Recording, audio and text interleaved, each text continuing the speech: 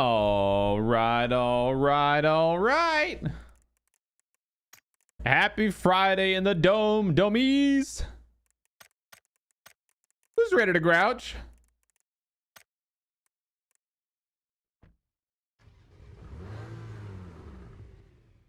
Who the hell is ready to grouch?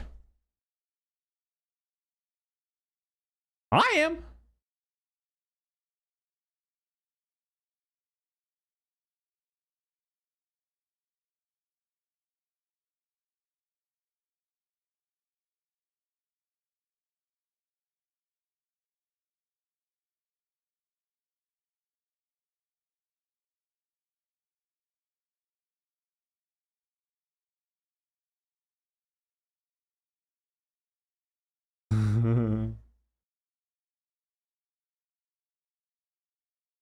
What up, boys? Yo, what up, Spiral? What's up, Midnight? Welcome back. What up, Bishop? Trade Day? What's up, homie? Booleans, what up, baby? It's your boy, Cdome. Hope everyone's having a great start to their weekend, a great Friday. A grouch-tastic beginning to their fun-filled weekend, I hope. I've got a fun broadcast for you guys scheduled today. We're going to be hanging out. We'll do some PUBG. We'll be doing some PUBG, and then later on do some Battlefield. For PUBG, we're going to be covering a few different things. Number one, PUBG Ally. You've probably seen the title. You kind of have a little insight what we're going to talk about. PUBG Ally, a TLDR there is, that's PUBG's AI companion that you will be able to play with, and you will like it. So we'll cover some of the details on how that came about. Watch some videos that Crafton put out with NVIDIA. Then we will go over my PGC Pick'em Challenge votes and recommendations. Then we will do a in-game comparison review of this, the new Porsche 911, so that we can actually see how pay to lose it is compared to the regular coupe, or maybe even some of the other vehicles. Maybe we'll see if we can do that. Then we'll do a little another final pass through of the Rondo map and cover the changes, highlights, updates, secret rooms, etc, etc. I think my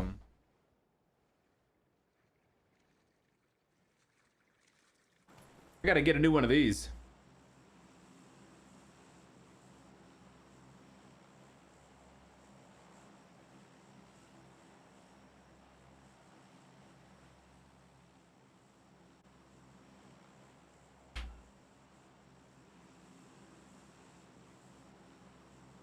Damn thing's all cracked up.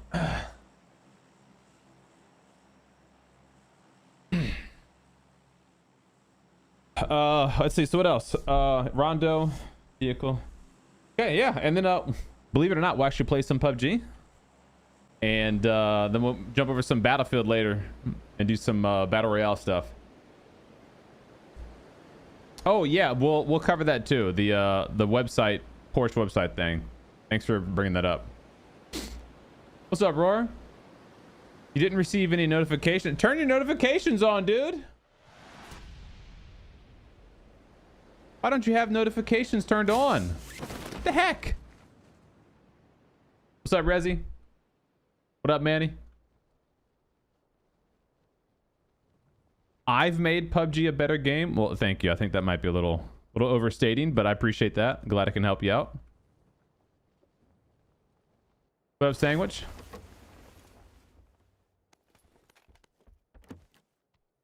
Holy double shotguns. Oh, let's grouch. Just kidding.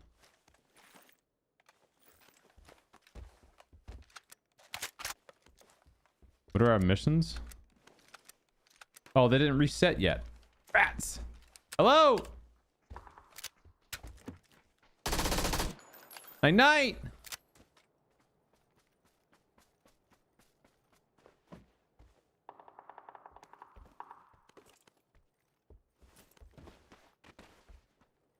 you go. It's on, Cdome. Well, I don't know, dude. I don't work at Twitch. Get your shit fixed. Get over here. You're farting around. You could also do what Trey said. Make sure you're in our Discord, because I have a go live notification for Discord that will promptly notify you when we're live.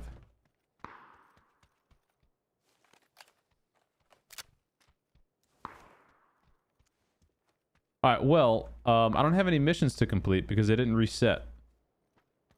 So we'll just be farting around on this casual mode, I suppose. Hey, thank you, Thor. Appreciate it. See, Roar, I knew you freaking muted me on Twitch, dude. Other community members got the invite. If you don't want to be here that bad, you just say so, dude. That's fine. Holy boats. This must be one of the hard spawns they talked about with the boats, huh? It's like a recent thing that PUBG's been doing on a lot of the maps that have the boat on it. Is they have been making them hard spawns in certain locales. This apparently is one of those locales. Inspect that bad boy. You want to see that needler? Woo! Boy got that Halo needler. Just called me Master Cheeks. Yes, sir. Yeah, this is definitely a hard spawn for little boats, huh? Ain't no way you find 3 of them. That's ridiculous. Put this in the living room real quick.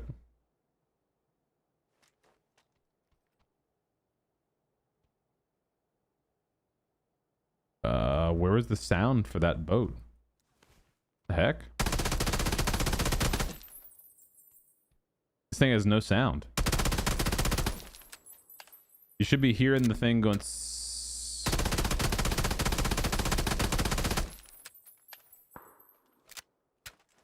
Yeah, this is bugged. It has like literally no sound. Oh. Okay. Let's try another one in a second.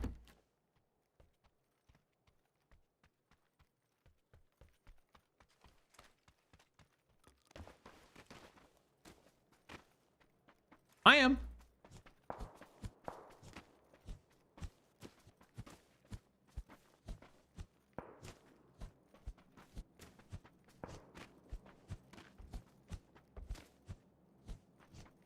Should have been 2 bots over here. Yeah, when I first saw these leaks, I genuinely thought this was an progressive skin because it had the light tack stock on it, and it really does look like it could be a with the light stock on it. I mean, I know why they did MP5. It's the most popular SMG, but like, you know, I also don't understand why they did an MP5. It's like, why not just do a new gun? Like, not only did they already have an MP5, Security! Not only did they already have an MP5, they came out with an extra chroma variant for that. So they re-released, excuse me, that same MP5 twice now. Hello? Housekeeping?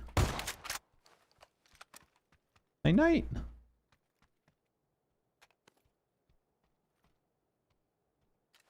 It doesn't make any sense, dude. You guys know I love the muscle outfit, right? But this is the drip right here, man. If I could get this cloak as a hat, that's it, dude. The outfit would be complete. Muscle outfit with the cloak, black and gold with the shoes. Good grief. Good. I mean, it would be disgusting in the battlegrounds. And this freaking bot was kitted.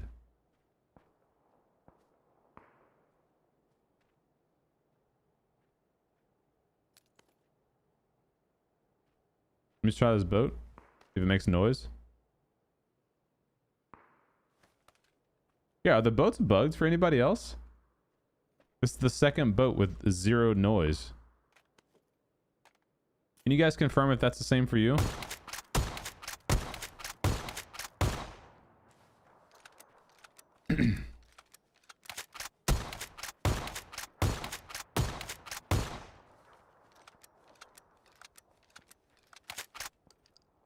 Yeah, exactly. You would think since they did a recent nerf,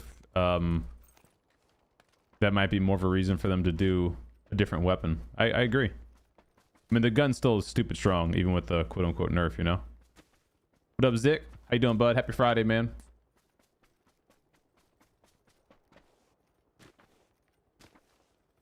Nah, Thor, there's a lot of people excited for the console release. There's just also a lot of jaded people in the community, and rightfully so, because the console next-gen update, you know, it was like... it's PUBG's fault, honestly. Like, it's PUBG's fault, because they never set expectations up front. Had they have done that... Was that a... Oh, it's at the water. I thought it was a bicycle.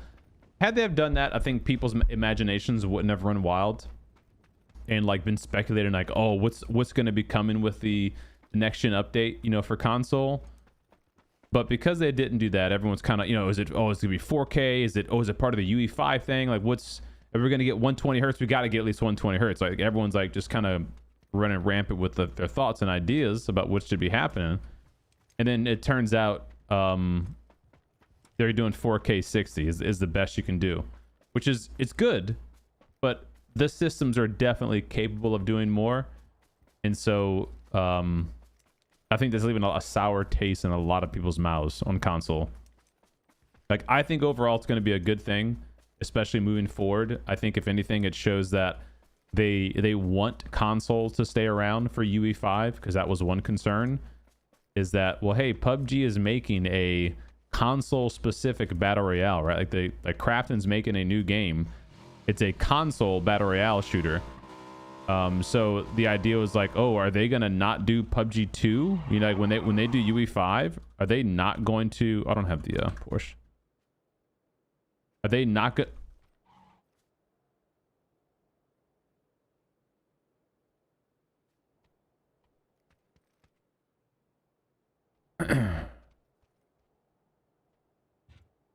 What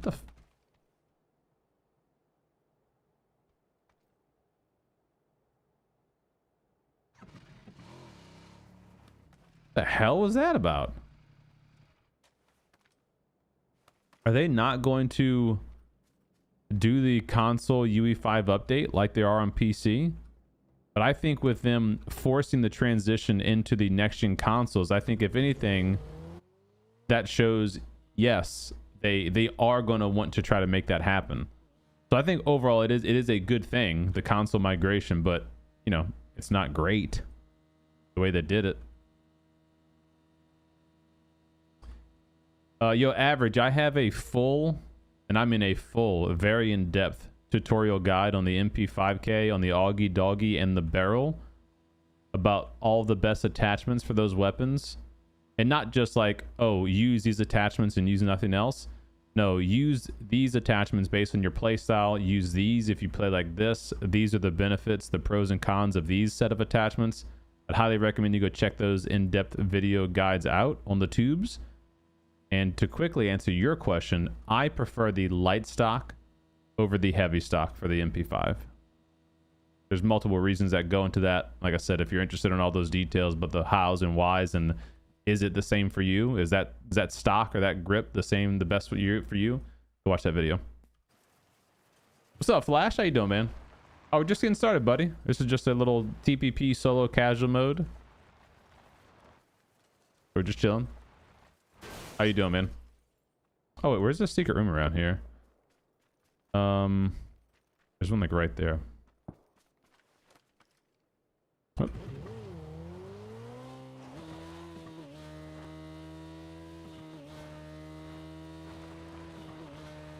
Yeah, I don't know if it's going to help cheating, to be honest. I don't know if it has anything to do with cheating. I think it's more or less the developers no longer have to nerf the game for a 13-year-old console on 13-year-old hardware. I think that's the main thing.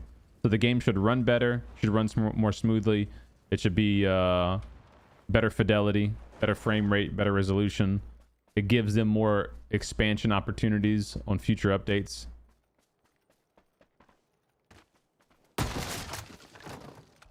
Knock, knock. Ooh.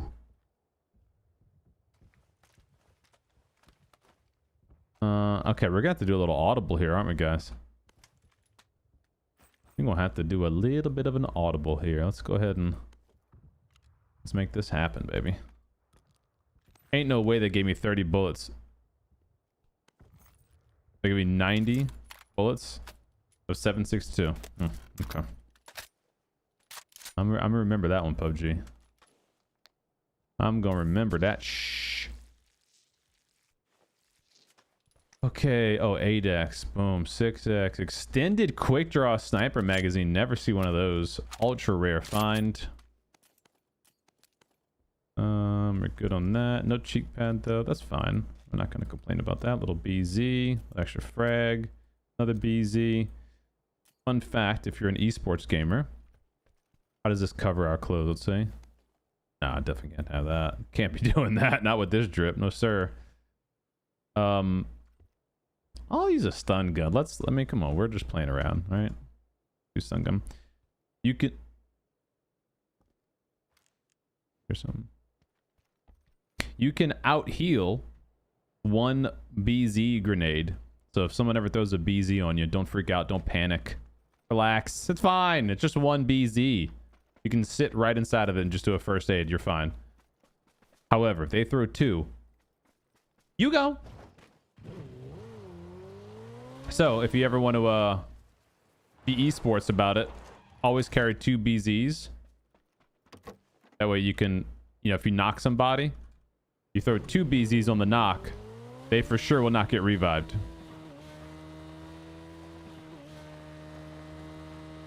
Yay! Oh shit! Bro. That was straight up disrespectful. Don't blow it, kid. That's disrespectful. I was yeeting at the freaking air, dude. Oh no. Look at this, dude. I mean, we were literally in the air. Yay!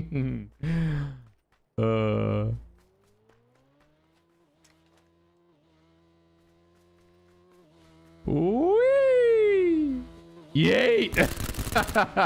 Gosh. Doesn't even aim, just SMG hip fire. All right. Oh god, you gotta love SMGs in this game, man. They're very fun. Very, very fun. Lots of skill required for SMGs these days. Level 3 gear, flying in the air at 90 kilometers an hour. No worries. Just make sure you have an SMG. You'll take care of the enemy. Aiming? I need to aim, guys. Just pull the trigger. You're fine. What's up, Splatter? How you doing, man? Oh, I don't deserve anything, dude. You earn everything that you get in life. If you guys like the content and you want to see this channel keep growing, like the videos, like the live streams, subscribe to the channel, refer your friends over to the channel, use creator code Cdome. Subscribe, baby. What up, Samurai? How you doing?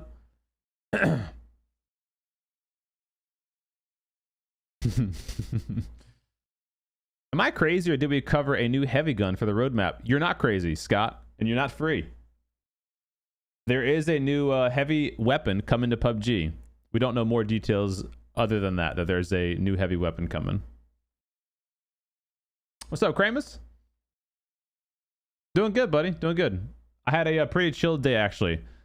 So for those who don't know, this week started my first week being home for a baby leave. So I'll be home for 6 weeks, which is glorious. And so my schedule is, obviously changing right now. So I'm trying to adjust the new schedule. And what I've been doing is bringing Stella to school, and then right from school going straight to the gym. And that's usually not me. Like, I usually do not like going to the gym first thing in the morning. I'd usually like to go around, like, say 10:30 or 11. That way I'm kind of like, I'm awake a little bit by that point. I've already had some time to like digest my breakfast and stuff. But I've been in dad mode. So dropped her off at school and go straight to the gym. Not having the best gym sessions, but it is nice kind of getting it out the way early. And then I come home and I'm energized, right? Because I just came from the gym, had some pre-workout, got some fresh, beautiful air. So it's been good. But today I took a sleazy day off. Dropped Stella off at school, came right back home. The wife was putting down Ivy for a little nap. baby naps like every couple hours. So your boy slid back into that bed for a little bit. Got me a little 45-minute snoozer. It was nice. AR fun. SMG are for pussies. Hey, relax, dude. I use SMGs. All right. Okay. Don't hate the player. Hate the game. PUBG's making them nerf happy. So I don't blame anybody for using an SMG. It's just whenever you see that, like you have somebody who has like the best gear and stuff in the game, and they're flying through the air, and somebody just literally just stands there. It literally does not aim, just shoots the trigger. Just like okay, what are we doing here? Like, what's this game designed for now? What up, Crash? We don't have anything other than the 911. So we have the 911 with about 500 points saved up. Oh, I'm sorry, almost 800 points now, or tokens. But I also have a lot of chests to open up. So my plan is to just keep saving up as I level up the pass. I'm already at level 18 or 19. I'm gonna keep saving up until I finish the pass, open up all my new gamble crates, and if I don't get the skin I want, then I'll go and buy the stuff I need for it. But I am going to be like, I'm for sure getting this skin. There's no way I cannot have this skin. It is the most Cdome skin I think I've ever seen, next to the AUG. Definitely got to have that. Got to.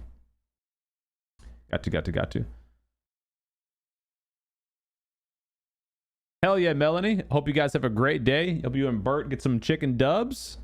Enjoy the battlegrounds.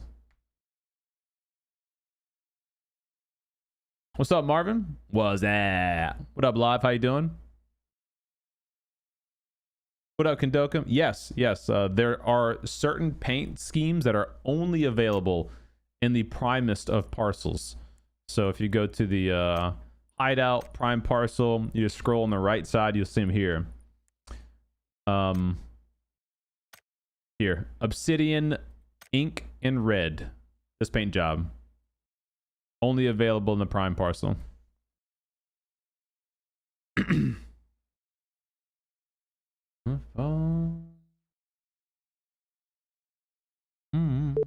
What the hell?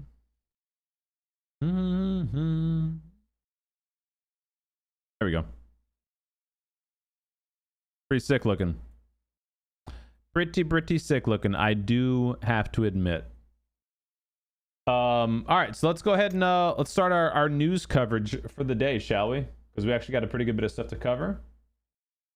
So we'll start off with the Pick'em Challenge. All right, so let me cut the music off here. So PUBG PGC 2025 Pick'em Challenge is here. This is where you have to vote on your favorite teams or what teams you think are going to perform the best for the tournament.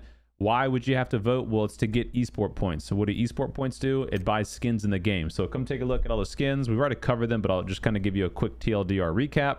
What teams to vote for, when to vote, when not to vote, etc. So let's go ahead and do that. All right, disclaimer, if you're on console, you will not have a Pick'em Challenge option. You guys can only buy the skin directly. You do not have a way to vote like PC does. It's a PC only thing. So you're going to go to this little Pick'em Challenge thing up here. Here's the overview. Here's the dates of when the games are being played. This is very important. These last stages end on December 7th. This date is very, very important to remember for what I'm about to tell you. This will tell you Group A, B, and then last stage. And then down here at the bottom, you see these eliminations. This means there's going to be 17 teams eliminated before the grand finals.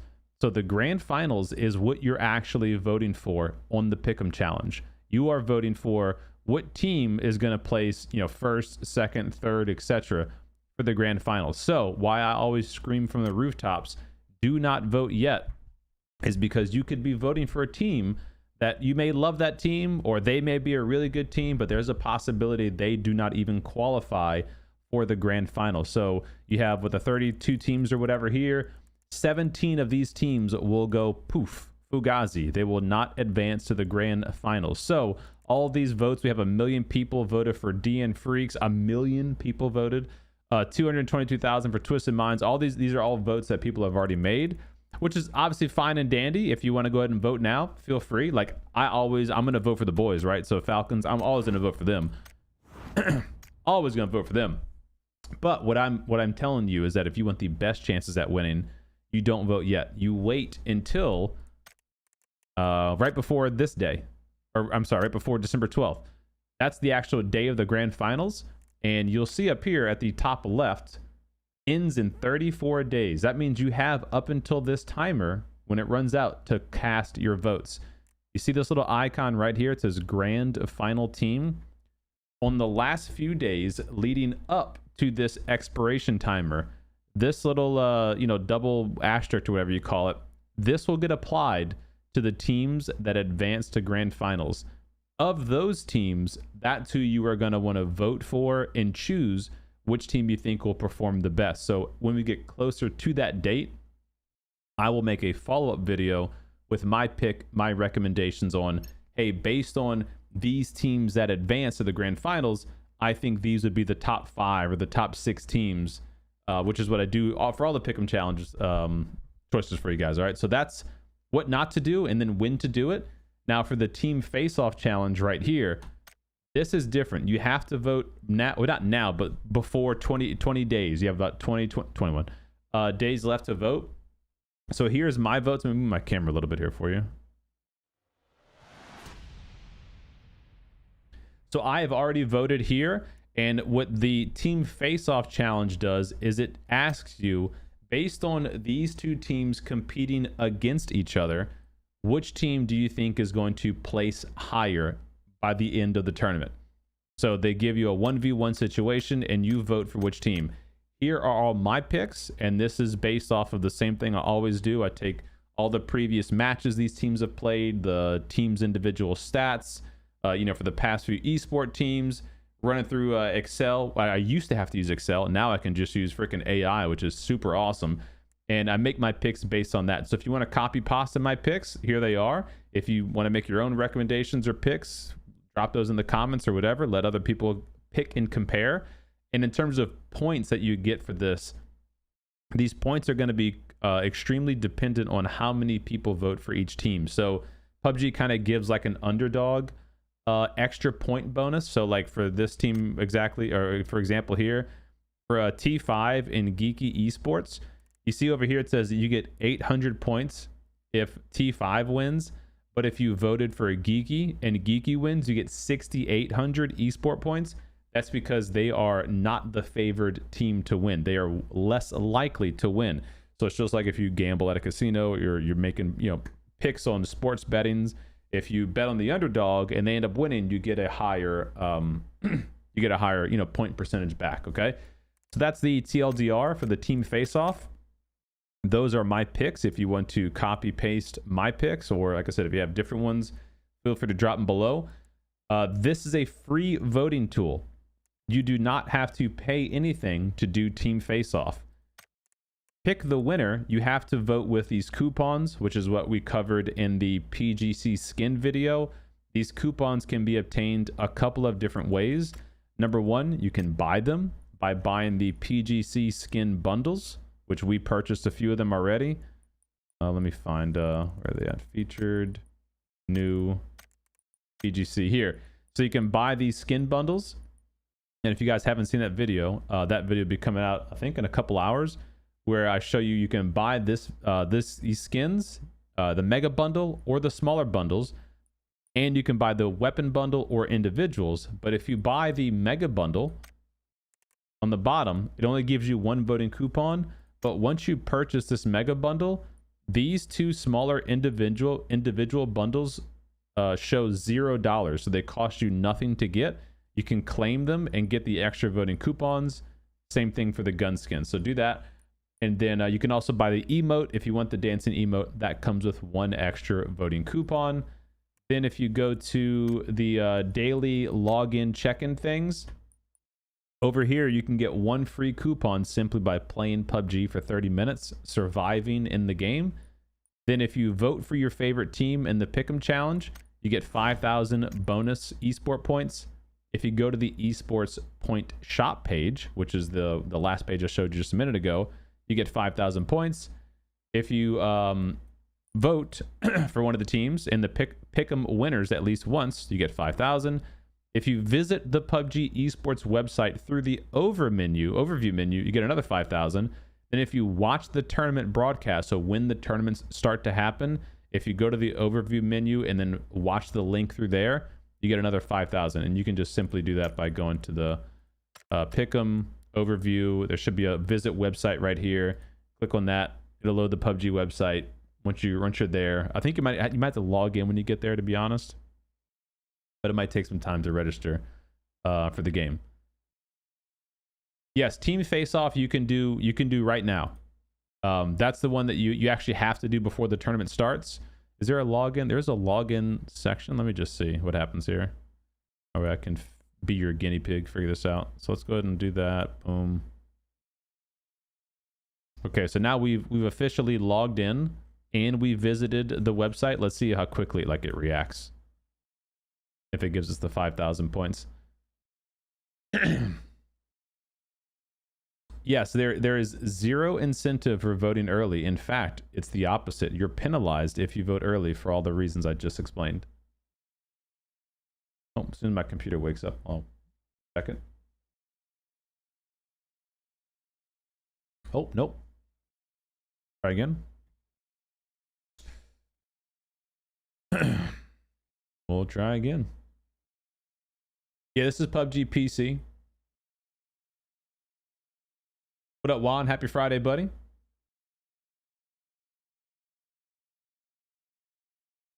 My computer is absolutely wigging out right now. All right, well, maybe I'll close PUBG. It says you voted. I'm just confused. Yeah, I voted for Team Falcons. Just because that's my boys. But I still have 6 other coupons, right? So I'm still going to vote for other teams. Okay, my oh, this is not working. I have to close PUBG. Oh, I'm back. I'm back. Okay. All right, did that count? Hey, it counted. Nice. Boom. Get our 5,000 esport points. Hopefully yours isn't as buggy as mine. Yeah, so if you just missed all that, don't vote yet. Just act like this didn't happen. I'll have a YouTube video describing everything, but don't vote yet. All right, and those are the skins that we've already covered and reviewed. That's why you would vote, right? To get the esport points: AUG, pan, parachute, helmet, weapon charm, etc., etc. So that is the TLDR on the PUBG Esports Pick'em Challenge 2025. I will be making a follow-up video closer to this deadline. So this is 34 days from now. So in about a month, I will make one follow-up video that says, here are my recommended picks for the Pick the Winner Challenge. And these are my team face-off picks, which you can copy those now. All right. So moving on from that, let's jump over to PUBG Ally. So for those that do not know, PUBG Ally is a AI companion that PUBG is developing with NVIDIA GeForce. So they are basically making an AI teammate that will play the game with you.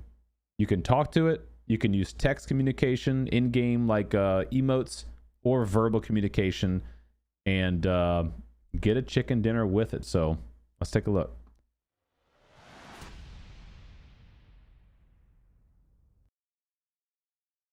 Excuse me.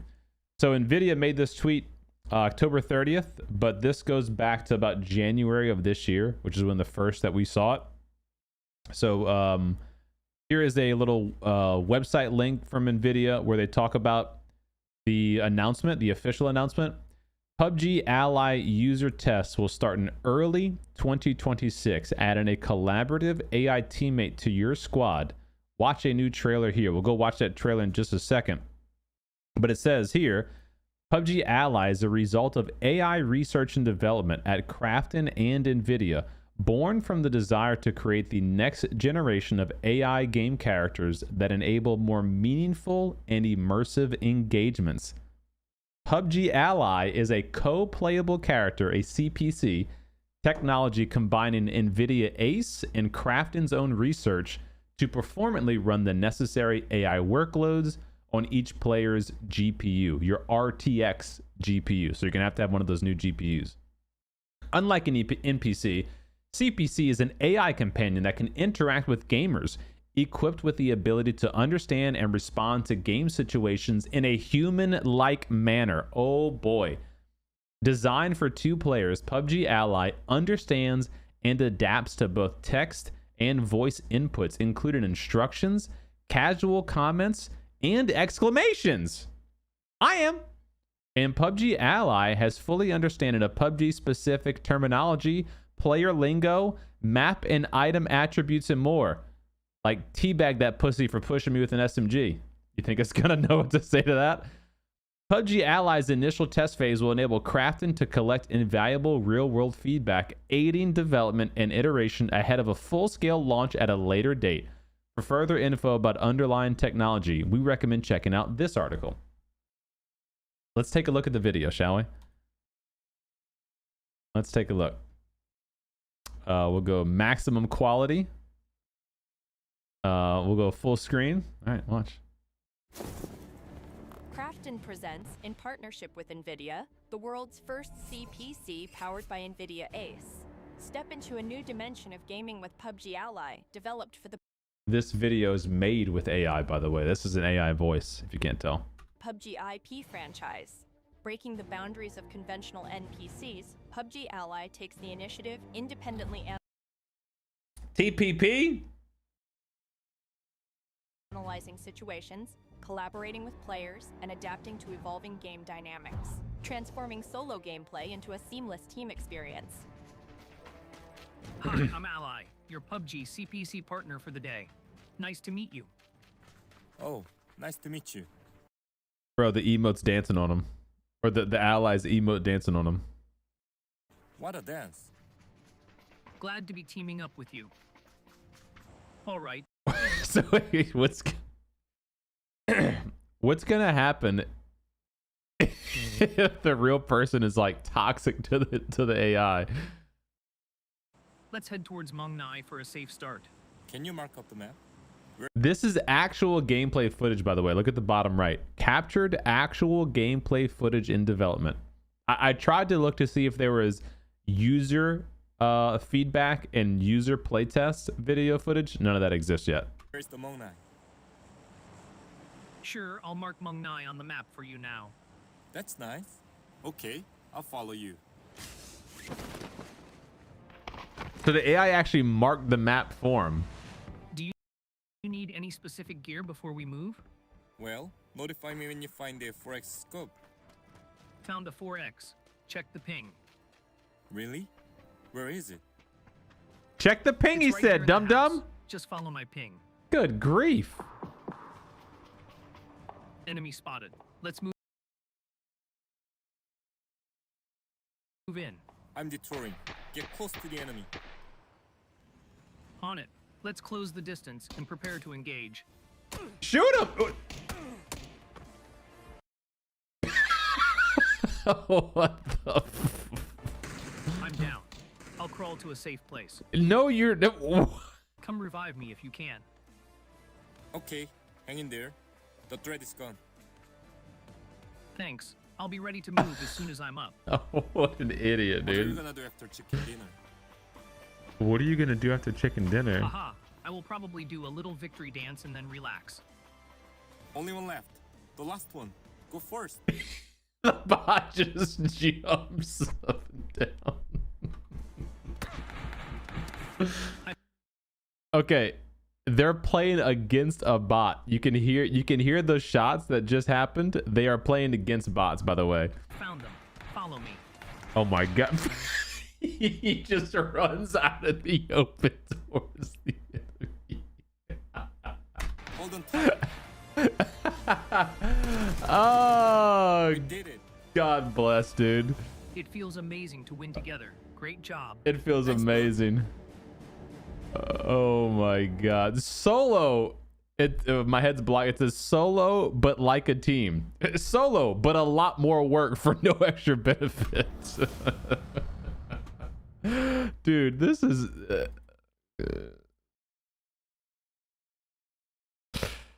I've got a lot of thoughts in comments about this. I don't know about you guys. Enemy spot. Here's number one. Here's number one. The AI that your teammate is going to be, right? This is your AI teammate. The AI is the same AI that we play against. You know how PUBG has recently buffed the AI. They're doing the wiggle spams. They're running with all the SMG kits. They're throwing grenades, right? They're doing all that stuff. The AIs can be programmed to beam you or not beam you, whatever the algorithm wants it to do. Your teammate will be no different. So if they want to, your teammate's going to absolutely suck. And if they want to, your teammate is going to absolutely dominate. That's not good. That's going to take so much out of the experience. Number two, it's an AI, so it's not like actually seeing things, right? Like they might give it a depth of vision where, like, you know, past 100 meters, the AI can't see anything past that, but it knows everything that's in the game. It is the game. So it knows where all the loot is. It knows where care packages are. It knows where the zone is. Like, it knows all of these things, right?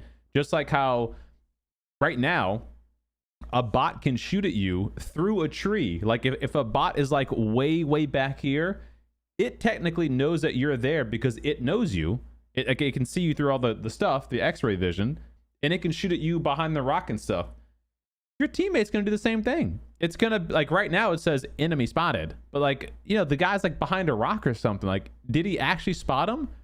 Or is the AI just going, I'm allowed to say that I've seen the guy now, so I'll go ahead and tag him for my teammate. Like, this is just all not good.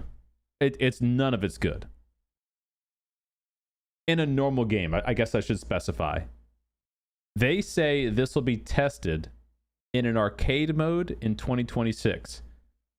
If it is implemented in a way that it is only in arcade or casual mode, you know, for new players or players who just really need help learning the ropes, I think a lot of that can be forgiven, because in those situations it really doesn't matter. If you feel better having an AI teammate with, that's fine. Like, I don't care. But if this kind of stuff is in the normal, like, every person's lobby game, this is going to be terrible for the game. Let's move in. So it spots the enemy, right? Enemy spotted. Let's move in. I'm detouring. Get close to the enemy. He's got a QBZ and an Uzi. Runs right out in the open to the enemy. The enemy is also running right out in the open to him, leaving his cover. On it. Let's close the distance and the distance is closed. The enemy is here. He's still yapping to his teammate. prepare to engage. He's preparing to engage currently, so he's charging up. He's shot. He crouch jumps, spins, 360 drop shots. Thinking. Yeah, no shit. We're struggling. Like, I just don't understand how this is going to be helpful, I guess, is the long-term I don't know. I do not see how this is going to be helpful for anybody. You know, if it's like a lonely gamer thing and they just want somebody to play with, like, I guess, I don't know. But like this is not going to be helpful to anybody. The only thing people are going to use this for is to find them loot. Right? What's up, Stan?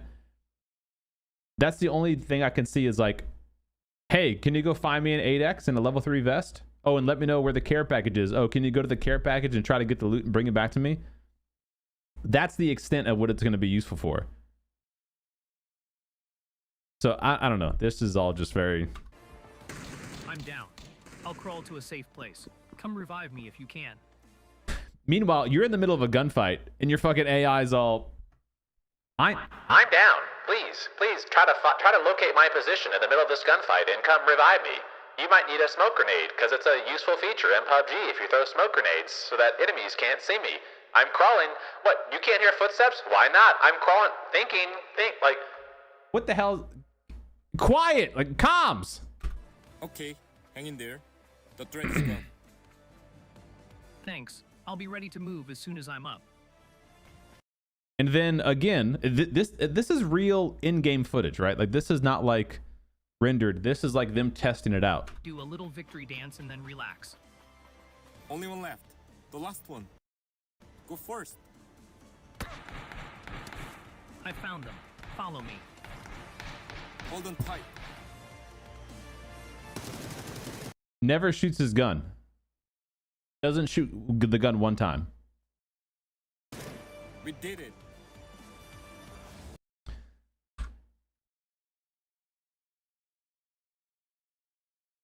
So I don't know. What you guys think? Is this the same video? This video was 9 months ago. This is a new video. Let's see.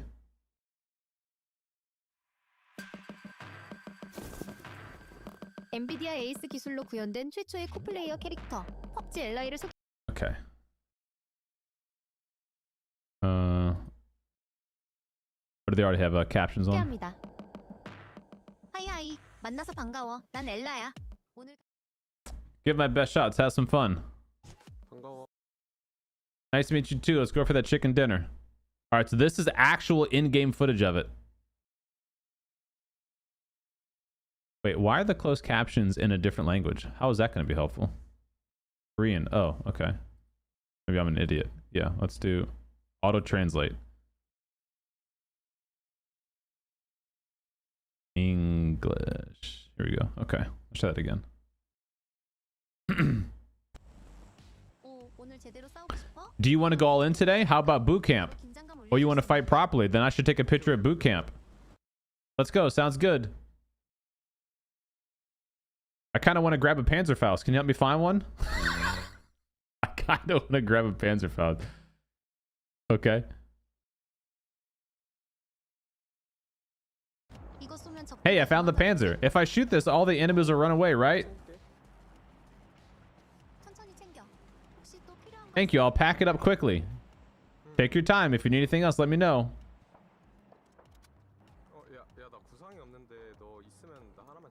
Player asked for meds. I'll give you a first aid kit. Seems like you need one more.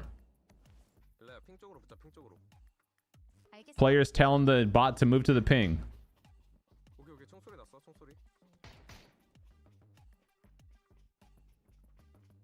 Okay, I'm confused. Which one's the bot? I'm assuming we're watching the gameplay of the player and the little guy to the left is the bot, right?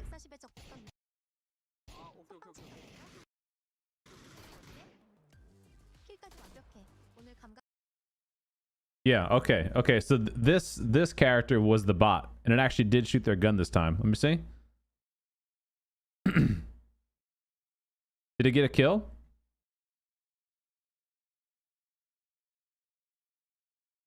Let me see this. Okay, so yeah, so this is the bot. This guy's playing. He's controlling this guy. This is the bot.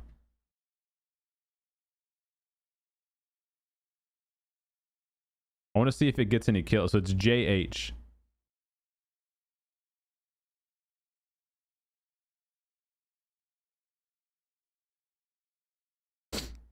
Just watching the kill feed.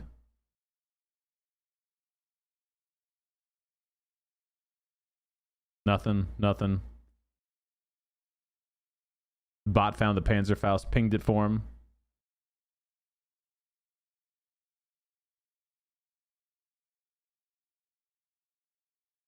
Nothing.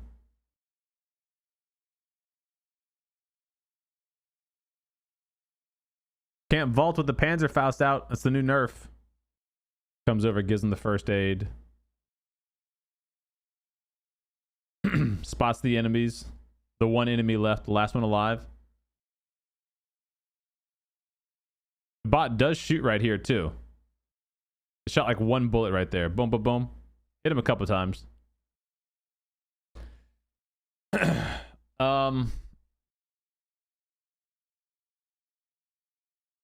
Yeah, I don't know. What you guys think about this? What's up, Rec?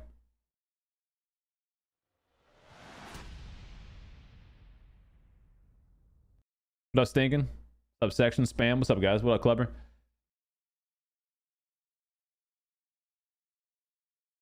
Yeah, this is clearly a new thing aimed at the casual player base again, right? In which I'll clarify if it's not clear. I don't care that they're making stuff for the casual player base. In fact, I think you do need to do things for the casual player base, whether it's casual modes, arcade type modes that allow people to like learn the game, get used to the mechanics and stuff like that. Playing against AI makes sense if you're a brand new player. Playing with AI, I guess that makes sense. I don't know. I don't see anything wrong with it. I guess what I'm trying to say, until it's in the normal games, like, because in my opinion, this is probably just one step removed from it's an arcade mode to test, and then all of a sudden you're queuing up, for your regular battle royale experience, and you're going up against a bunch of solo players who get teamed up with a bot. And I mean, number one, it's just not going to be fair, because you're going to dominate the bot, right? And then that solo player of the bot teammate is going to be left in a 2v1 situation.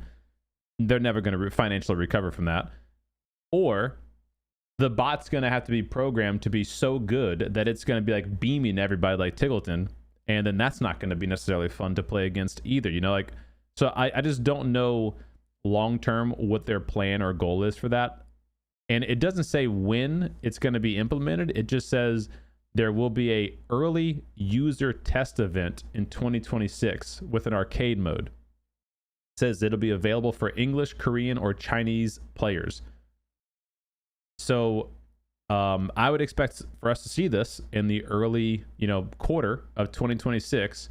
It'll be in the arcade mode, like a limited time arcade mode, where we can all jump in and see what the heck it does. But I don't know, man. I'm having trouble seeing the overall use to it.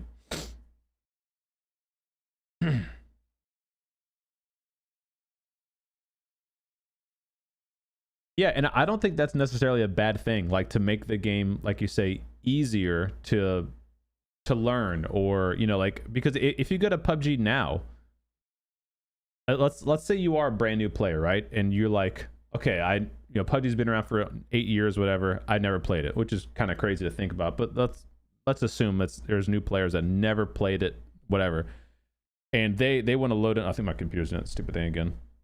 They want to load into PUBG. They're greeted with and I really got to get my computer figured out. I don't know what the deal is. If I like alt tab out and then try to go back to PUBG, it's like super glitchy. You can go to arcade mode right now. There's TDM, which I still think that's the best, that's the best way to learn the gun mechanics in PUBG. You don't want to go to a casual mode of PUBG to learn the gun mechanics. Casual mode is great for other things. It's great for just kind of learning the general layout of the maps, how to jump out of the plane, how to parachute, how to land, how to loot a little bit. Just to kind of get a general feel for the game, So you're a brand new player, you load up PUBG today. You got the arcade mode, team deathmatch. Most brand new players, they probably aren't going to go to team deathmatch, even though that's probably where they should begin. I think team deathmatch is probably still a little more daunting for your average new casual player, because let's face it, when you go to TDM, you're going to be in there with all the sweaty players who are warming up for the esports day that they're about to have, So I understand that could be a little daunting, but it is the best place to actually practice mechanics. Intense battle royale, literally in the title of it, it's going to be intense, right? The whole idea is that it's a like a phase 4 essentially in-game situation. So you land, you already have loot, and it's just it's go, it's fight. So maybe a brand new player won't want to go to one of those two areas. there is a training tab, which if you remember, they went through a lot of development time and made the basic training lobby. I did a whole like video guide on that for new players, and it basically takes you step by step through all of the mechanics in PUBG.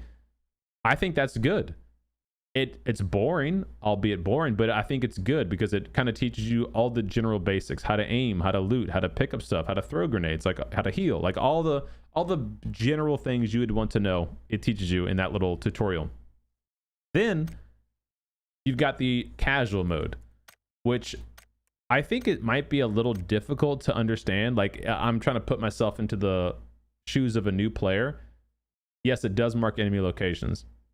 Not like a live tracking ping, but you know, just like how you and I could do now. You put a live, put a ping on the map, like, oh, enemy there. It does that for you, which is also going to be OP, right? Because it can see you through trees and stuff. As a new player, how do you know that casual mode exists and that it's 88 bots and only 12 real players? I don't think the game actually teaches you that or says that, you know? So like, I know it. And I tell all you guys, yeah, casual mode. You go do that for your missions, to do your Survivor Pass missions, or just to warm up. You can do 3 of them a day. But, like, you have to click on... First of all, you have to click on TPP, right? Because there's TPP and FPP. So you have to click on TPP. Then there's a solo, a squad, and a solo squad option. And then there's an arrow that swaps it to casual mode. Like, okay, that's different. Then if you click on select game mode, then it tells you casual mode matches 12 players with 88 bots. So like there's a number of UI lobby clicks you have to do to even get to this point. And there's nothing that insinuates, hey, if you're new, try this thing, you know? Like there's nothing that says, hey, click here. It's just like you kind of got to know it's there, and then if you know it's there, like, oh, okay, here's a little tool tip that says what it is, but it's not leading a new player there. So when they make this new arcade mode, it's going to be here, right? It's going to say AI, Ally, Companion, or whatever. So if it's a more obvious starting thing for new players to go and learn the ropes and play against basically other AI players and AI people who want to play the AI bots, I mean, it's not the end of the world. But as soon as it goes into this game mode and it bleeds into the regular game, I think that's going to be a big issue. And I think even a lot of the casual players are going to have a big issue with that.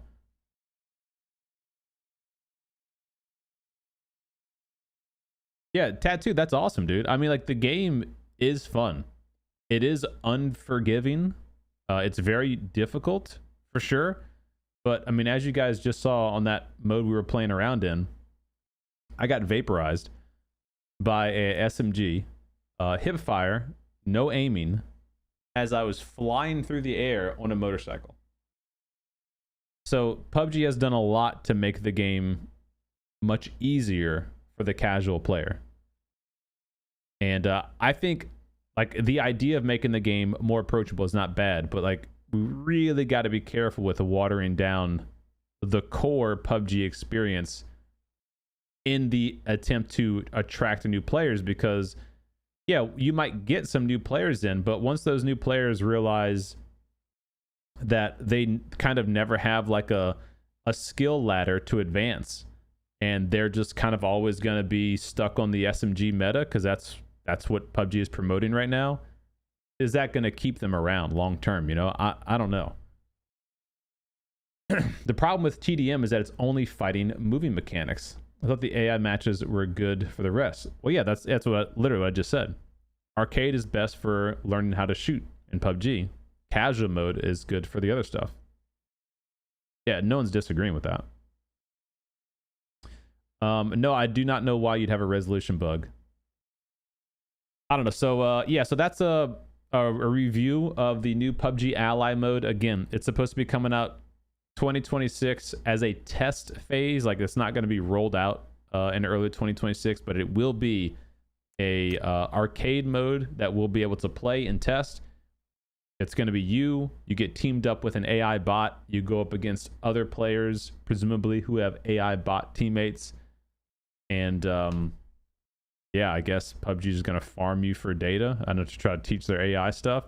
I always thought that the AI developments that Krafton was doing in PUBG, I always thought they were using it to basically train the AI for other games.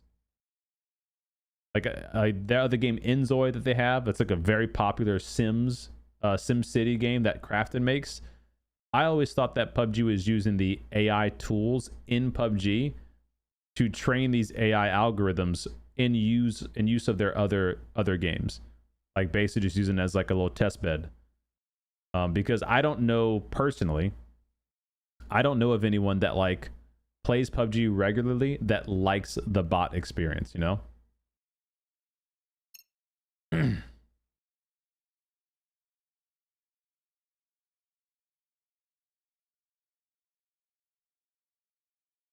Yeah, I play one casual match a day at least. Yeah, it's still perfect for everything else. Like I could see the argument that you would want to limit the ranking. Like let's say if you're over bronze rank, you can't play casual mode. Like I would be okay with something like that, because it does get abused by very high level people who aren't just going to do their missions or whatever, like they're going to like, you know, kill farm and stuff. Like, so I would agree with you on that. What's up, Johnny Walker? How you doing, buddy? What up, Java?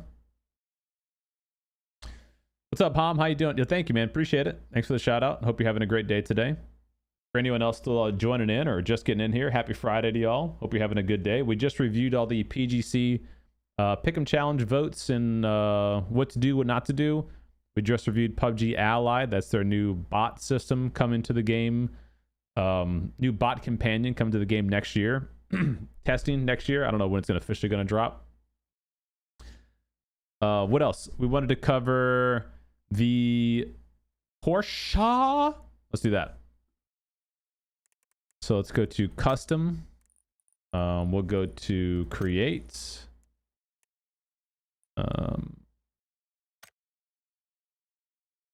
So I'm going to show you guys. Wait, before I do that, hold on, close. I'm going to show you guys the Porsche 911. And like we usually do, we're going to compare it to the other coupes and see if it's paid to lose or not. So I need to go to custom, create, creator, code Cdome, Erangel TPP, yes. Okay, create. As a reminder, if you guys do want to support me, please consider using creator code Cdome in the PUBG store. If you have not entered a code as of October, all of PUBG's codes got reset to 0. So nobody is using your code, or you're not using anybody's code. I mean, if you haven't entered it in since October, PUBG is getting all of your money. Your PUBG partner that you want to support is getting none of it. Speaking of, Scale, thank you so much for the resub. 14 months, got your creator code added, buddy. Hell yeah, baby. Thank you very much, Scale. Appreciate it. Yo, Lee, what up, homie? Who's grouching, baby? Thanks for the 92 months. How is the trip going? Hope you had safe travels. Sorry we couldn't link up before you went, but I hope all is good, man. Thank you so much again for the resub. So we're going to hop into a custom game real quick. We're going to go to settings, load settings, Erangel custom match, or AI bot shenanigans. How about that? I think that's the one I saved recently. Yeah, that's it. Okay, confirm and go. All right, so we're gonna hop into a just a quick little test match, and I'm going to show you guys the Porsche 911 and compare it to a regular Roadster coupe and some of the other different, like the Bugatti skins, the Lamborghini skins, and show you if it is pay to win or pay to lose. The spoiler alert here is that it's probably going to be pay to lose, just like the other skins are. Usually these sport cars are lower to the ground, So the suspension has less travel, which means they're even worse off-road than other cars. They flip more easily. They get stuck in terrain more easily. They're not any faster than like a regular coupe or anything like that is. Of course, they look cooler. Some of the pros, though, are sometimes that the body is a bit different. So it might be lower to the ground, harder to hit on certain areas. There might be different size pillars that block bullets or don't block bullets. So we'll kind of go through all that real quick, break it down, and give you guys just a little insight as to maybe which skin you should use or not use if you're trying to, you know, sweat in min-max or whatever. Are these AIs going to be able to see you through tree? Yeah, of course. Yeah, it's like we just said. They're going to be no different than the bots that you play against, who can already see you through all the stuff, you know. Why is PUBG in the top 5 most played games, but no one really talks about it or makes videos anymore? I'm trying to get back in the game, but I can barely find anything updated on it. Well, you came to the right place, Ink. I literally make daily PUBG video content. All of your tips, tricks, guides, updates, news, leaks, all that right here on this channel. What's up, Piper? Yes, the Bugatti is very, very wide. Big Bertha. Is one of the Porsche skins for the Dacia? Yeah, the Panamera is. The 4-door Panamera. The sedan is for the Dacia, which also takes the place of the Murado, I believe, too. Then the Porsche Cayenne, which is the SUV, that takes the place of the pickup truck and the UAZ. And the Porsche 911 takes the place of the Roadster.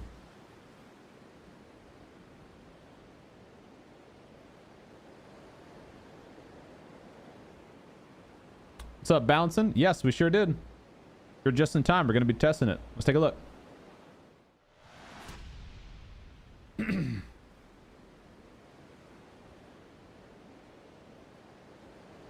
All right, here we go. Thought they just made all the hitboxes equal. No. No, you are mistaken, good sir. They did do a recent change where they made some of the back glass and stuff penetrable, where some vehicles it was not penetrable, which was an unfair advantage compared to other vehicles. But if you've never seen my videos when we do these, I've done them for kind of all the releases, the Bugatti, the McLaren, the Lamborghini. I do side-by-side comparison and showcase the vehicle size, the hitboxes, all that kind of stuff. So watch this one and you'll learn about the 911. All right, so holy shit, this road's tilted, huh? I never noticed that. Look how slanted it is. So we'll go ahead and pop up cars. So we want a... So I don't have the Panamera, so I can't test that one, right? But I'm going to do, for this video, the coupe. I don't know how many I have. How many skins I have? Let's see. So this is obviously the regular Roadster. Apply skin. Yeah, there we go. Boom. Yeah, nice.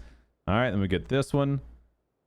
The old Scamborghini. There you go. And we get the Bugatti. There we go. And then last but not least, the brand new 911 Carrera. All right, so here are the 4 vehicles in question.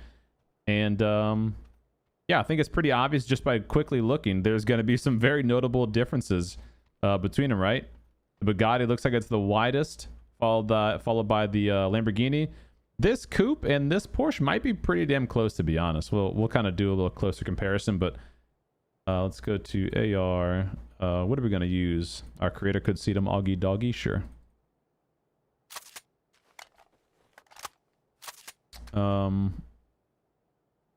This doesn't matter. Just give me something. Let me put a little suppressor in that bad boy. And a little red dot.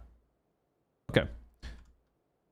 So here we go. So you have the base car, Lamborghini, Bugatti, and the new 911. And like I said, as you can see, there's immediately going to be a noticeable difference just in terms of vehicle height. And this has a big part to play in where your player is going to be standing, right? Because if your player's in the seat, you have to shoot different heights to even hit that player. I do kind of want to move to a different... This road's slanted. I actually don't like this. It's not going to be very even to compare. Let me go right here. Like, the road being slanted is actually going to hurt the test. This is like a bit more straightforward, I think. Or level. Coupe. Coupe. Coupe. Coupe. Okay. All right, round 2. Let's go. There you go. You can only have 4 skins equipped at a time, so I can't test all of them. These are the 3 newest ones, so it makes sense to do these, right? Okie dokes. I think this is going to be better. Yeah, this is better. This ground's more level. Yeah, here you can see the lowest one, Lamborghini, like definitely in terms of the height, so the roof line. Tallest by far is the regular coupe. Looks like the Bugatti and the 911's, it's pretty close, but the Bugatti's a little shorter. So it goes Lamborghini, Bugatti, 911, and then coupe. And then that also obviously plays into a role on the height of the undercarriage of the vehicle. These all seem to be pretty damn close. The Lamborghini, Bugatti, and the 911. I'd probably go as far to say they're the same in terms of a height off the ground, but compared to the coupe, way taller. And what that means is you're going to have way more suspension travel in the regular coupe skin. And why that's important is because when you go off-road, this car is going to be way better in terms of handling. The suspension is going to be a bit more floaty, so it's going to be more forgiving to bumps and the oscillations in the terrain. That's why these cars stink off-road, and what we always say is they're pay to lose, is because they're very easy to get caught on rocks or pebbles or dips and literally just get stuck or flip over. All of these cars are going to be prone to doing that. This is way less likely to do that. So that's why these are pay to lose, is because they're worse to drive and they're not actually going to be faster cars. Like top speeds and stuff are the same. But why they could be pay to win is because getting shot inside of them is going to be a lot more difficult in some cases. So here's a quick explanation. First of all, in PUBG, the weakest part of your vehicle is going to be the engine. Okay, engine on this car is here. Engine on this car is in the back. Engine on this car is in the back. Engine on this car is in the back. So as you're driving up to people, this is actually going to take less damage to the vehicle in the front versus what this one would. As you're driving away from somebody, this will take more damage than this one. So it's a little difference there, right? And getting shot out of the actual car, this is called an A pillar. This is called a B pillar. This is called a C pillar in car talk, okay? So this is going to offer different levels of protection for you, the driver. And you can see one thing they did recently was they tinted a lot of the glass to make it more uniform. I think it's probably tinted a little too much, to be honest. But they try to even it out to where some vehicles don't have a harder or easier glass to see out of or shoot through. But anywho, so your player is sitting in the car, right? So you're sitting like this in the car. You actually blend in really well with the black outfit. And look how much higher the actual player model is going to be compared to these. So you can imagine a drive-by. If I'm trying to shoot here versus shoot way down here, this is going to be a lot easier to shoot a target out of the coupe because you sit much higher and the window is very big to get shot out of versus a Lamborghini. It's really hard to tell, right? Like where exactly the player is to shoot. Same thing with the Bugatti. It's really hard to tell. That window's very thin. Porsche is a bit more open, to be fair. So this is actually probably easier to get shot out of than the Lamborghini or the Bugatti. But the other thing you got to consider is the A pillar. So this material right here, this actually blocks bullets. This material blocks bullets. You can see this is wider than this, right? So it has a thicker A pillar. So, you know, if you're at an angle, it's going to be very hard to get shot out of this vehicle compared to that vehicle. The Bugatti, pretty similar. I would say it's probably a little bit of a thinner A pillar than the Lamborghini, but much thicker than the coupe. And then this car, this is probably pretty dang close to the Bugatti as well and the Lamborghini. Like you can shoot through what this you cannot shoot out of. So this is actually pretty thick coming from the black bit to here. Same thing here though. Black bit's like right here. And then Lamborghini black bit is right there to there. So Lamborghini is the thickest. Pause.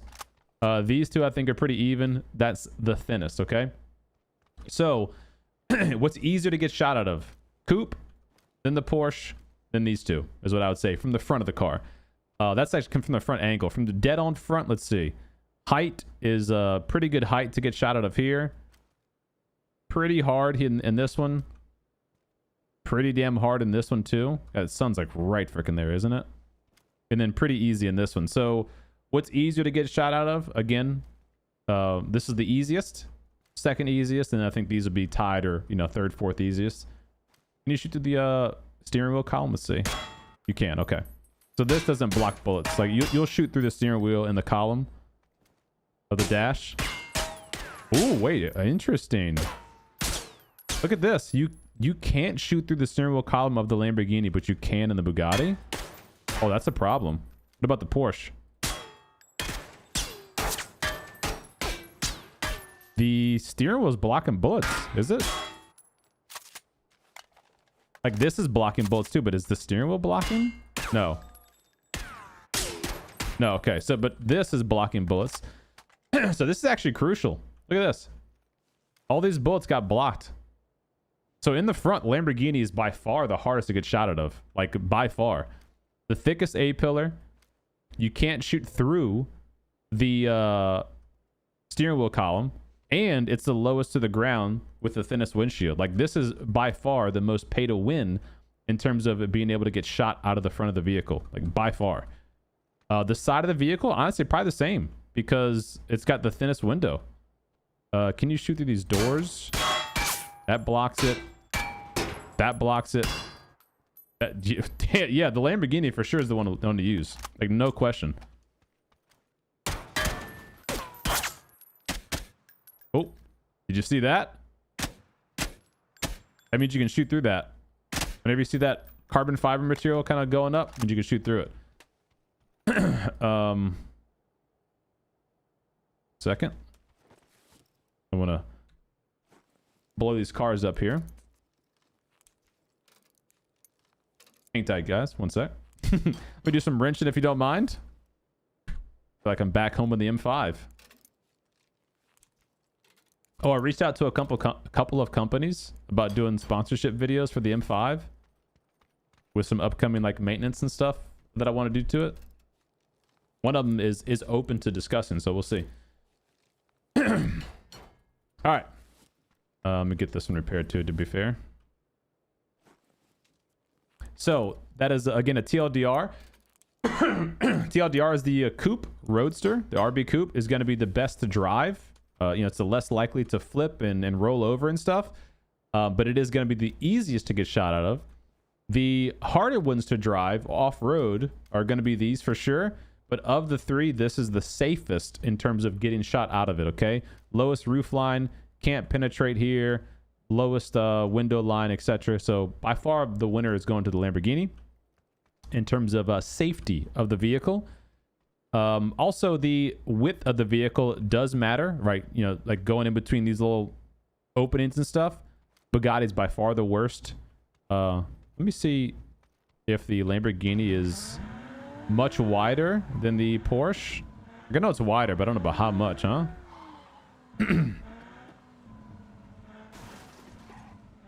Yeah, not much. These are pretty dang close.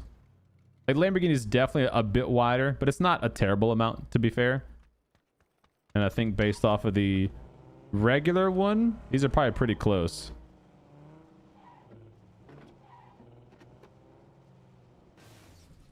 Yeah, the regular coupe's a little bit thinner.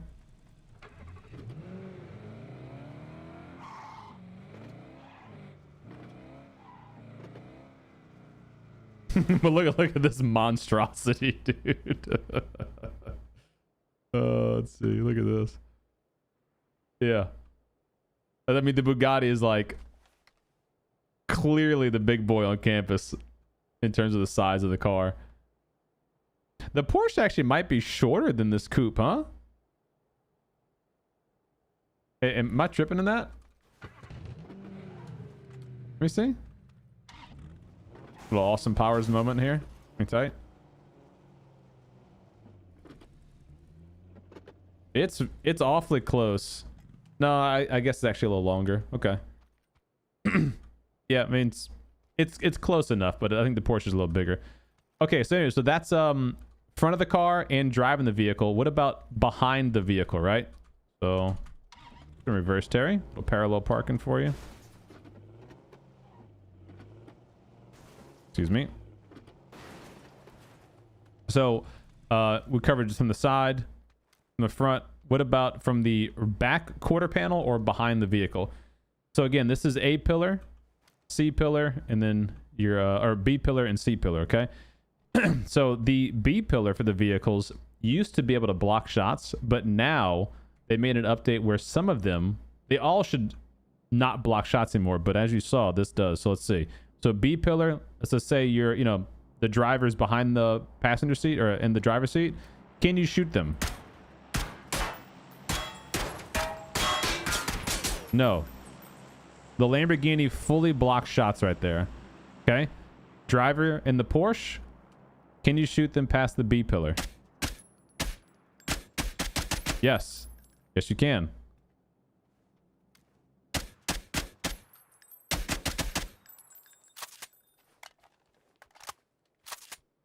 How much damage does it do, I wonder, though?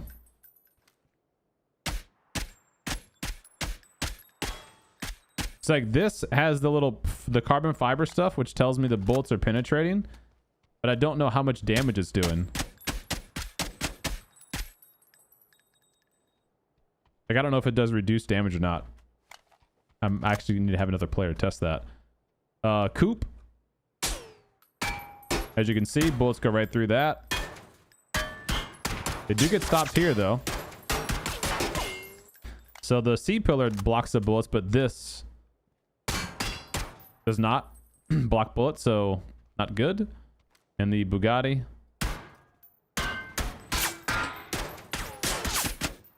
All of this blocks bullets. This does not. So Bugatti and the Lamborghini are the safer vehicles, followed by the Porsche and the Coupe. And then the C pillar, I think, as we just saw, blocks, does not block. Does not block. Yeah, so all of this is shootable. All this back here.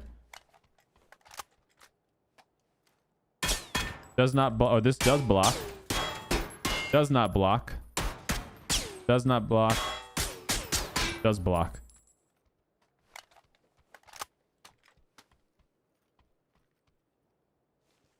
It's a lot harder to see where the enemy is, though. But you can shoot through all this, though. So actually not as safe in the rear, in my opinion. Can shoot through all this. This is blocked. Or not blocked. You see that actually, okay, that's blocked right there. That's not blocked. Blocked, not blocked. Not blocked. Very exposed in the Porsche. And then here, I think it was kind of the same, right? Blocked a lot of it. Block, block, block. Not blocked.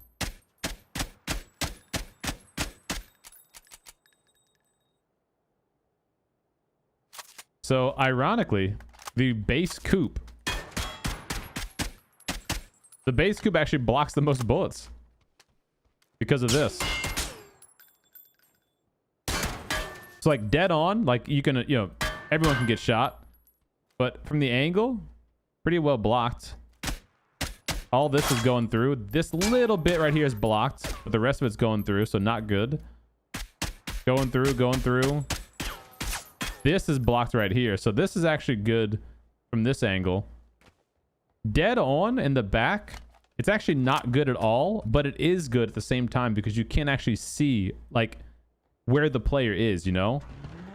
Like, if you know the player's in the car, you can just aim for where you think the player is, but you physically can't see him.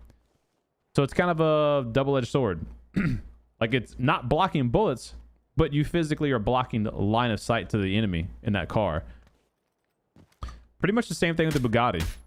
Like, it's really hard to see. You can kind of better tell here. And the Porsche is probably the least best of them all. You know what? Now that I'm thinking this out loud, is that blocking a bullet?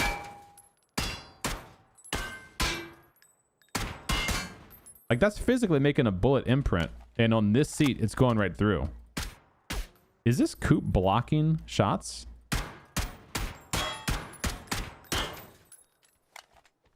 This actually might be blocking shots. Like, no joke.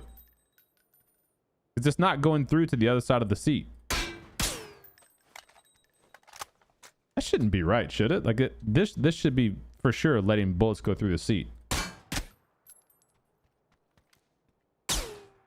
Yeah, all of those do. That's okay. This actually might be an unintended thing, because I thought they changed that a few patches ago, where all the seats you can shoot through now.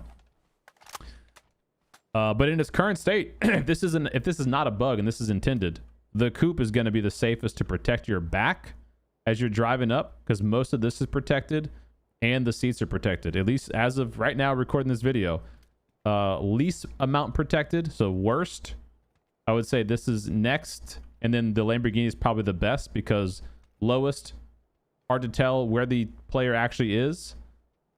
So yeah, that's a 1, 2, 3, 4 combo. And then what else? Last but not least, I guess would be, again, the height of the car. It's a double-edged sword, because off-road, they suck, right? These cars are going to get like blocked on the bumps, and they're going to flip over when they really shouldn't flip over. They're going to get stuck. But what they are good for is the fact that they are... I blew it up. Rats.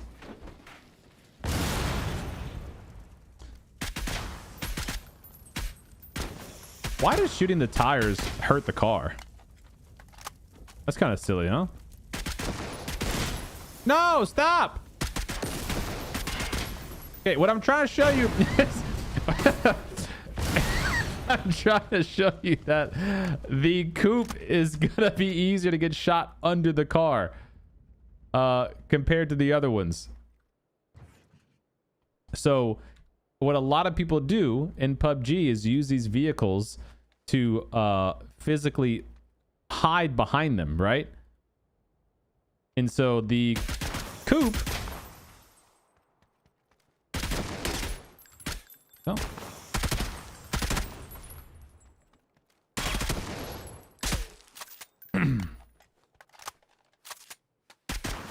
The coupe is going to be not as low to the ground as these cars will be, so you can actually get shot under them more easily than you can these cars. So that is a pro to the skinned vehicles. These cars are going to be easier to get shot under versus these cars, because they'll block more bullets, okay? On top of that, you know, the bigger the vehicle is, obviously the more cover you have.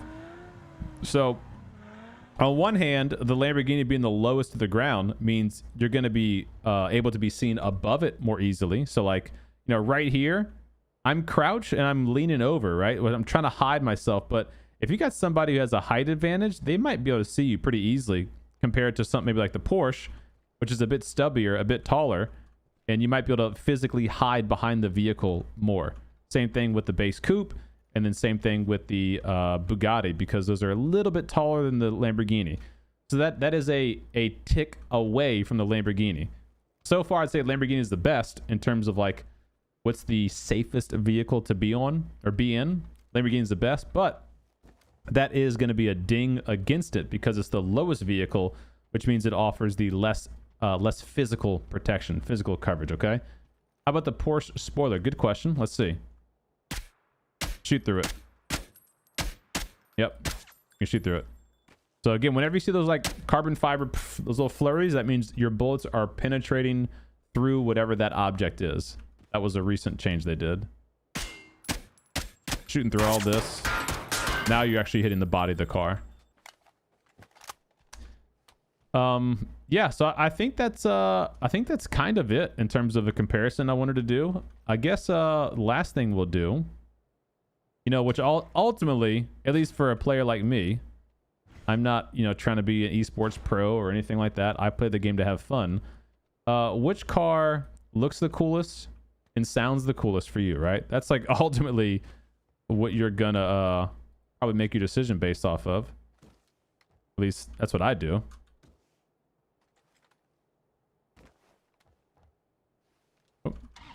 Gotta move this one over. You see how much bigger the Bugatti got when I changed the skin? Like, it literally shifted over. Lamborghini. All right, so the base coupe.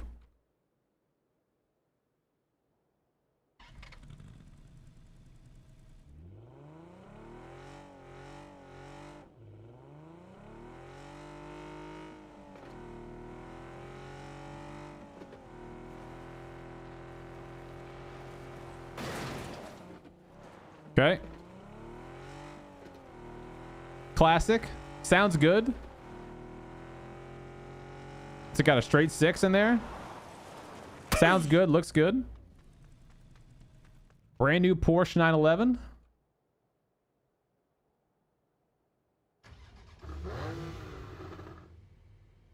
Sounds really good. It's got 911 on the clock.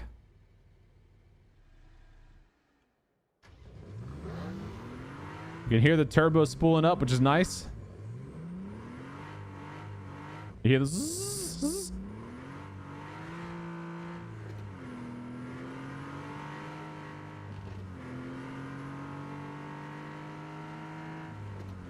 Looks good. You can hear those turbos the whole time, which is fun. If you're a car guy.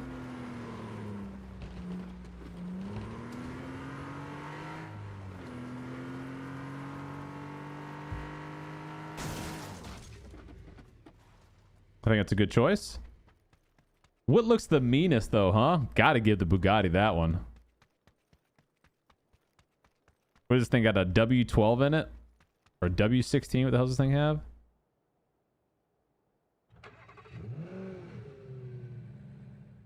Does sound good. It looks really good.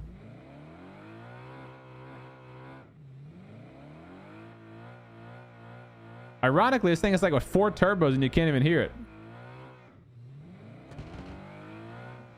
Compared to the Porsche.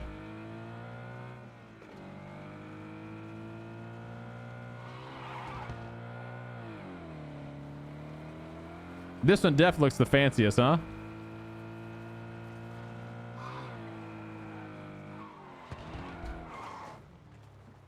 Not a bad choice. All right, and the Lamborghini, the only V10 of the group. Actually, does this have the old V10 before they did away with it? Or is it a twin turbo 8? I think this is still the old V10. Oh, this is a V12 untouchable. Untouchable. This is a V12. Excuse me, guys. This is the Countach V12. I was gonna say, I have a V10, but never mind. This is better than mine. Ooh, it's definitely a V12. Ooh, you can hear it. How smooth it sounds. Let's hear that again.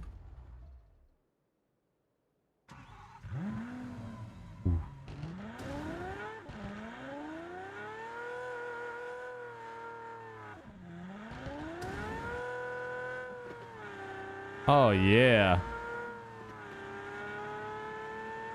Yeah. Okay, this is the coolest one.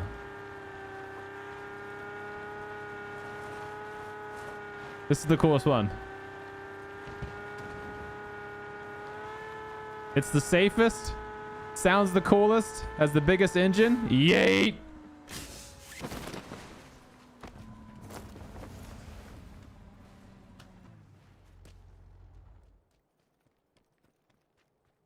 Yeah, it's dope. Or I guess technically it doesn't have the biggest engine, right? The Bugatti has a bigger engine. Isn't the Bugatti 2 V8s together? That's why it's a W16. Yeah, so what would you pick if you had the choice between those 4 vehicles? Given what I explained about safest and hit markers and all that kind of stuff. I think overall, if I'm being a gamer boy, the V10 or the V10, the Lamborghini is what you gotta take.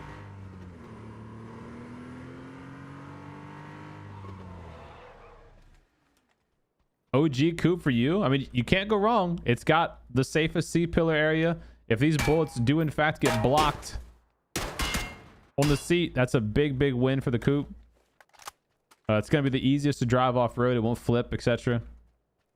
But you are the most exposed in the car. Like, no doubt, you are the most exposed for drive-bys. Someone hears you coming, They can shoot you to the front and to the side way easier than the other cars. That's a good point. The Bugatti has the advantage for road kills in terms of physically hitting people. That is a good point. Like, it's going to be harder to physically dodge the Bugatti because it is a little bit wider than the other ones. Why is the crosshair higher to the bullet hole? Am I stupid or what? No, you're not stupid, dude. So here's basic physics in video games, and this is, you know, PUBG does the same thing.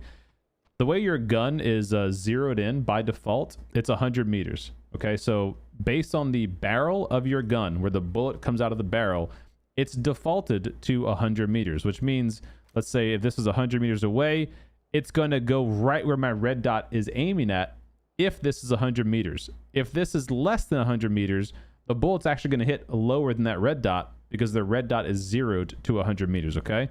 So like if I get really close, you know, whatever, 4 meters away, if I aim here, the bullet's actually coming out of my barrel down here. Oops. Single fire. So that's why the bullet's way down here, even though I'm aiming right here. That's because the scope is zeroed for 100 meters. You take off the scope, you see even my iron sight is 100 meters. See the bottom when I zoom in? Zero distance 100. I'm aiming right here, but the bullet goes right down there. Right down there. So that's the way PUBG physics works, which is why if you have guns like the very, very strong Groza, this is actually a problem with the Groza that you have to adjust for.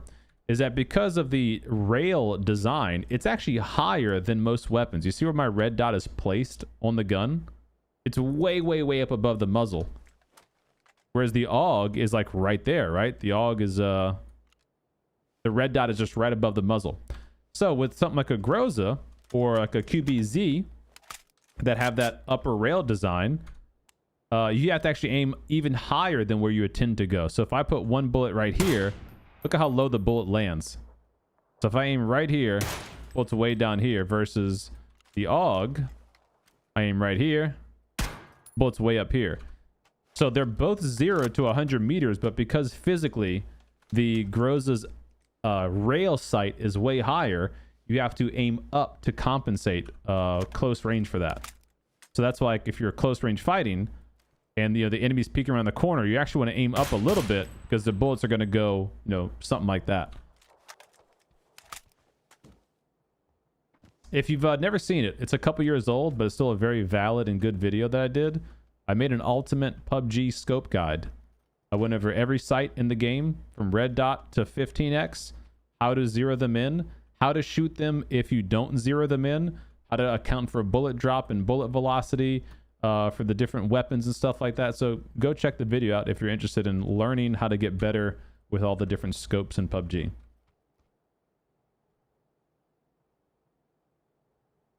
Oh, an NA V10. That's what I drive, baby. BMW M5. Yes, sir. Every day is a day at school in the dome. So close fight range, I have to aim higher. Yes. Yeah. So if you, like I said, like if I'm right here and I'm trying to shoot this guy in the driver's seat, if I aim a little low, I'm hitting the car. You got to account for how close you're shooting. Like if you're further away, like, if you're here, you don't really have to aim anywhere because this is close to 100 meters. It's not 100, but it's not gonna be that far off. The further away you get, the more exact it's gonna be. Same thing with a big scope. Sight 6. They're all defaulted, to 100 meters. So as long as you're 100 meters away, where you aim, it's gonna go. That bullet's gonna go right there because I'm aiming at 100 meters. But if you're closer, and I want to hit here, the bullet's going way down here because the sight is telling my gun, hey, you're going to shoot at where your red dot is 100 meters from here, That's why you shoot fences a lot. Yeah, that would be it. Yeah, so if you're close range and you're trying to aim at somebody right here, you might actually hit this bar if you shoot here. Oh, no, that was good. Oh, can you shoot through this little bar? Oh, no, you can't. Okay. They say right here. If someone's peeking this plane, I'm not hitting them. I'm hitting this bar. What's up, Hakeem? How you doing? We streamed like 5 hours last night. Where you been, dude? What's up, Ryan? Doing good? Happy Friday to you, man. Yeah, Tim, if you haven't seen, man, my content on the YouTube channel is all about tips, tricks, and guides for PUBG. So I've probably got a lot of videos that you could brush up on. If you want a one-stop shop, so to speak, if you go to my YouTube channel, I have a playlist called Ultimate PUBG Guides. And in there, I have playlisted all of the like big guides that I've ever done in PUBG. So you can kind of sift through those and maybe find some ones that might be beneficial to you. Most of them should have timestamps and stuff as well. Can you compare the Dacia skin with the base Dacia? No, I don't have it. What up, Snipey? How you doing, buddy? Okay, so that's a recap of the vehicles. Again, just a TLDR if you're just joining in or if you're skipping to the timestamp of the video.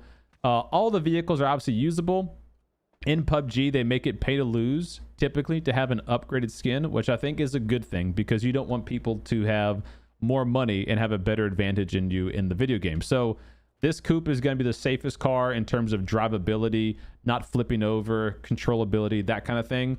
But it is going to be the least safe in terms of getting shot out of. The Lamborghini won that comparison. It's the safest vehicle from the front and the sides. It's technically less safe from the rear, but because it physically blocks vision, it's kind of hard to see who and what you're shooting at. So I think this gets first place, then the Bugatti, then the Porsche, and then that base coupe in terms of getting shot out of the car. Drivability, these all suck. Like they're all going to flip over. They're more prone to flipping and stuff because they're the same height in the ground. I guess I would say technically this would suck the most, the Lamborghini, because the front fender extends further, like the front bumper extends further than these two cars. The Bugatti has a pretty long front bumper. The Porsche has a pretty short front bumper, I guess, comparatively. So this is going to get less likely to be stuck on the little, like the dips in the road compared to those two. And this will be the best because higher off the ground, you know? All right, so now let's jump over to Rondo, shall we? Let's go ahead and back out here. Boom. Yo, Bono, happy to be here for you, man. I hope everything's going good. Are you like work traveling or something or what?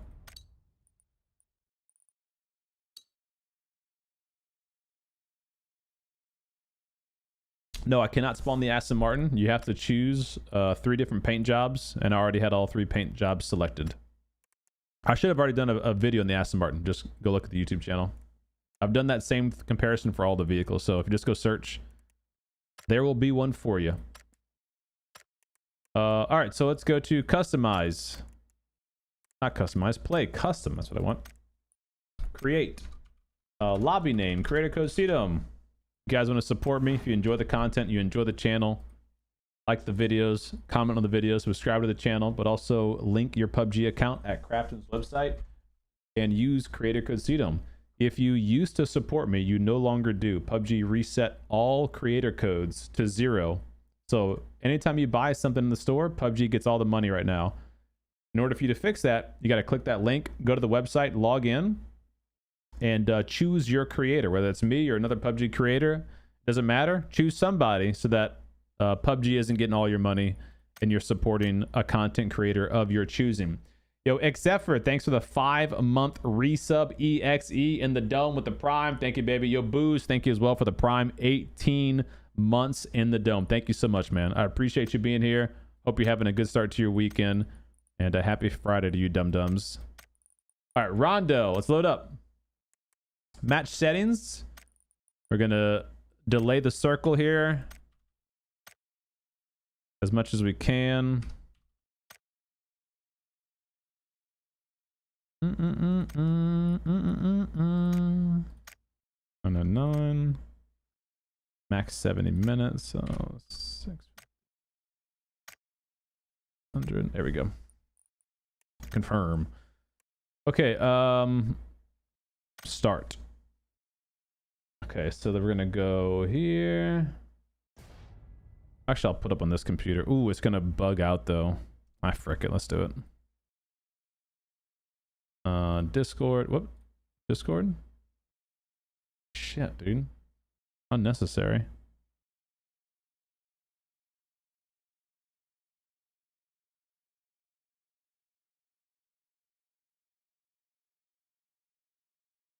Rondo. Okay, here we go. So shout out to the community Discord. Exclamation Discord in chat if you want to join. We've got, this is Mickey posted this one, but we've got some maps for the secret room locations. For those that don't know, Rondo with the recent update has added secret rooms and it got rid of the bot rooms. Okay, so the AI control compounds, it got rid of those. Now you can find secret security keys and find these secret room locations. This map posted might have all of them. I don't know for sure if it has all of them, but it has quite a lot, maybe 10 or 11 locations found. So we're just going to go fly around real quick. I'll show you these locations and I'll show you the changes to the other POIs that PUBG did as well. So you can just kind of get familiar with what to expect the next time you play Rondo, okay?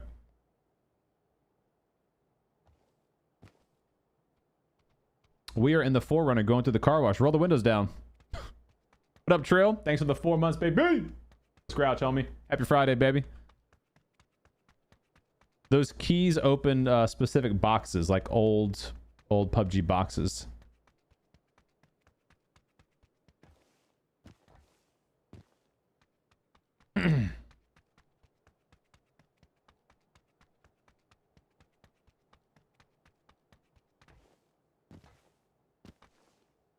Yes, that's correct. No aim assist. Very hardcore in that respect.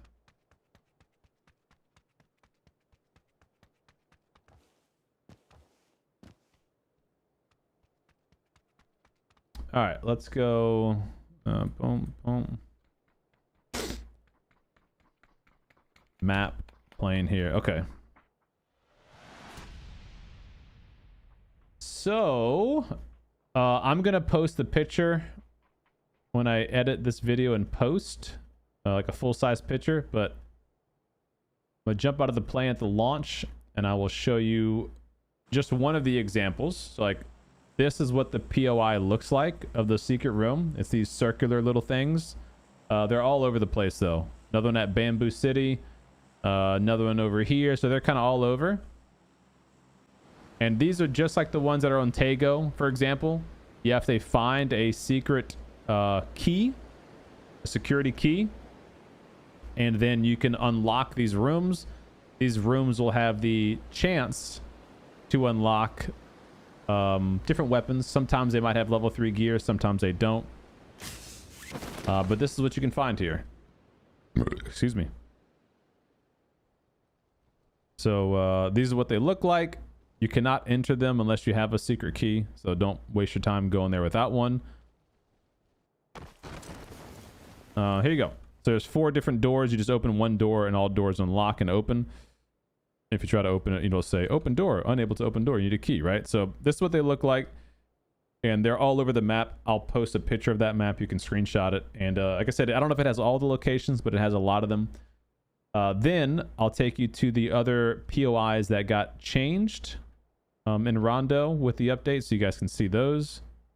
So first we'll go to test track, then we'll pop over over here. So test track didn't change too much, to be fair, but the actual track itself is what changed. And they put in this new, here's another security room. They put in this little cheeky feature where you can actually time yourself at the racetrack. Like you can physically race around the track and it will time you, and you can try to compare your times with other players. You can do it in the pregame lobby or after the lobby actually starts. So let's try this one. So you hop in, you got to come behind this line. Timer starts. Oops, I didn't mean to go yet. I meant to back up. These are the lights here, so you got to back up a little bit. There you go. So when it says green, you can cross the line. If you cross the line before it says green, it won't count your time, but this is how you do it. And then you just race around the track. And then it records your time. And then anybody who comes to the lobby or comes to the test track after can see your time on the board. This car has really bad visibility, I'm just realizing.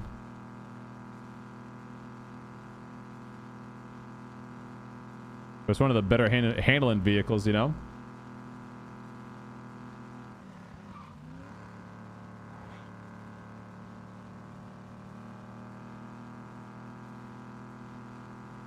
Come on, baby. Boom! All right. Time set. So now, for the rest of this game, if anybody comes around here, they'll see this. And other people can race, and they'll be on the leaderboard here. If anyone beats you, they replace your time. It's pretty... Whoa! It's a pretty cool little cheeky feature, right?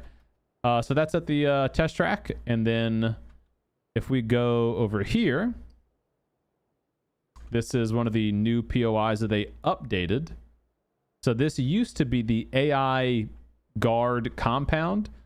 AI does not spawn here anymore. There's no more buy stations. All that's gone on Rondo.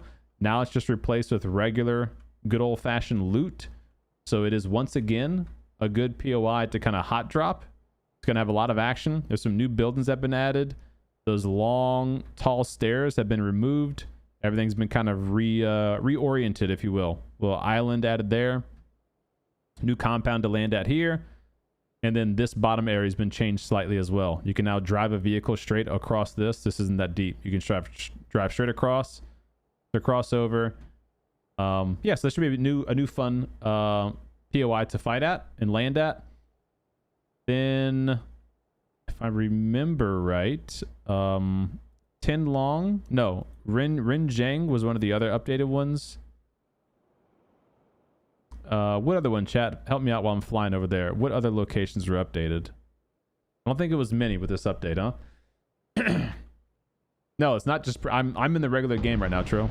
You can race in the pregame lobby, like I said, but you don't have a vehicle in the pregame lobby unless you have a Porsche, because the box of the Porsche starts right there. You can open it up, race, set a time, and then it stays up for the rest of the game. No, this is it. Okay. So this will be the last updated POI that I'll show you here. And this is the same thing. So they took out the buy stations and the bot spawns. So now you can actually land on the floating market building. You can swim up to it, which you could not do in the past. You can actually swim right up to it. Loot spawns everywhere. They kept the little zip lines. They reoriented some of the inners of the building to make it easier to kind of fight in, but this will be a new POI you can actually land on, just get general loot and fight at. It's 3 stories. And then, oh, Panzer. 3 stories, and it connects, you know, all the way down through and then out to the main compound at Rin Zhang. Yeah, BR coins removed from Rondo now. Yep, it's all gone.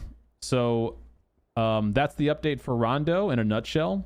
There are some other slight terrain updates, nothing that's like gonna be game breaking or crazy to explain or go about, but some of the terrain's been like leveled out. Some of the hills have been removed, some new areas, new cover has been added, but overall that's the big thing. So no more buy stations, no more BR coin, no more AI compounds. You got the test track you can set a lap record at. You got the new POIs here. What was that? I thought I just heard somebody. The new POIs there. And that's pretty much it for Rondo. I'm pretty sure there's nothing else I'm really missing there.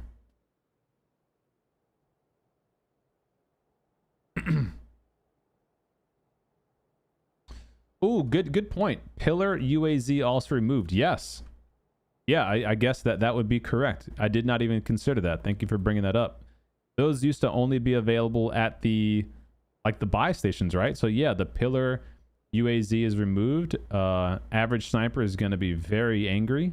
He loves that vehicle. In my opinion, that vehicle sucks, so it's okay that it's gone. But night. Yeah, it's gone. the armored UAZ is garbage. You can get shot out of it, but you can't shoot back. You can get the tires popped and be stranded. The vehicle's garbage. Very, very garbage. All right. So the other thing I guess I can't really show you is where the secret keys are at, right? They're just like the other maps, Destin and Tego. They randomly spawn. I have not found one myself. My teammate Taryn found one last night, but we didn't get a chance to open one up because when we got there, the thing was already open. So I actually don't know what the key looks like.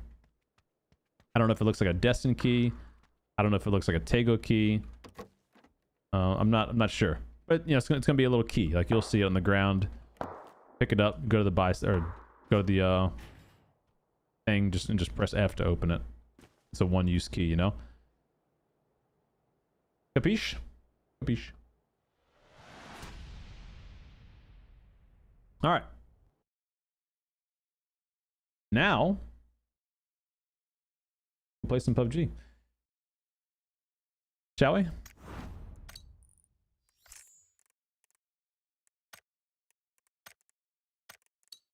Do I have new missions reset yet? Let's see. No, they're reset in 5.5 hours. Poo poo.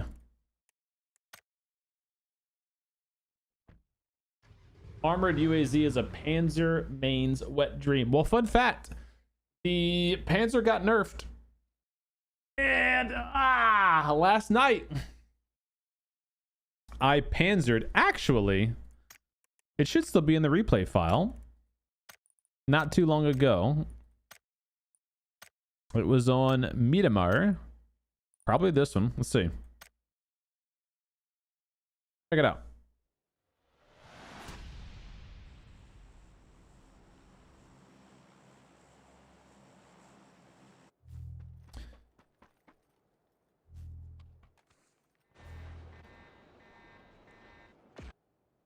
Oh wait, not this one.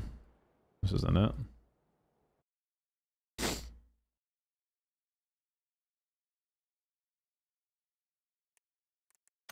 Custom. Would have been before that. Maybe the one right before. Wait, we didn't win the game.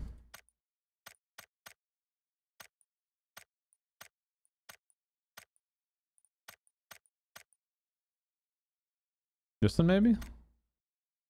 See. Oh, thanks TMA in the Discord, see?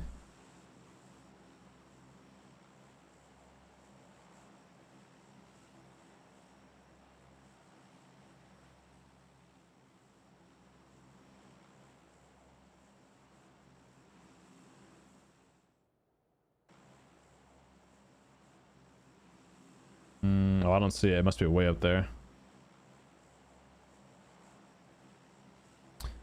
I'll go fast forward a bit. Fast forward. Fast forward. Fast forward.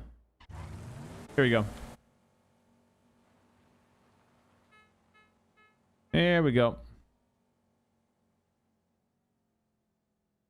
All right.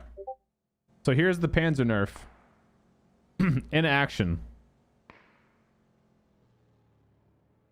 Me and Ozzy are cruising down the desert streets of Miramar. Absolutely flying. Doing hood rat shit with our friends.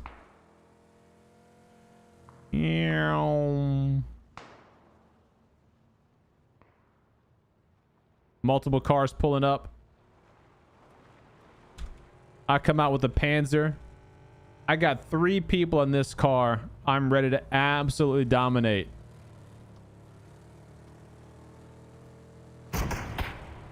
Point blank with the Panzer. Nails the car. Here's everyone's health.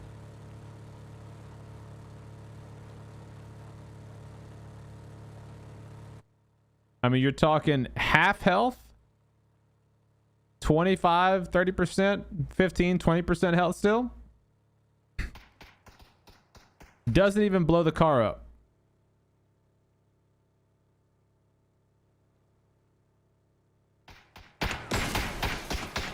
Then I shot the car and blew it up.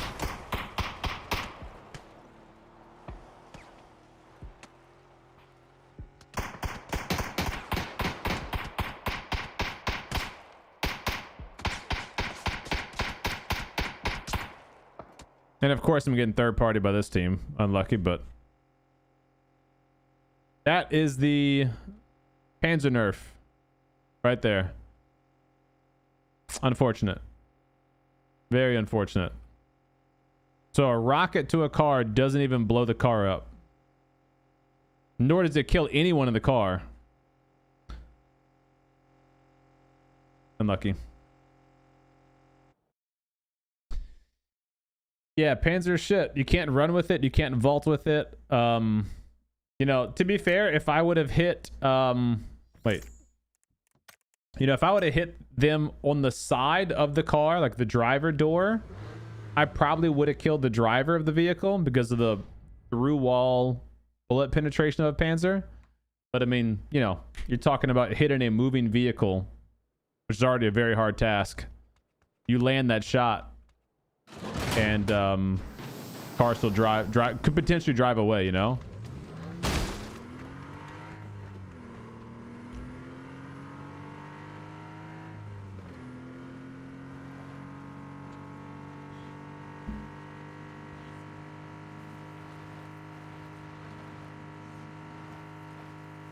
Yeah, look, my thing with the Panzer nerf is like it's just with all the other nerfs they've been doing. I'm okay with them nerfing the Panzer in certain ways, like not letting you sprint with it, not letting you vault with it, making you have a delay when you pull it out to flick it up before you could shoot it. Like I'm good with all that. I think that does help bring the gun down from an OP status. But at what point does it get nerfed to unusability? So like you already have to sacrifice a full weapon slot, right? The whole idea of a Panzer, in my opinion, should be anti-vehicle. So if you don't want it to one-shot people on the ground, I said this a bajillion times, you just reduce the amount of damage it does to people. So like if you're on the ground and you get hit with a Panzer, it should do, you know, less splash damage to you. If you physically get hit with a Panzer, like someone hits your body with it, yeah, you're dead. It's a rocket. But if it hits around your feet or whatever, they should take reduced damage. I'd be okay with that. But against a vehicle, like at the very least, the vehicle should explode and force everyone out of the car, like immediately.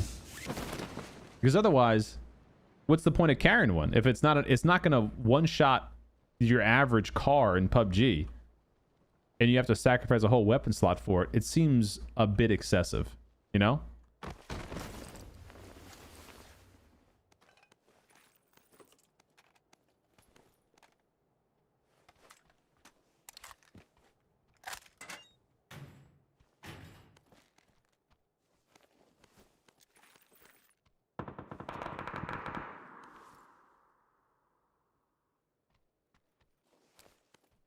Does it one-shot the BRDM all the time, or only if you hit certain areas?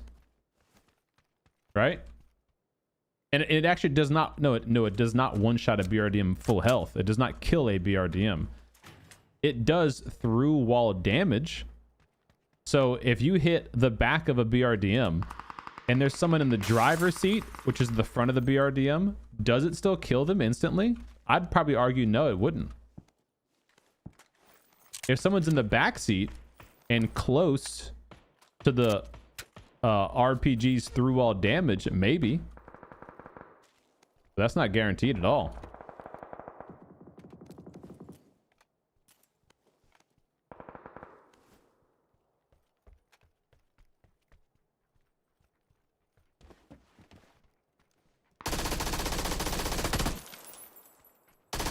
I'm in trouble.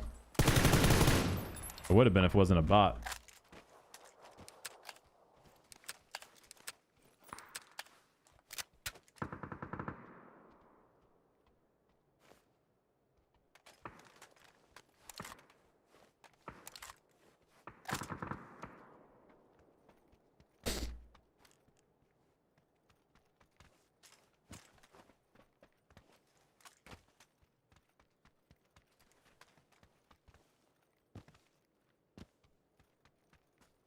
All right, thanks, TMA. Appreciate it.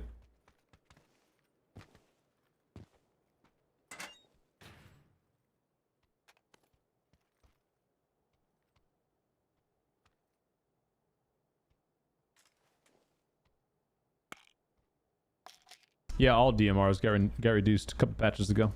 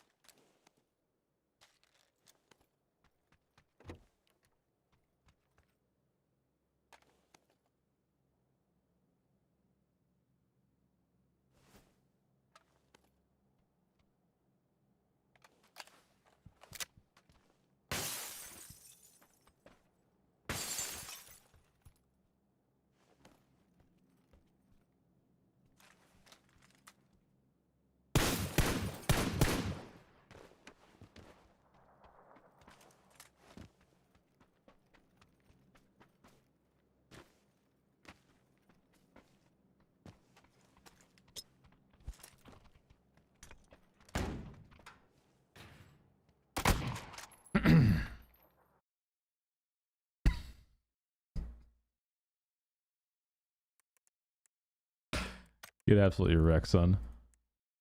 Get absolutely wrecked. Absolutely one shot. What's that? You have a level 3 vest with full health? Nah, you're good. Go ahead and sit down. Best gear in the game? Nah, you're good. Headshot with a shotgun? No, don't need it. Just chest shot him. Shoot him right in the strong vest. Oh man, hate to see it.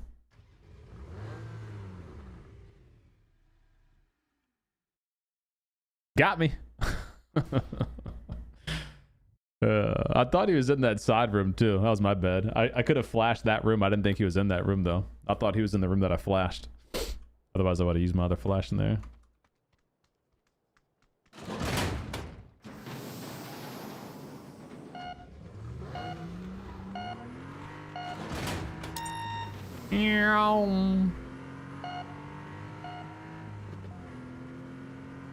Trying to beat my time? Yeah, right, sucker. Never beat my time, dude. Not granny shifting. Oh shit.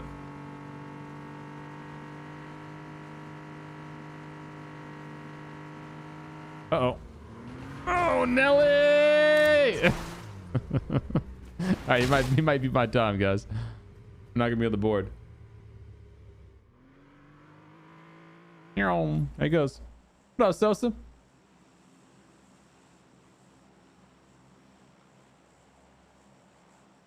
Well, to be fair, they nerfed the S12K. So if he had the S12K, he probably wouldn't have killed me right there with one shot.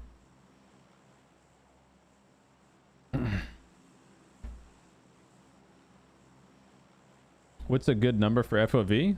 I think I play at like 96 myself. But it's kind of personal preference, man, to be honest. Like higher FOVs have their benefits. You know, actually let's not go there. Let's go like some here or something. I don't know.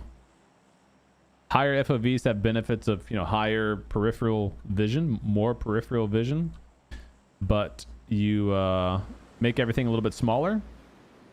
So people are going to be a little bit harder to see. And it's a little bit more of a performance strain on your computer because it has to render more things at one time. Lower FOVs, bigger objects, but it is you know, less peripheral vision. So kind of opinion. Happy Friday to you as well, man. Who should you vote for in PGC? Nobody. If you hit the rewind button on the stream, you can go to the beginning and go watch where we covered that. Otherwise, I'll have a YouTube video out tomorrow or the next day with who to vote for, when to vote, all that kind of good stuff.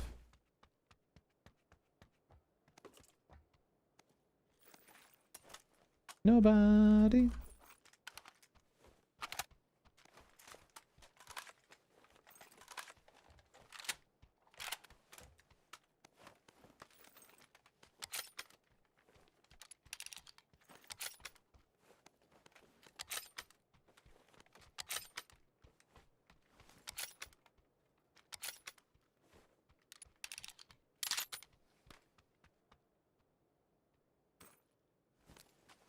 I need a backy.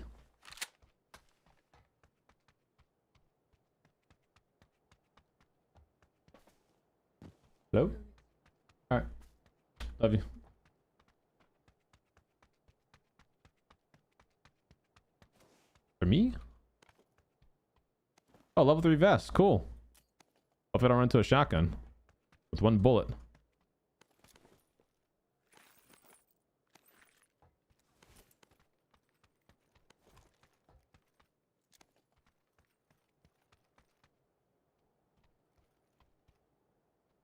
Yeah, bigger vest now.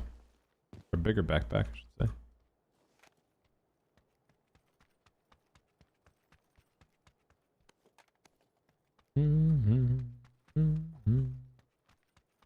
Hey, cool. Got one.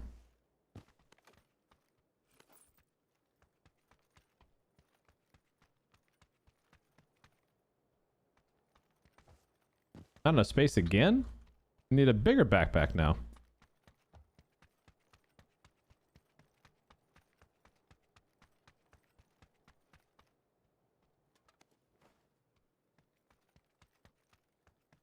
Oh, well. Ask and you shall receive sometimes, you know?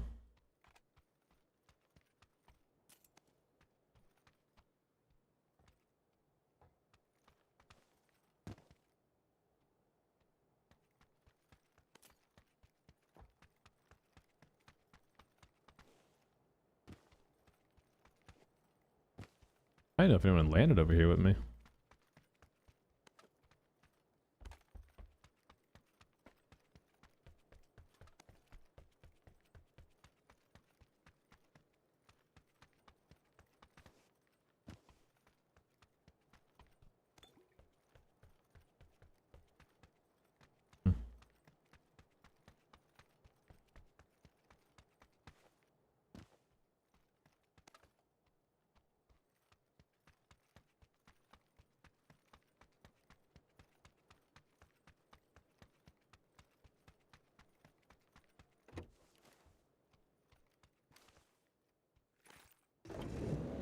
There you go.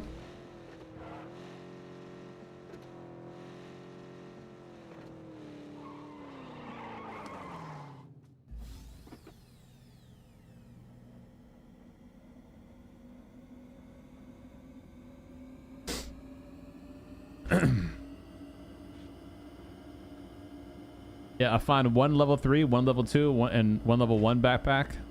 Like, thank God I didn't have a full team with me. We wouldn't have found nothing, huh? Have to fight over a level 1 backpack.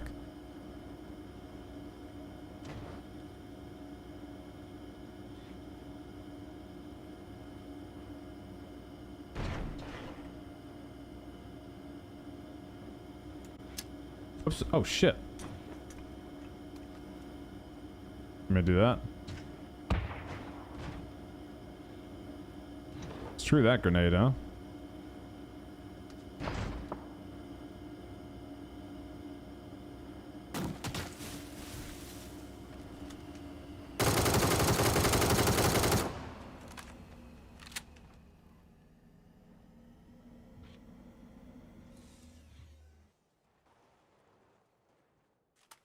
Hello.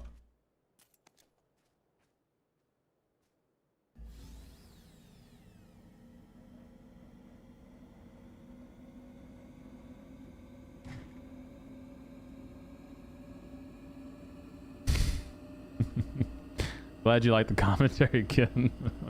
What's up, man?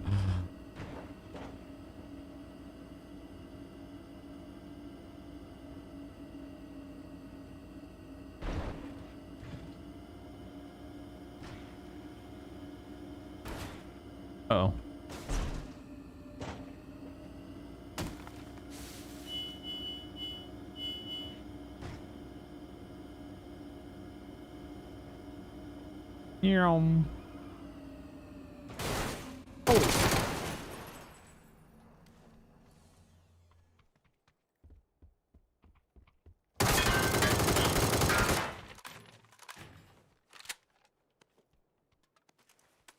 We got him.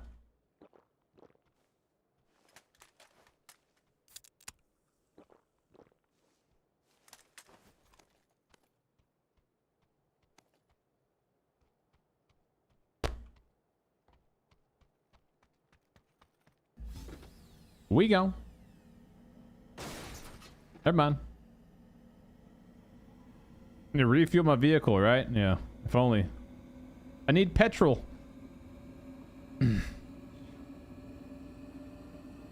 Our Friday duos with Bob's playing Ark Raiders today. I told him I'll be hopping over to Battlefield in a little bit if he decides to come to Battlefield. Might do some games later.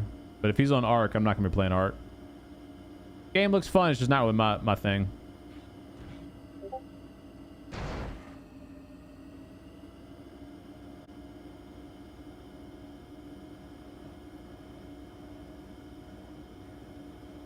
Oh yeah, you won't see Bob on PUBG much at all anymore. Like he's been very vocal about that. Whee! Rats. What's up, Stuga? How you doing, buddy? Happy Friday.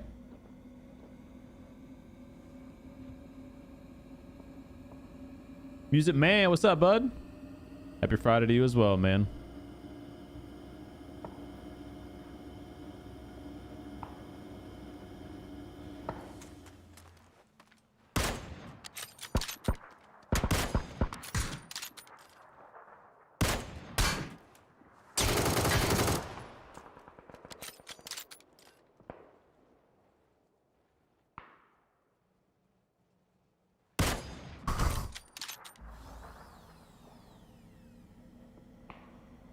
White Tie Vault? The hell kind of bot name is that?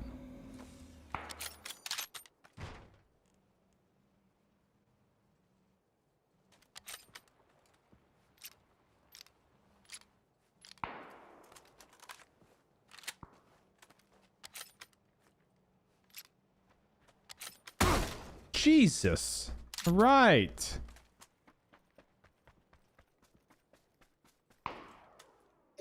Unnecessary. Do I have Discord open? Oh, I think I have Discord open. The hell am I hearing beeping?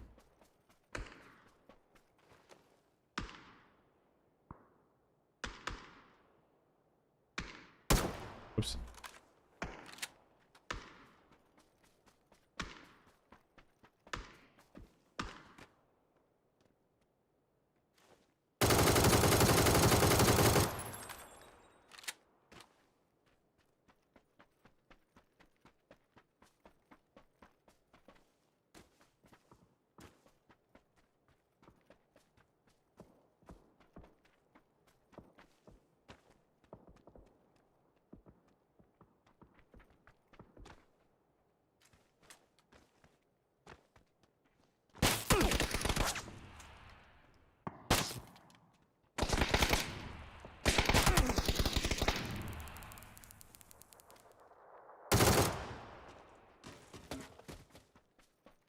Got him. Bot lobby? Yeah, it's I'm playing solo FPPNA. A lot of bots.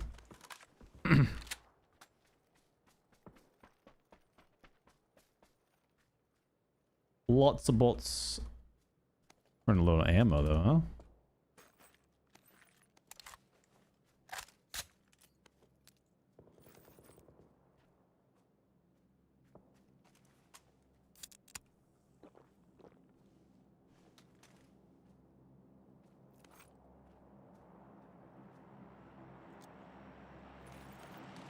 Alright.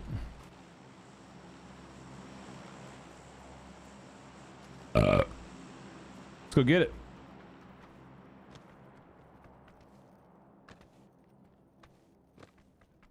Yay.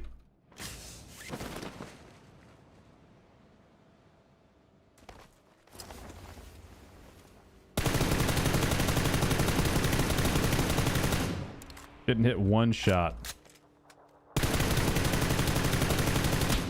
And got smoked by the other guy. Ow. Think he misses? He misses again? No. Didn't miss 3 times. Rats. Have I played Ark Raiders? No. No, I won't play Ark Raiders. Looks cool though. I've like seen like a good bit of gameplay from it. Oh, I forgot you can do duo no fill now.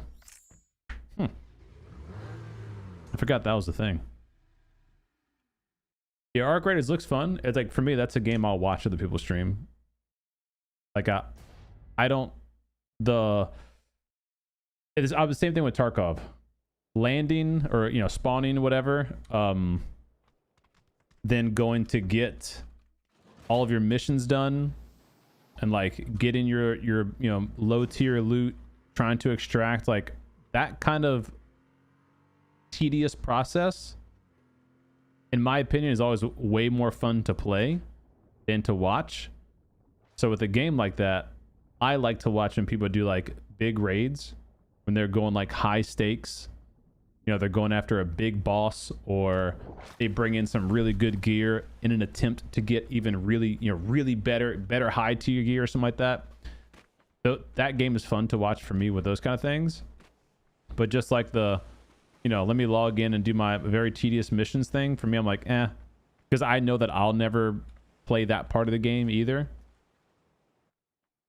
That's kind of where I'm at with the extraction shooters. It's the same thing with Tarkov.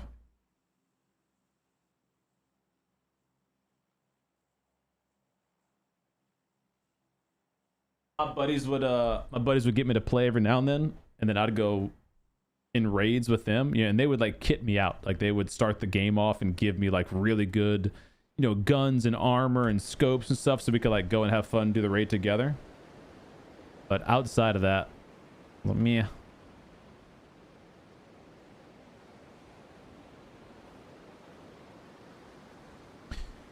You've seen the recent Crafton earnings call. They said next year PUBG 2.0 is coming. No, I haven't seen that actually. So thank you for sharing that. Is there a link or something you can send me? Otherwise, I'll Google it. But you know, that's what was expected, is next year. That's what the lead director has said. Oh, I think I might just kill myself, unfortunately. Oh, he let me live. He could have taken that SMG. Oh, I thought that was his. Okay, I guess that was his buddy. Unlucky. I thought that was him who jumped over with no gun. That's why I jumped over. Yeah, I didn't know they had an earnings call today or recently. But that's good to know. That's what they said for a while though. Is 2026 at the earliest is when UE5 would happen, which is yeah, I get flamed for this sometimes. Like, PUBG never said 2.0 is coming. Like, yes, they did. They've always said PUBG 2.0 is UE5. Let's see. Crafton.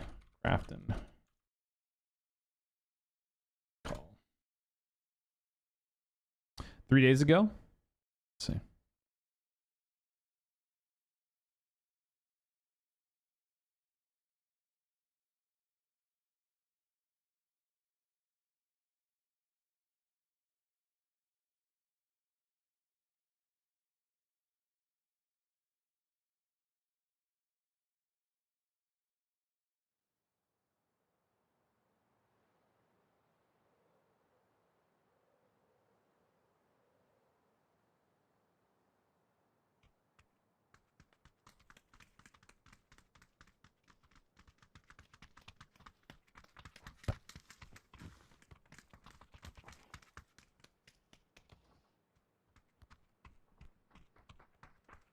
Console revenue, 10% of their console revenue, or 10% of their revenues from console.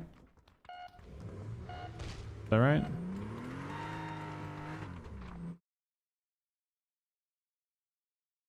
PUBG IP franchise. Here we go. Skibidi Toilet did that. Porsche did that. We have an upcoming fashion brand collaboration, whatever the heck that's going to be. Continued R&D for PUBG 2.0. There it is again.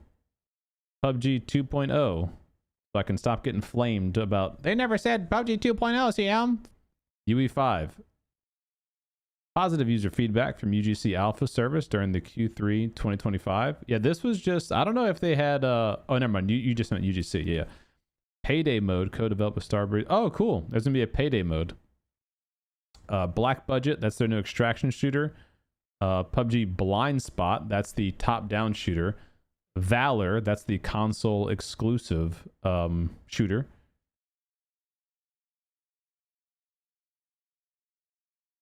User engagement. That's for PUBG Mobile. A Mummy series. Porsche collab. PUBG United. Where did they say the date for 2026 exactly? PUBG Ally. We actually covered some of that this morning. It's going to be test released in the first half of 2026. So profits. Oh, they might have a long Q&A session. Maybe they said something about it here. I'm not going to listen to all that. But Unreal Engine 5 doesn't say anything about a date though. Oh, during the Q&As when they said it. Okay, gotcha. Yeah, so okay, I'll have to go find the timestamp when they said it, because that would be newsworthy. But that, you know, just confirms kind of what we knew, which is good though. It's not. I'm not saying like it's not a big deal, but yeah, that's what the lead director said, which is what I've been echoing. Is 2026 is when they expect Unreal Engine 5 to happen, and Unreal Engine 5 is PUBG 2.0. That's what they're. It's, you know, a synonymous term. So that's good. What up, Cray? How you doing? I bought some gold. You have to get percentage. You bought gold? Why don't you buy like Bitcoin? Gold is for boomers. What is a payday mode? Well, you remember the game Payday? Probably a mode that resembles that. Yeah, but Crafton never actually said PUBG 2.0 is a thing. Yes, it did.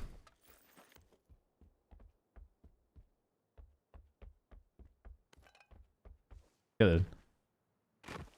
Oh, G-Coin. Oh, in the store. Oh, thanks, man. Hey, if you're using my code, thank you so much, dude. I appreciate that.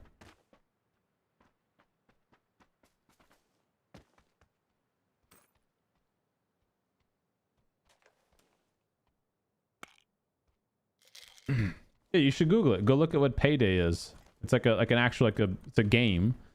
Other games have made modes like that before. Like I guess a good example would be Battlefield Hardline had like a Payday type of mode. I guess I'm trying to think of what's the easy way to explain it. Kind of like a cops and robbers like kind of thing. Maybe that's a good way to explain it. I don't know. Just, you know, just a fun little new mode to play is kind of essentially what you need to know.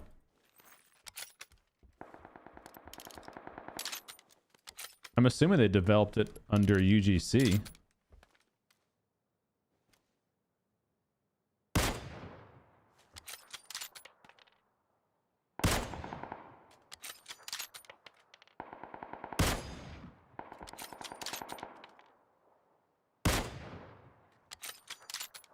Is he knocked? We're dead.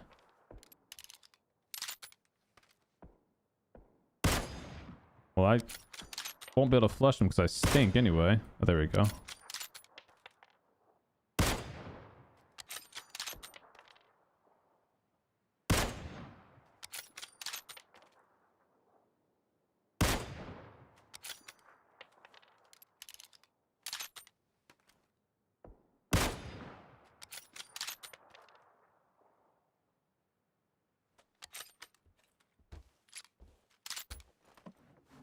UE5 is gonna brick it. No, I hope not. I mean, I don't think so. I know that's kind of like the meme, you know, but there's plenty of games that are on UE5 right now that run fine. Like, you know, I'm not saying they run exceptionally well, but there's plenty that run fine. But like I was saying earlier in the stream, is that's kind of the reason why I think it's a good thing they're doing the console transition to, you know, to only support next gen consoles, because that likely means that they're looking to move the console to Unreal Engine 5 as well.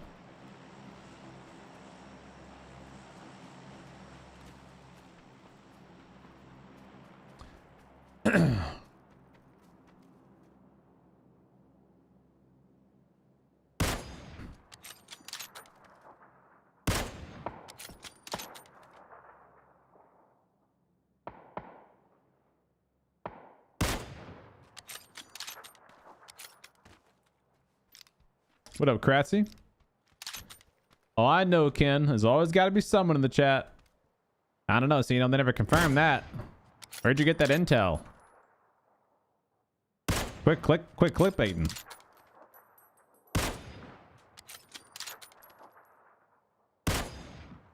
Got him.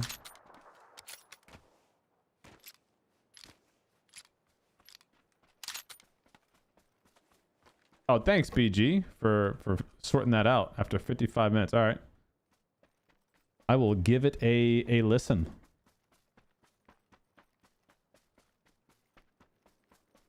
Yo, Holy Spine, thank you very much for the brand new Prime sub in the channel. Appreciate you, man. Hope you're having a great Friday. Thank you so much for the brand new sub, dude. Thank you.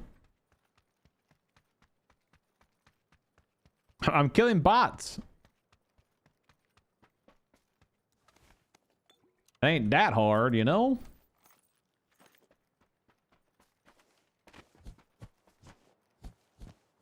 PS5 will lower the quality when on the update. What makes you say that? Yo, Clef, thank you as well for the brand new Prime sub. Let's go out, baby. Thank you for the support, man. Thanks for being here. Happy Friday to you. Can't see that far away. Dude, get you a 4K monitor, bro. 27-inch 4K. I'm seeing everything.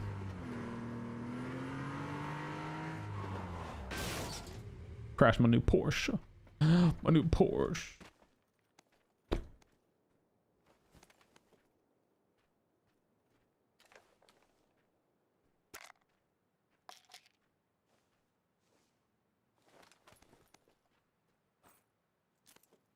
Mm-hmm.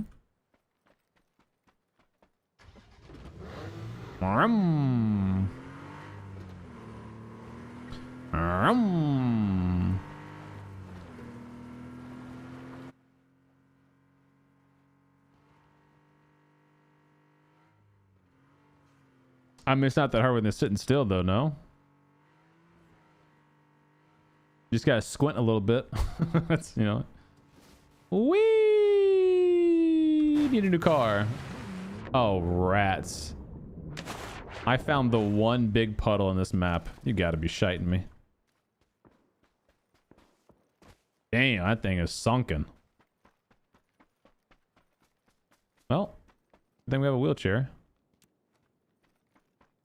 That worked out.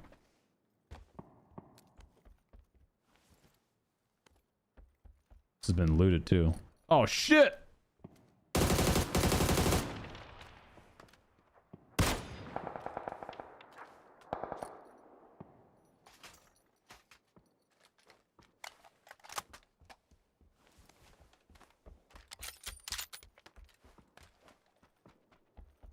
He's a cop.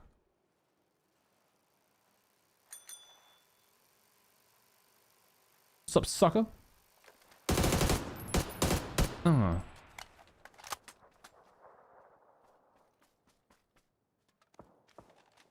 Extended mags. Damn boy, JS9 out of his mind though. Best believe he got that extended.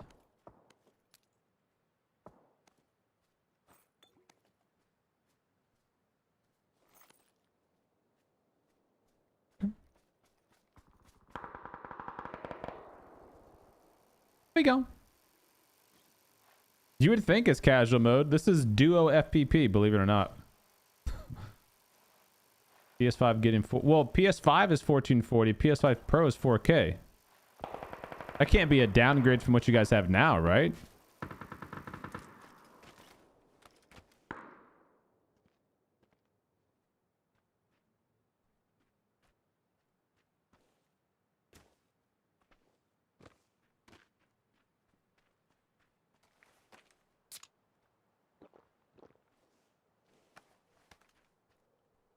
Yeah, it's an upgrade. It's a oh shnikes. It's a good change, you know? I mean, PS5 Pro is gonna get 4K 60 FPS. Rock. Which obviously, you know, everyone wants 120 hertz or better, which they should. I mean, the consoles can definitely do it. But I can't see shit. This bot's gonna kill me through the grass, dude. God bless it. Literally could not see the bot.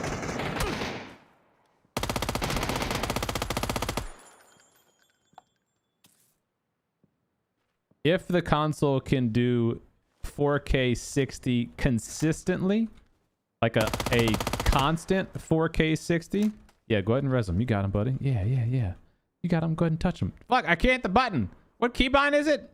Shit. Enemy. Enemy spotted. Say hello to your new PUBG Ally coming Q1 2026. Res me! Fucking bots just jumping up and down on you. That's gonna be fun. But yeah. Anywho's.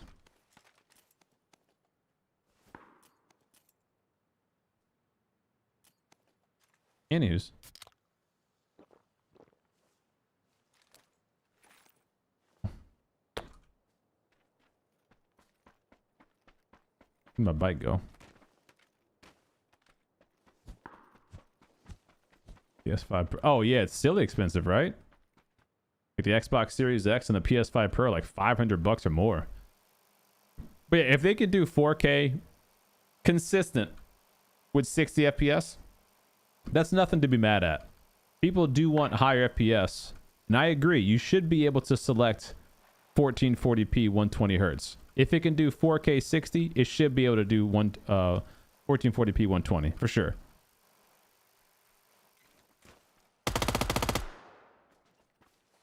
But if that's obviously not an option for whatever reason, and as long as it's stable frame rate, that's the most important thing.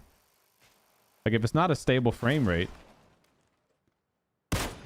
then that's gonna be bad. Like if it's at 4K, but the resolution, I'm pretty sure they said it's dynamic 4K, so it's not gonna be like exactly 4K at all given moments, because you know things change in the game. So if the resolution is cycling between 4K down to whatever 10 to 20% below that, and the FPS is 60 FPS.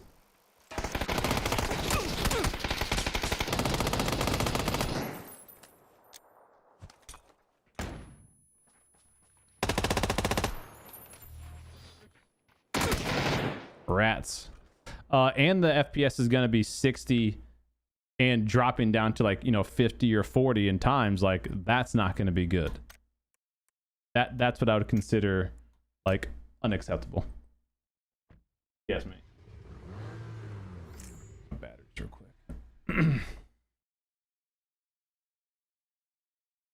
Hope it fixes my ongoing PlayStation for PUBG. Why haven't you been able to play since June? What?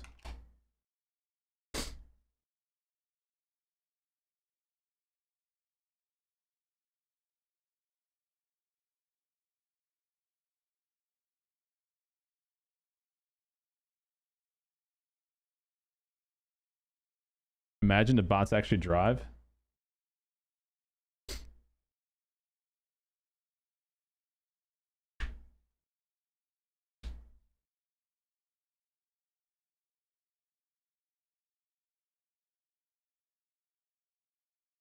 The ones that just killed us were real people. I think the rest are probably bots. The Ally does drive. Did it say that? I didn't see that in the videos we watched this morning. What up, June? How you doing, bud? You can buy Porsche crates in the store for 10K. Yes, you can. What do you think? Is the limit 50 per week, or is that... No, I think that's all for the whole event. I don't think it's 50 per week. I think that's like the total amount you can buy.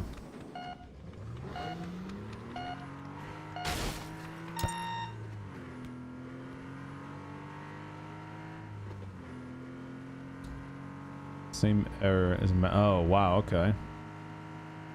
Yeah, I think you just made that up, TMA. As usual.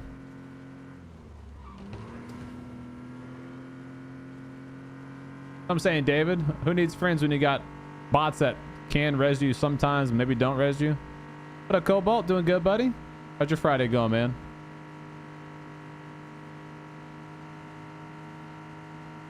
Like, bots currently don't drive, so I don't know why you would assume the new bots are going to drive. Move!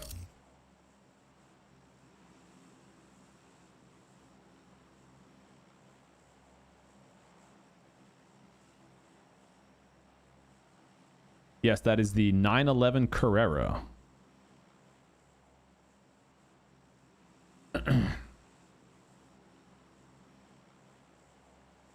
That's the 911. Only have one. Uno mas. Or just Uno, I guess. I want to get the purple skin from that. Watched the video from 10 months ago. We did. We watched the video from 10 months ago and then the one from like 2 days ago. I don't think they were driving cars, were they? Must have missed it. That's going to be a... I don't know. I don't know if I trust that. Like, bots driving in PUBG? I don't know. We'll see. I don't believe it.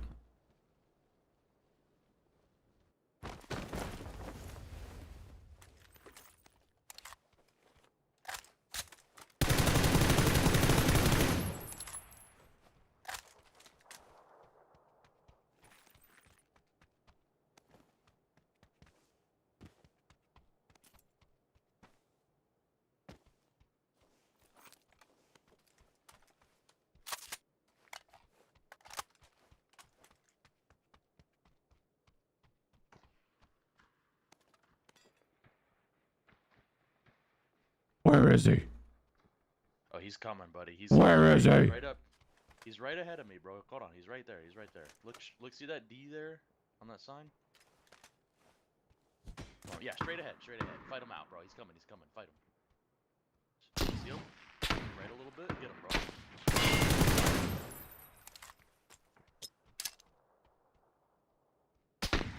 bro. Kobe! Oh, he's low, bro. You gotta rush him. Rush him.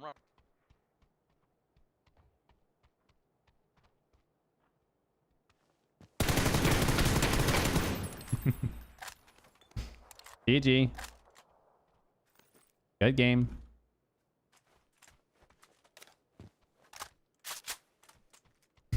Gosh, trying to get his teammate killed. What kind of teammate are you? It's your PUBG Ally teammate for you right there, chat. The AI forgets whose teammate is on, whose team he's on. That's helping the other guy out. Wait a minute.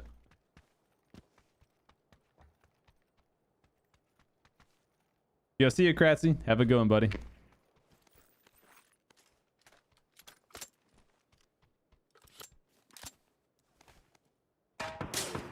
Leave me alone.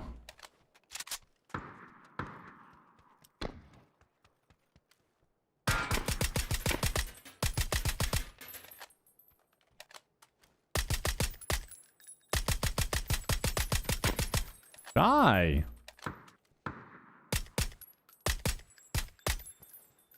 Don't worry, I'll res you. You're safe. That's your AI bot right there, chat. I've smoked you out. You're safe. Doesn't even see if the smoke's on you. It just goes. It knows it through a smoke. It's coming to get you. What up, Curtis? Welcome back, bud.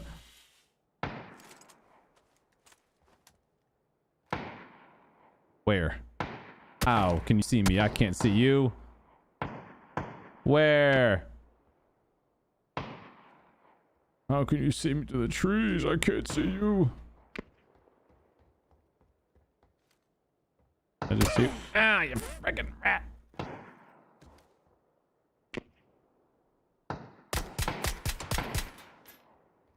Headshot. What the?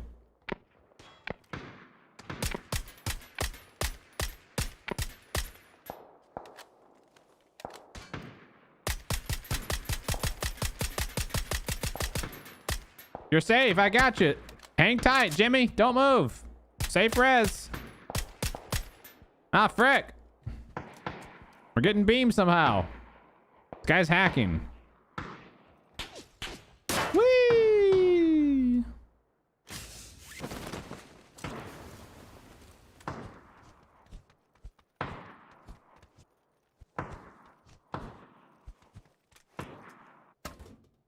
Okay, they showed the duo where you plotted the path for A to drive. He asked, where do you want to go? Oh boy, it's scary, huh? I mean, doesn't that make you guys nervous? Like, we all have teammates that we don't want to drive, much less the AI.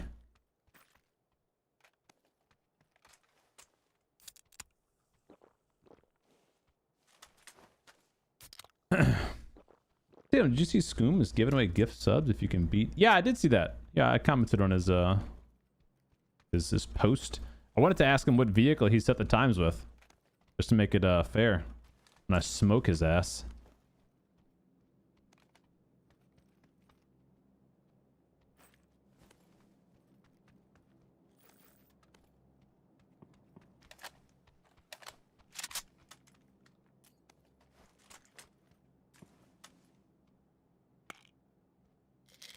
What you think, bro? He can do something I can't do? Come on, bro. Born in Gran Turismo. Racing the Nürburgring IRL. Security key. Hey, here's a new secret room key. Nice. So it does look different. Closest one here, I think, is there. All right. That one, that one, and that one. Let's go for a little drive.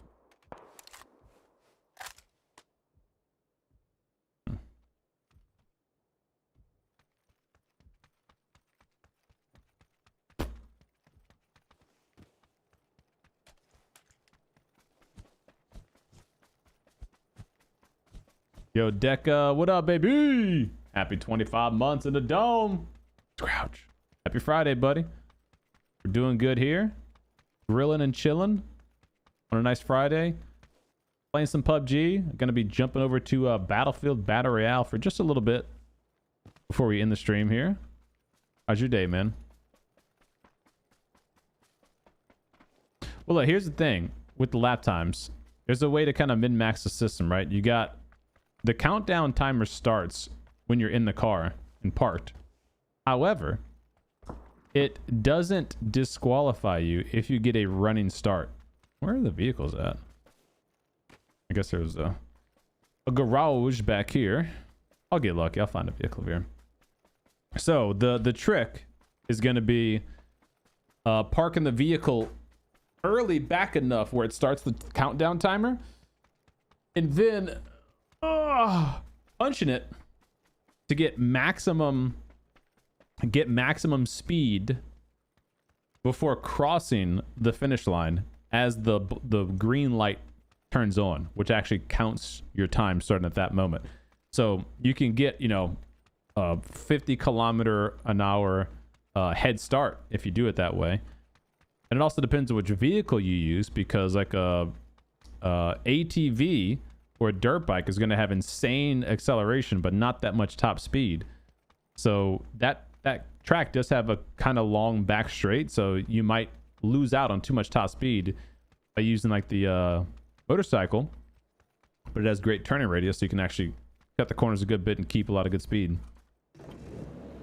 Then if you use a cop car, it's four-wheel drive, so it's the best handling car, so you can like really hold your speed throughout most of the course. You don't have to really scrub your speed by hitting brakes or anything like that. That's why I said it depends on which vehicle you used.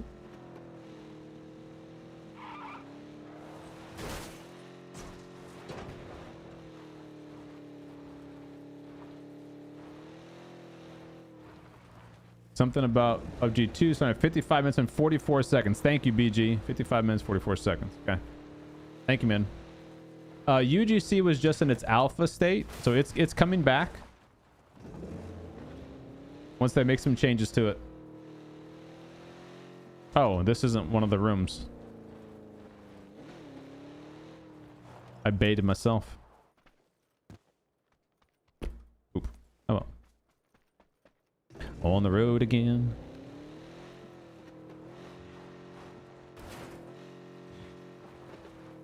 We'll go to that one. Oh gosh, don't flip.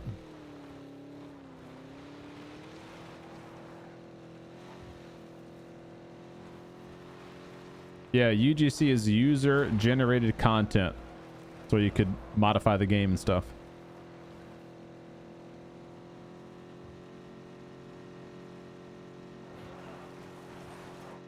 Was a minute and 20 behind live. Why is it so delayed on YouTube? I don't have any delays on.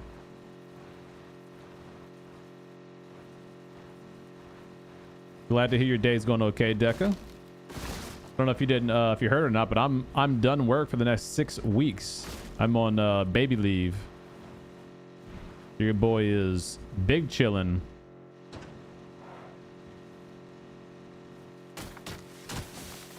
Sorry.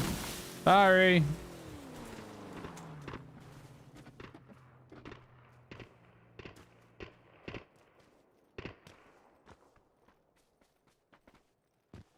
I'm in. Oh, level 3 gear. Yay. Ghillie suit. Yay. ESS. Yes. Strongest weapon in the game. A pickaxe for me? Wow.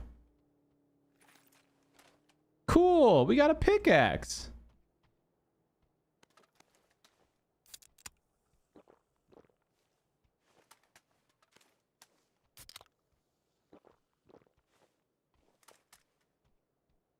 You didn't know the cop car was all-wheel drive?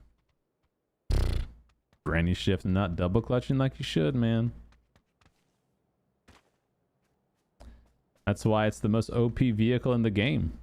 Damn, I really screwed that car up, huh? Ain't no way that thing comes unstuck, right?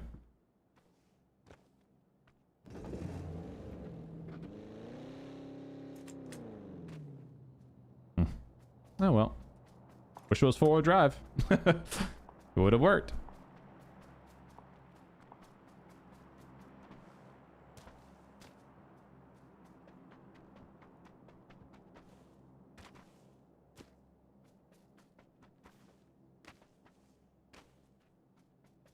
Sure. Why not? Let's go see. Yeah, definitely not the best loot, huh? Definitely not the best loot. I am a sneaky boy at the VSS now, though. Which is not bad. Who's got the Mutante? Gra-ta-ta-ta-ta-ta.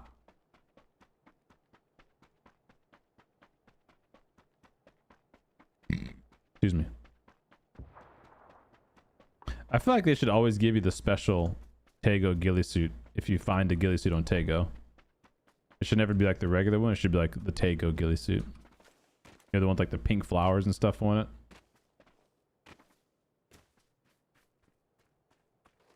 Yeah.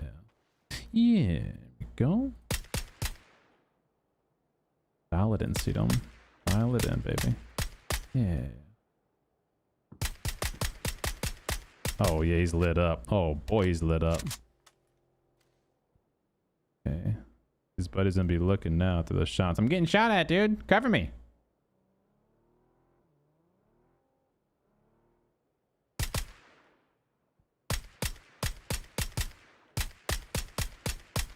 Ooh, that's a good hit.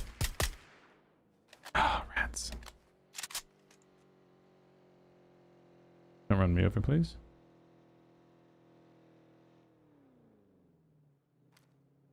Stop here. We'll scan ahead.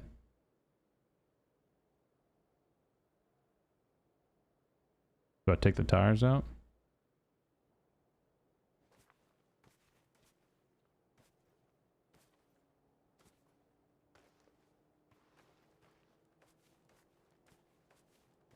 Wait, there's 2 cars here? I didn't even see that.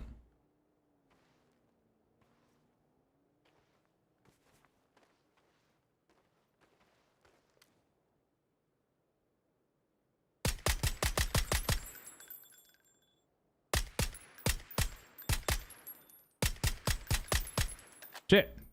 Go the other way, quick.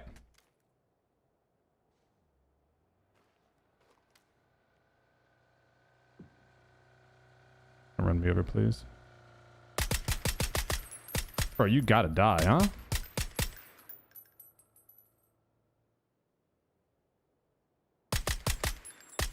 No way he doesn't back into those shots. Oh, he thinks he's safe here. I can heal.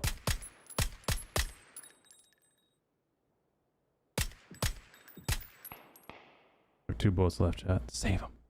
Save your bullets, Cdome. Save him. Come on, he's gonna come over here and get rezzed. Touch me, I'm about to bleed. Bro, I'm coming. Quick! I'm bleeding out! Don't you go over there. How are you not dead? Dude, what in the Sam hell is that?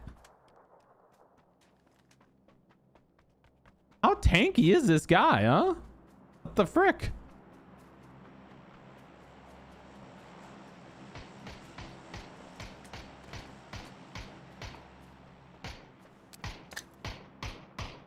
Kobe. Kobe. Got about that now. Okay.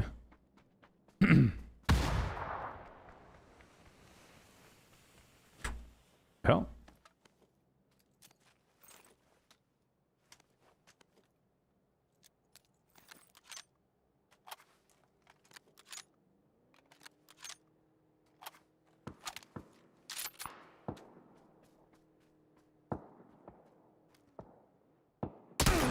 Oh, and the booty, dude. Good grief. Alrighty, time for some Battlefield. Who's ready for some Battle Royale? I did 800 damage with that VSS, only got 5 kills. Good grief. Them boys were tanky.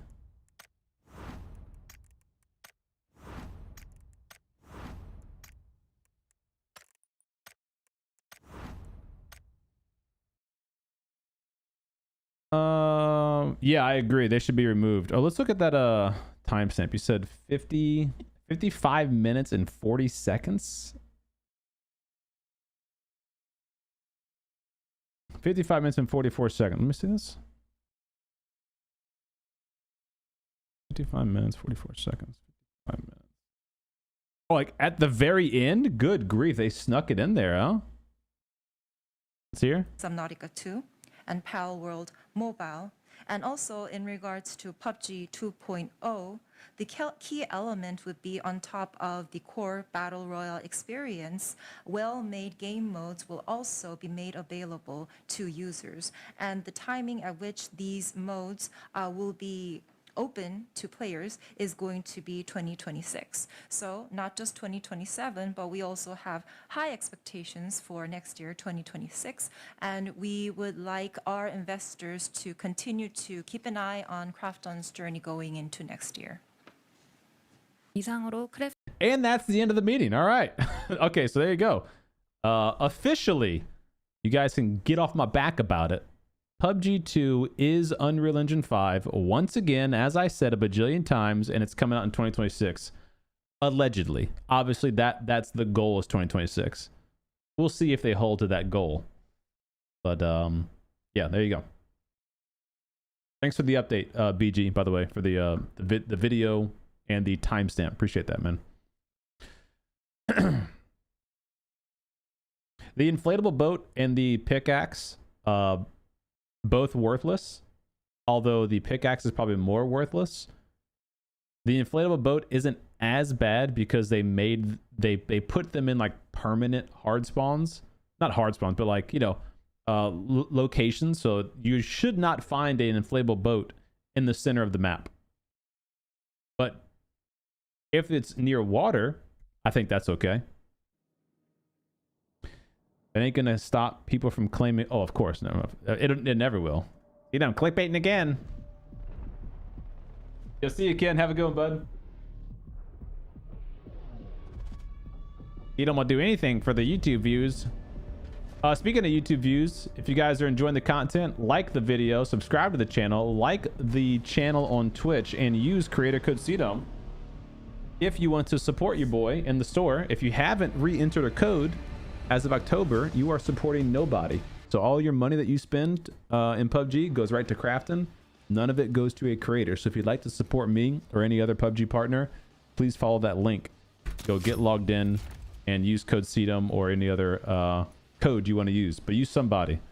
That way PUBG is getting less money and your supporter is getting more money. All right, Battlefield RedSec. I'm gonna launch up, I guess, duos. There's no solo. They really need to get a solo mode. They really need to get a solo mode. It was a bad translation. They meant 2036. Yeah, Deck is right. Technically 12/31/2026 is in 2026. Technically. What's up, Bobby? Bobby Womack. That's funny, man. All right, here we go. Now we play a real battle royale.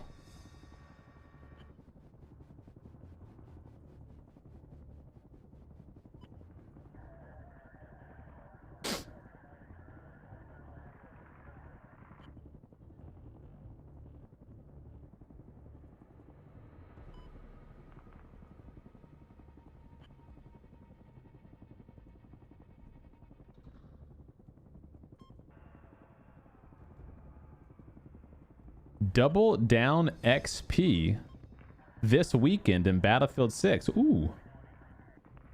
That's nice. You know, I am a Battlefield partner, but they still haven't approved and given me the creator code yet.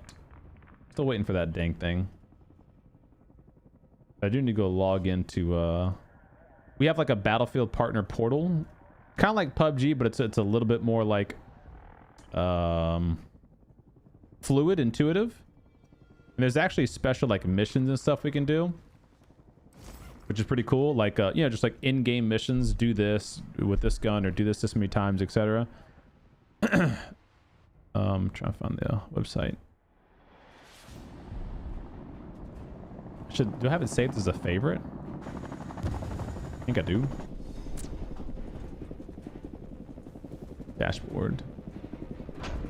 Here we go.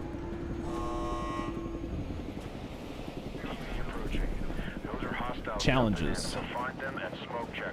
Upload and tag Battlefield 6. So that's like YouTube stuff. Revive 5 players during season 1. Okay.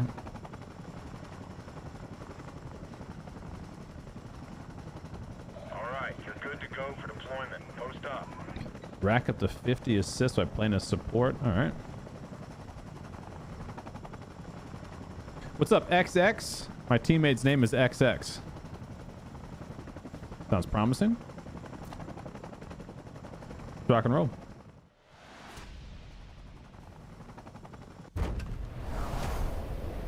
Oh, dude, PUBG 2's got to come before GTA 6, right?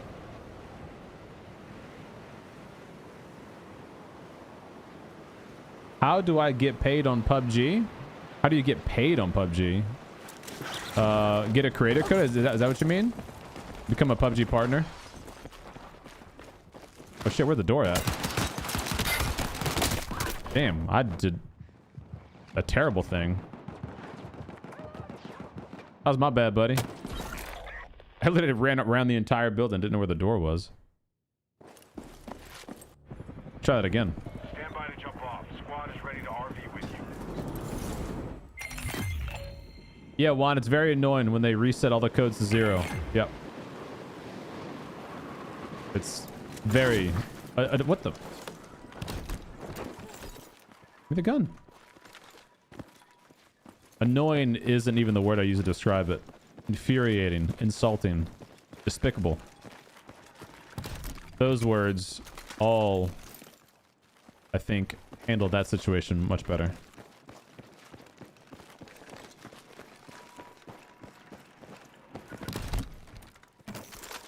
What class am I? I'm not even paying attention. I think I'm a support.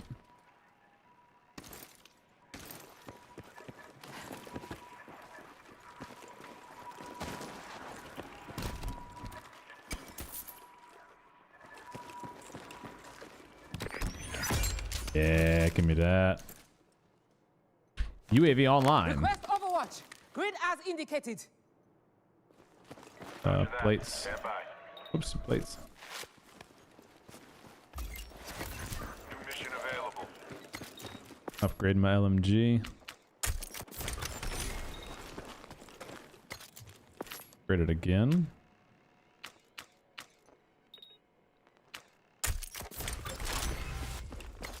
Okay.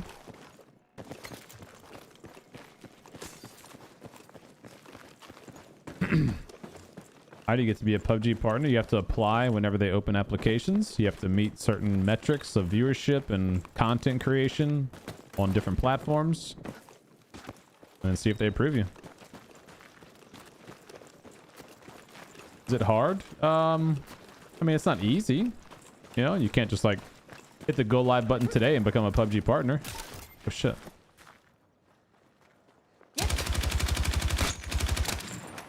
Cracked him there on one.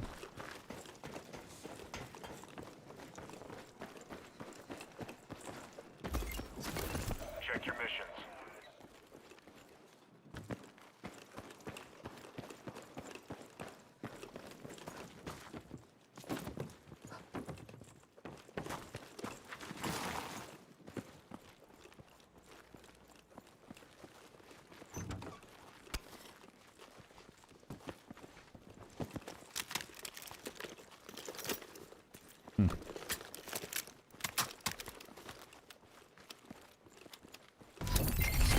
Hostiles are picking up your signal. This guy just run away or what? Off your trail. Excellent. I don't know. Way to hit Oh. Peter. Intel like this can make all the difference.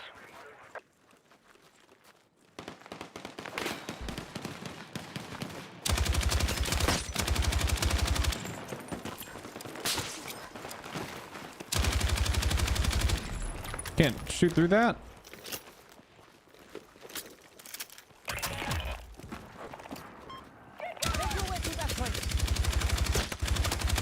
Bro. How are you not dead? Where'd he go? Holy shit.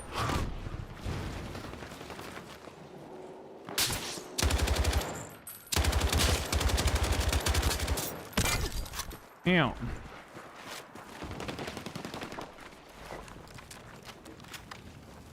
Are we getting pushed in the back too? Fuck, bro.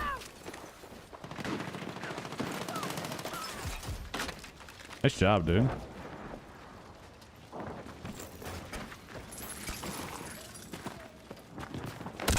Oh my god, the sniper just smoked me.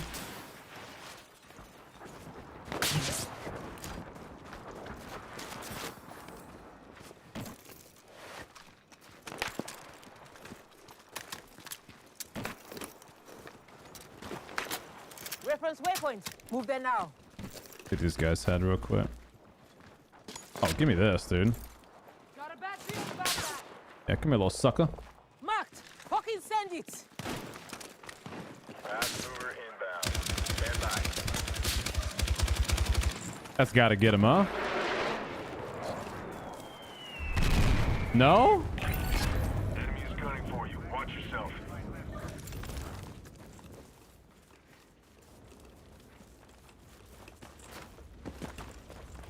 Well, that's annoying. Can't get that anymore.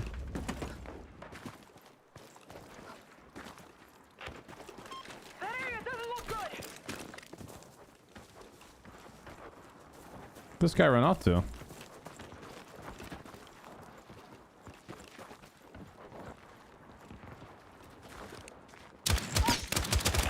Toxic blade. Got his little ass. Watch your route. What's up, Jab? How you doing, bud?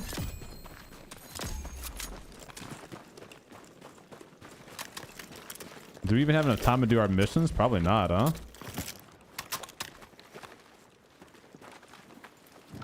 Grab this ammunition. Is this a DMR or is it a bolty?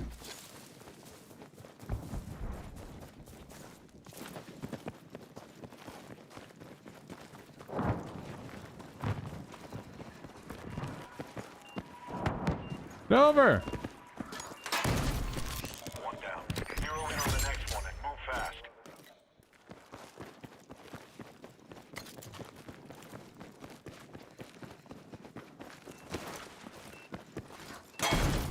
Good. Target destroyed. There's no way to make that one, huh? Charging. 25 seconds to go 80 meters. Got a weapon drop rolling in. Be there any second. It sucks. It's gonna be so close. Oh, gosh, there's someone right here.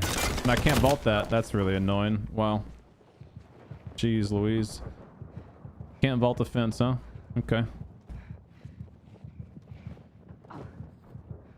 They're above. They're above. Careful. Hang in there. Stay with me.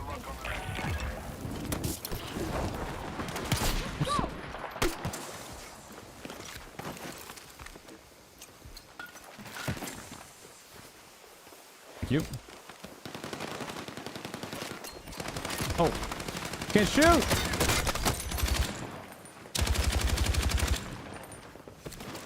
I'm here. Revive him, game. Let's go.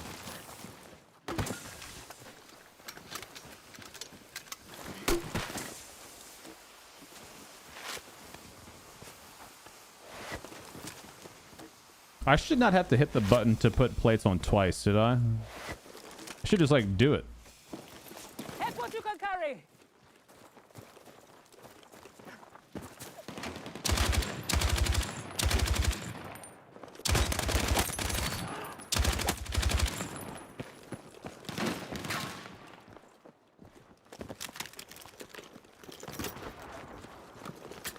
Hey, baby.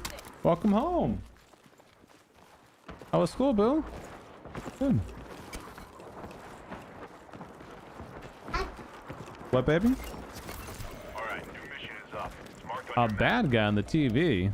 Oh, no.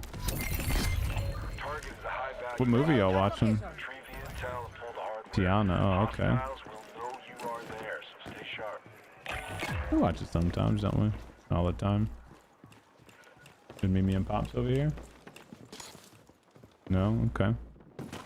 Who's over? Oh, okay.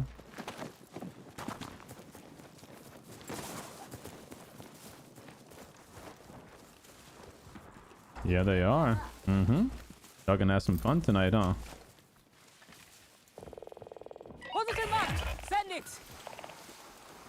Fire mission is a go. Watch for splash. Did I just artillery strike myself? Why isn't PUBG PC coming with those fire Sonic skins? Sonic isn't a team anymore. It's Falcons now. Oh, you mean like the actual thing Sonic? Dude, open the fence. The cartoon Sonic. I don't know. It's a PUBG mobile collab, I guess.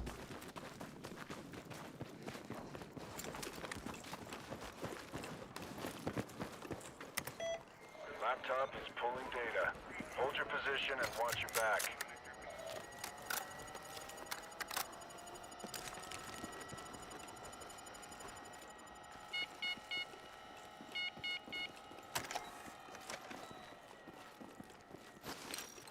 I'm sending in a drone. Hustle that data over to the extraction point.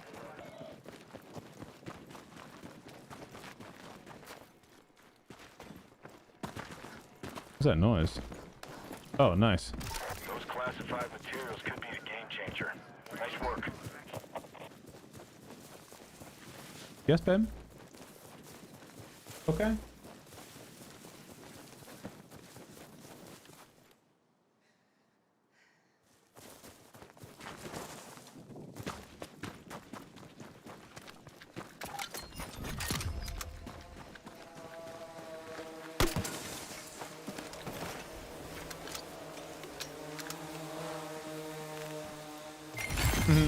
That's kind of cool. Data intact.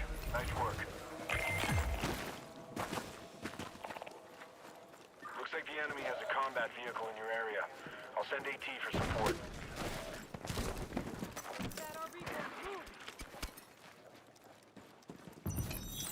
You've got new mission details incoming. Stand by and be ready. Oh gosh, there's an enemy tank. Contact. Enemy vehicle located.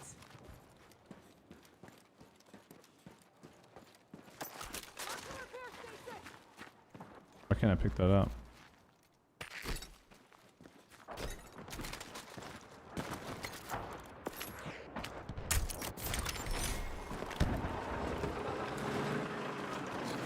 Please hit him.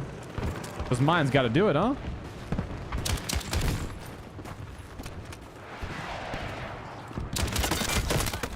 Dude. He drives over it, doesn't even kill him. We got out of the tank. Careful.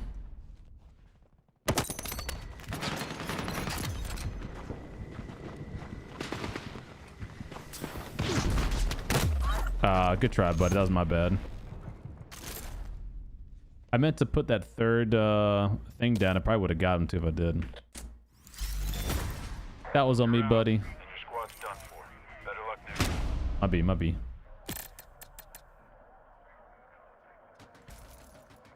I'll stay with him if he wants to squad up. This is pretty cool. I mean, wait. Oh, okay. I thought I was staying with him, but I think I just started without him.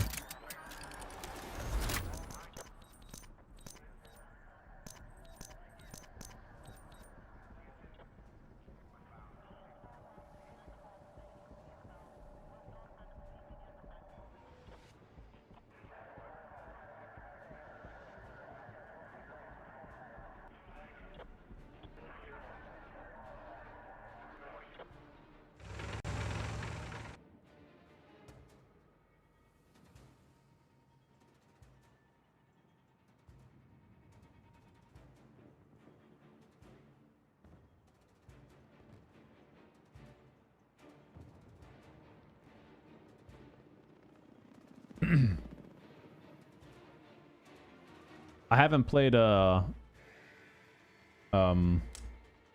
Gauntlet yet, but I did hear it was good fun. Yeah, I've been enjoying the battle royale. It's fun, man. I think at times it's a bit cluttered, if I'm being honest.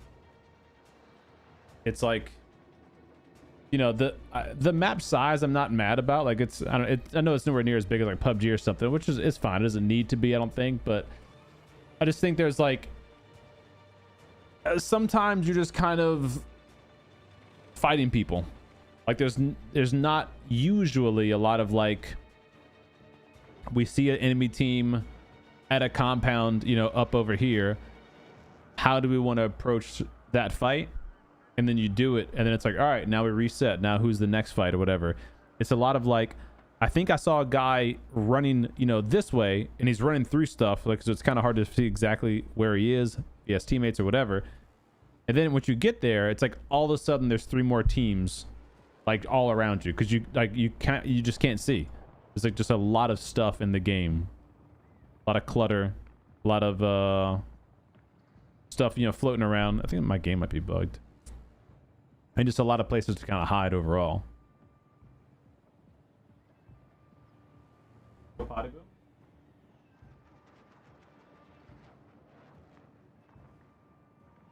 One is, Boo. Oh, here it is. We can have this one. I think my game's bugged here. My bad. I don't need him. Put him back. Baby. Put him back, please. And this is not the remote you play with.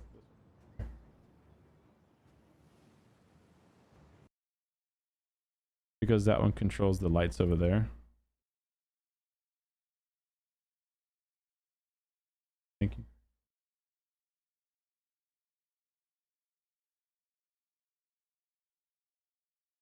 Building blew up. Yeah, I think the destruction is cool though. Like I like that aspect of it. I'm not even mad at that. Because in fact that kind of helps my argument that you could clear away some of the clutter if you just, you know, took out the buildings. But just in terms of like the third party fights and stuff, I think sometimes it can be just a bit hard to recover from a fight because the TTK is pretty low in this game.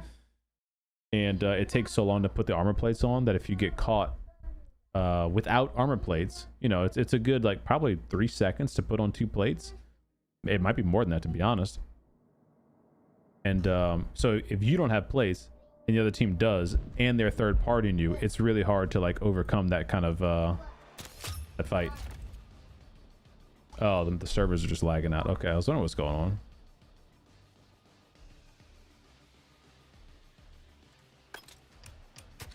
Try again.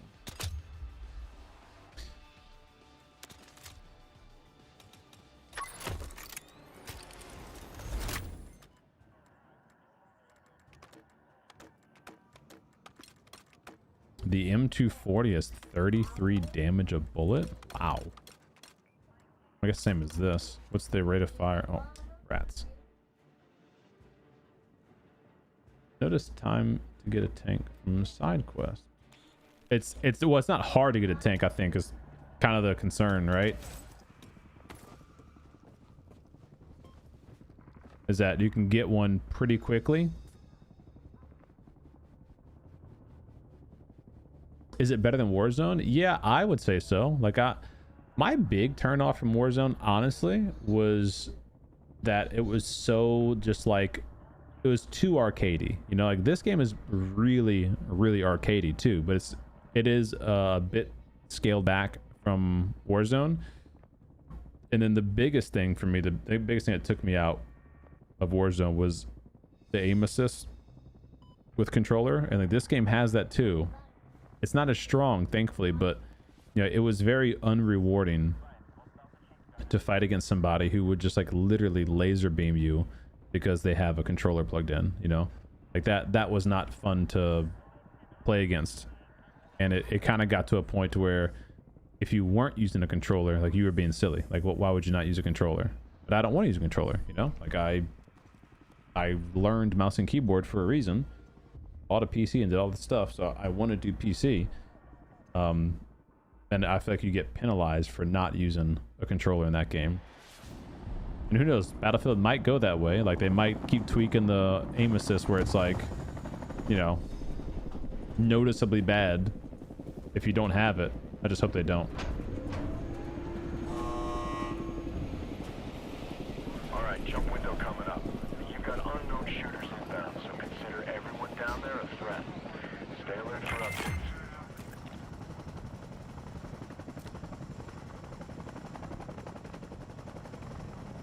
Go for deployment. Give him hell. What, baby? It's empty, honey.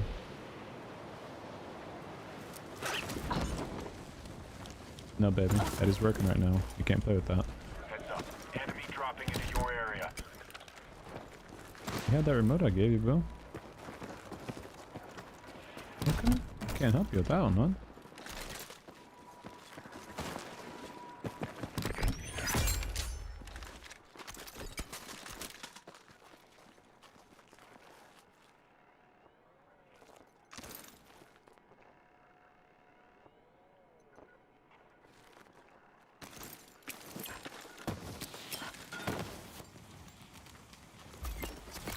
New missions just got posted. Have a look and knock out what you can.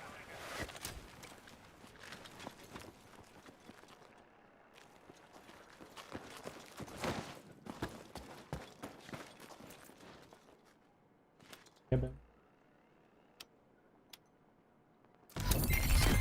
There's a signal detected nearby. Do what you can to find it and figure out what's going on.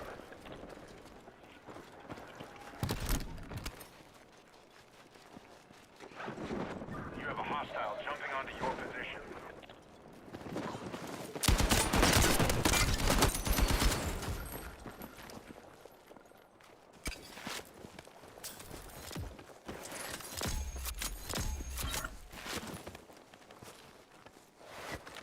Your squad's burned. Enemies tracking you.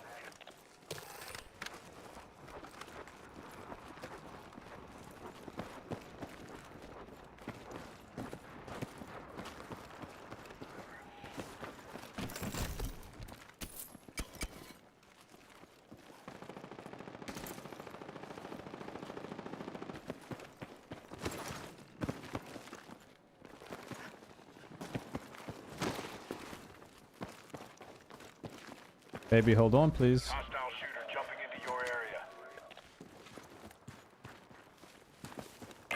Help is on the way. Stand by.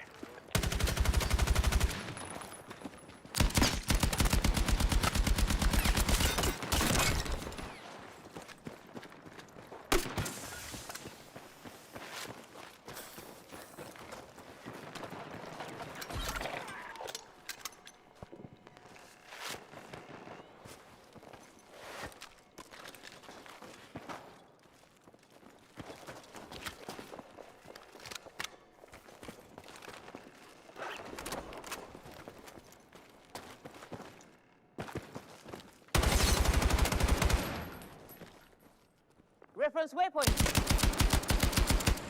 How is he not dead?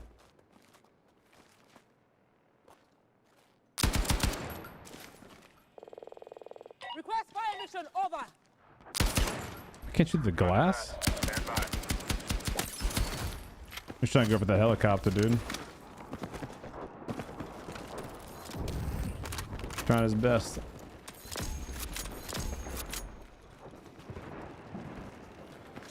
Alright, where's my teammate revive thing at? There's a redeploy point over here. It's over. Better luck on the next one. Redeploy point over there. Wait, my teammate just backed out?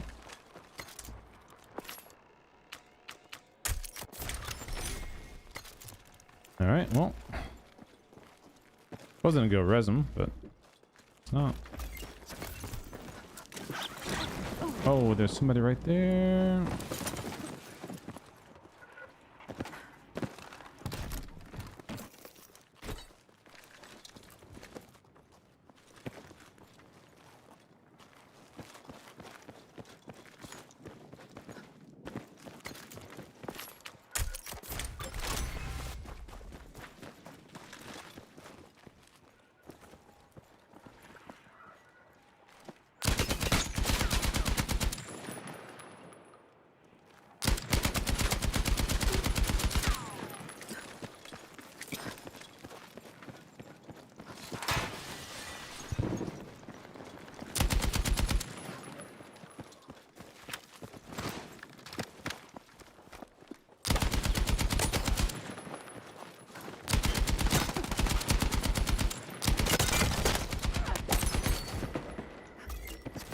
Got a new mission for you. Details on your map.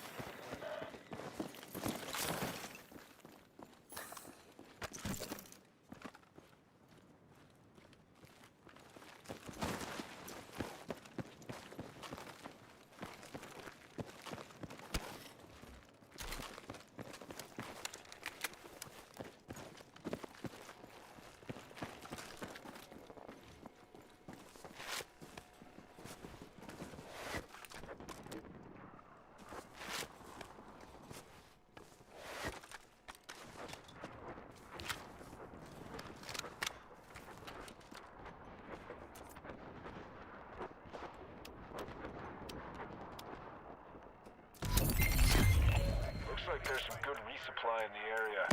Find some bolt cutters to get into the crate. What's that? Like sink to the ground?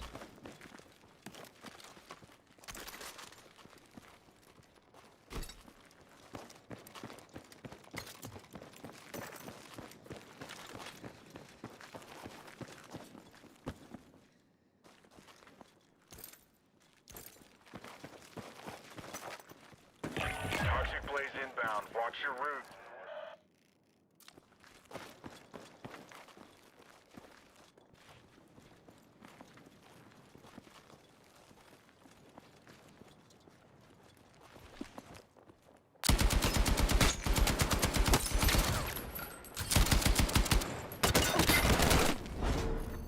Okay. Look out. Square yourself away and get back to work.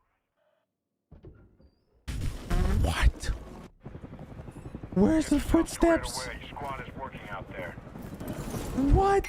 There's two dudes on top of me? Hello? Bro, what is that? What is that? How is that real life?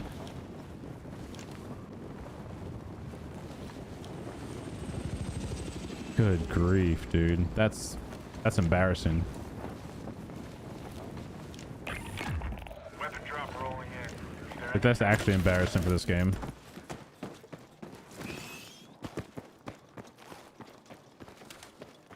Heads up. Thick is found. Trying to confirm what kind of armor.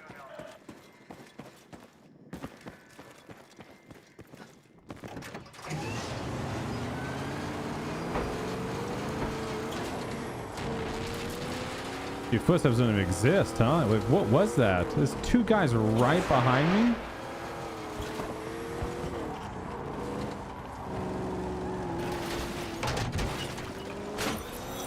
Heads up. Mission is coming. Check your briefing.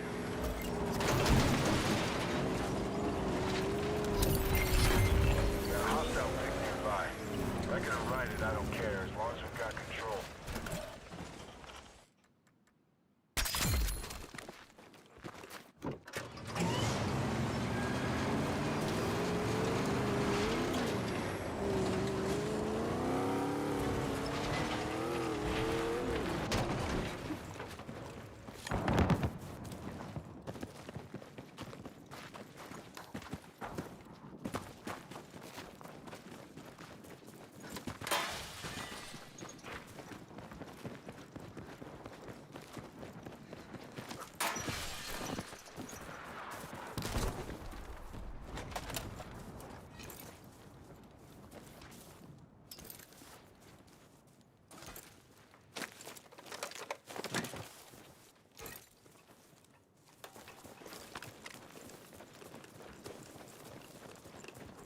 Wait, where'd that rocket launcher go ahead?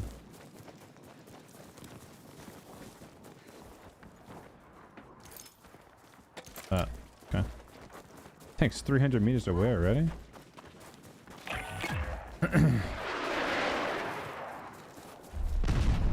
Wait, is it a helicopter or is it a tank?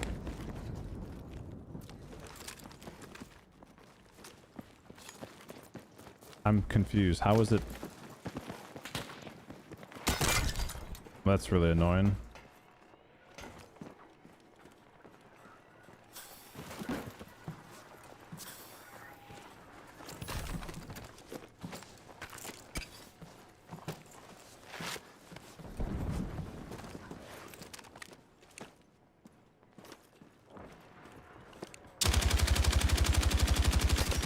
Landing near you.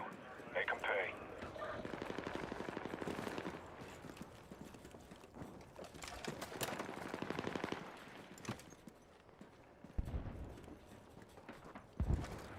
Of course, it stops over there.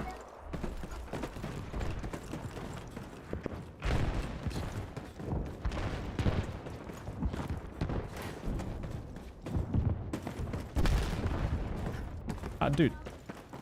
Climb.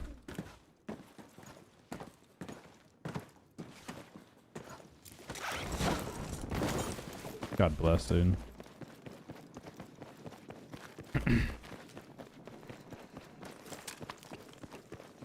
I mean, this is just off-road, huh? Let's go chasing.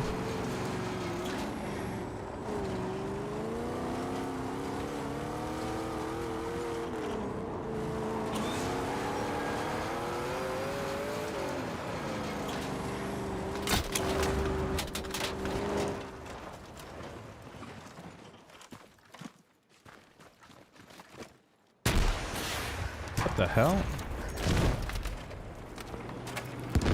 There's an enemy combat vehicle near you. Place thermite on it and force the crew out.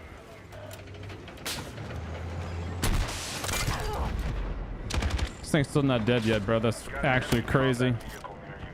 Put some thermite on it to force the crew out. Yeah, it's 3 rockets and a grenade on it. Still not dead. Other side's been wiped out, but don't get hung up on it. You'll get into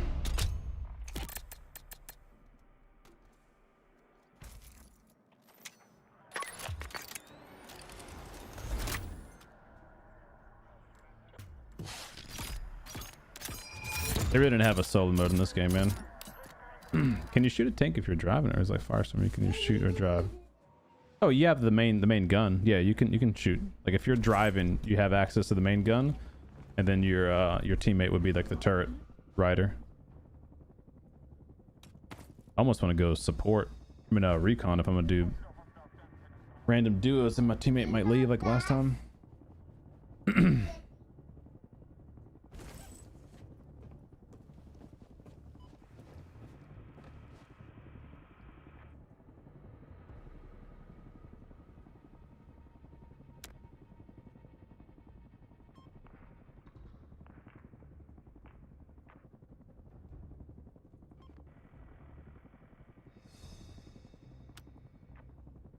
Can I all chat right here?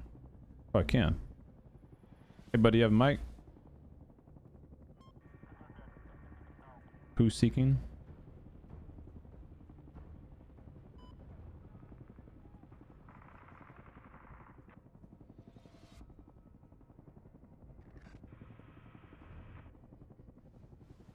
Any space for duos? Yeah, I'm doing duos right now. Or unless you're asking to join. I'm just doing random stuff right now, dude. I'm honestly not gonna play much longer. It's already 4 o'clock. And I got a full audience behind me.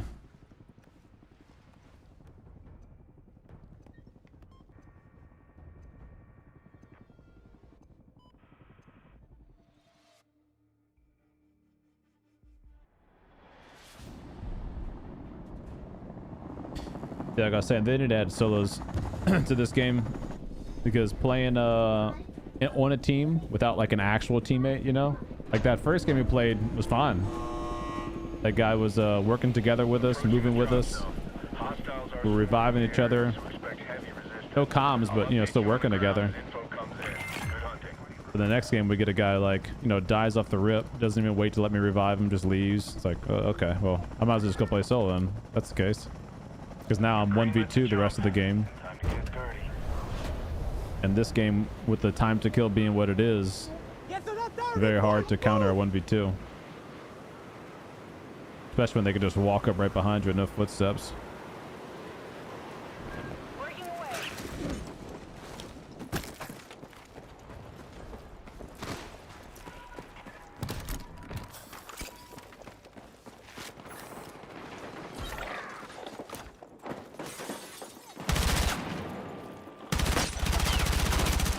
What? Like, where are those bullets going?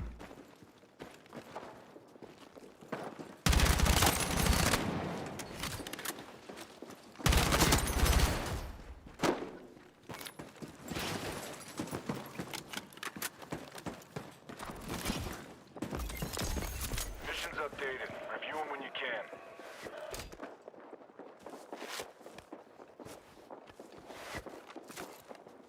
Where's that?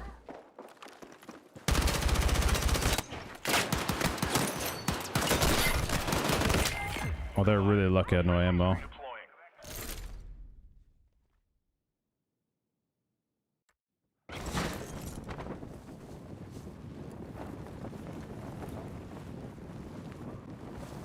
I'm back in 20. Where the heck is this dude landing? Just literally lands nowhere.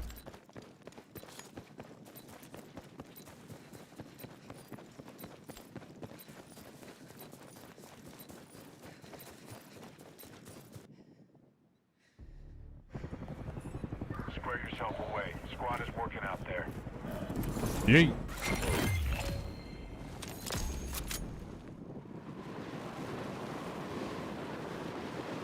Get to that RV point. Move.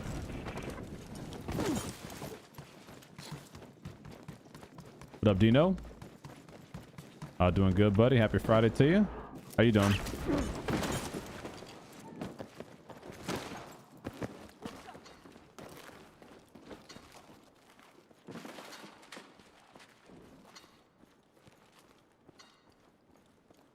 Someone's little motion sensors beeping.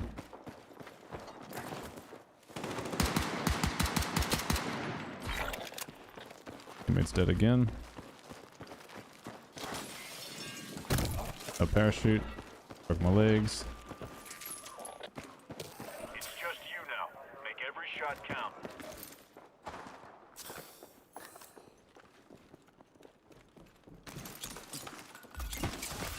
Mission available.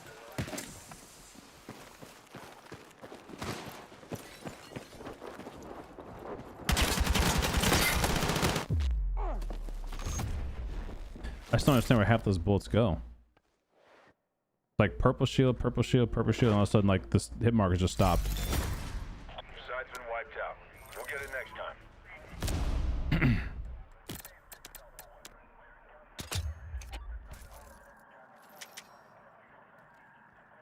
It said that we had 3 kills. How?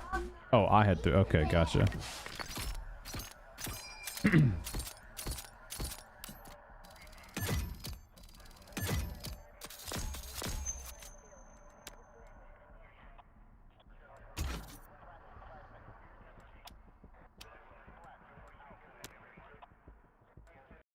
Wait.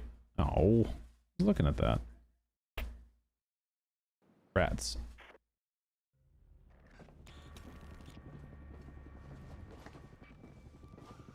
Oh, sorry to hear you're going through some stuff, man. Hope everything's okay.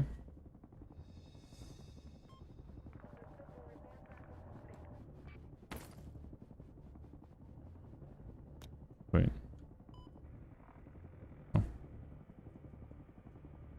What's up, Weasel? Happy Friday, bud. Hey, same to you, man. Thank you. What you up to today?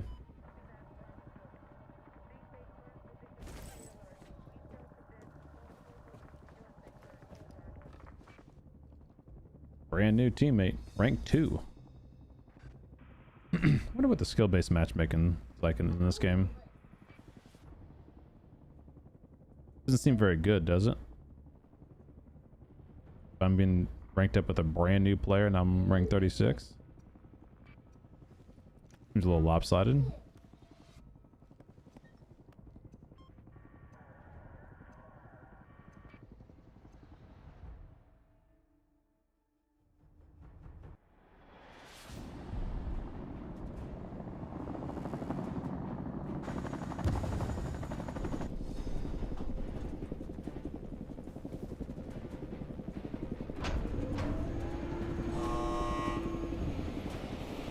Get ready.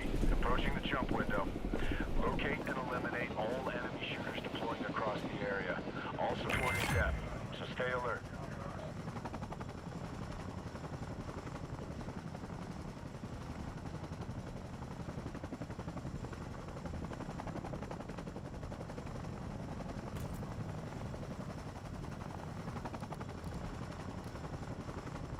Go for deployment. Give them hell. RV on that position.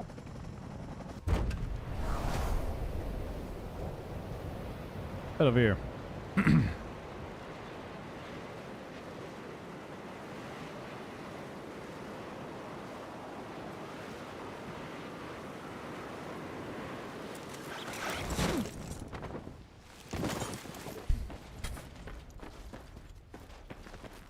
Okay, no loot.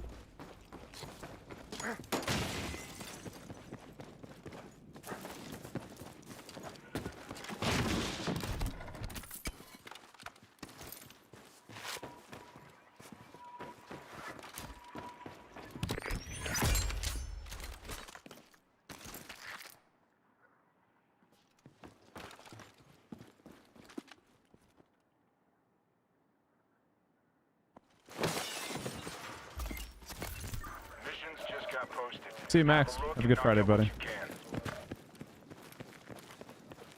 My random teammate's AFK initially off the gram. Nice.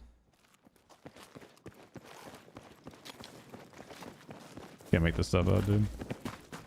Just give me a solo mode.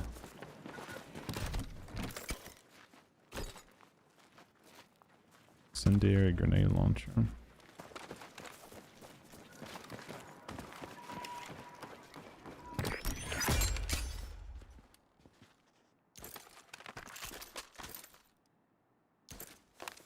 Overwatch requested on my grid. Roger that. Stand by.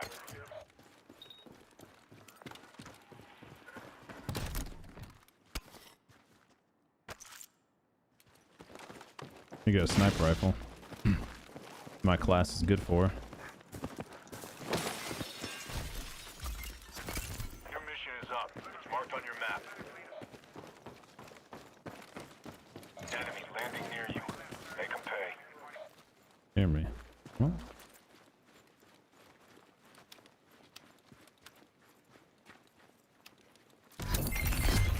Listen up. Grab the explosives and use them to take out enemy comms.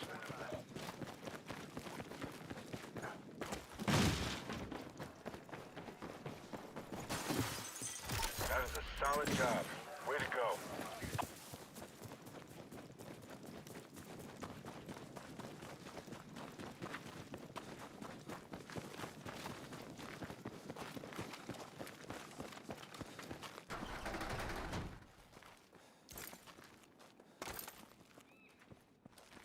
Tripwire sensor? Who's this? Whoops. Didn't mean to do that, but okay. Guess we're in the sky. Hmm.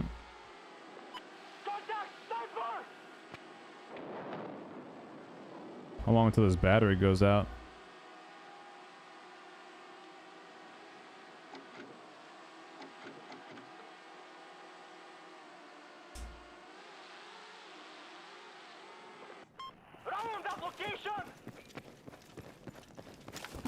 Does airstrike that build anything?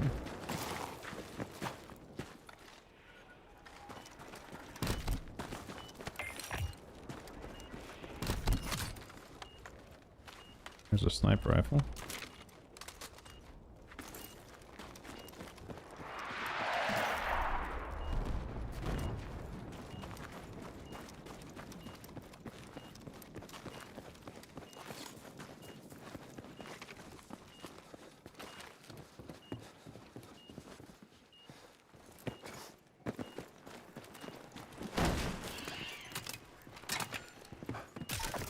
classified materials could be a game changer.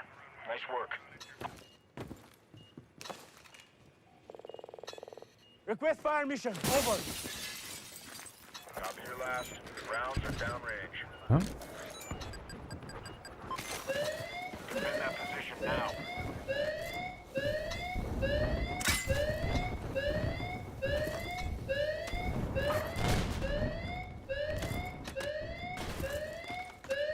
Oops.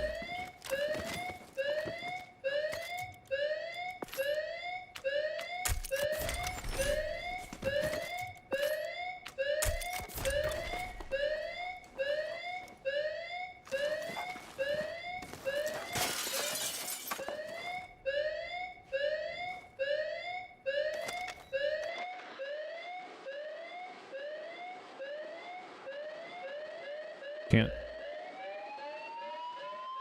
You are mission complete. Good work. All right. Finish the kit for your loadout.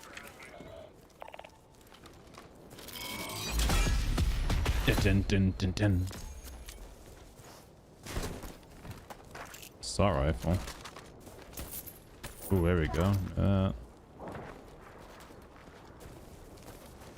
Okay.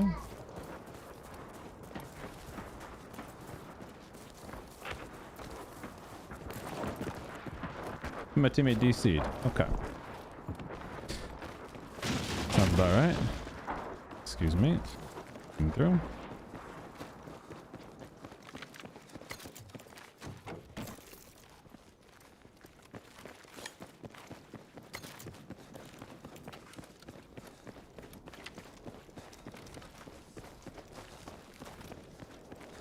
Okay, should go downstairs and get a snipe, huh?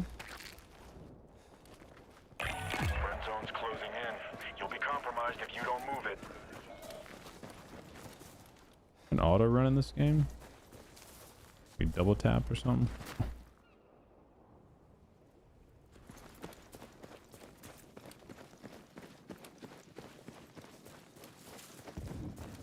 The heck?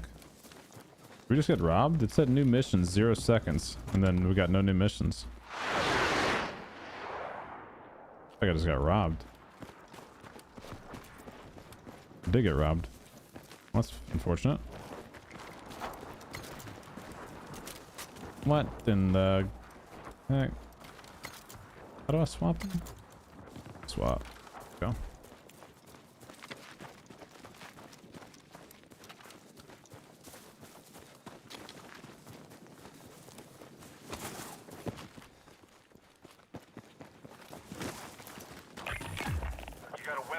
Rolling in. Be there any second.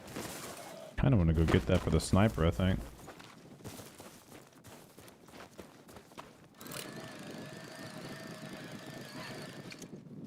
Whee!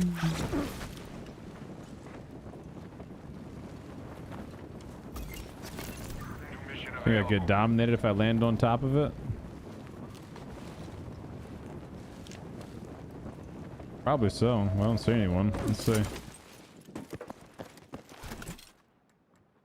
Oh gosh, I don't even know which one to get. That's a problem. I got too many favorited guns right there. I have no idea what's actually good or not.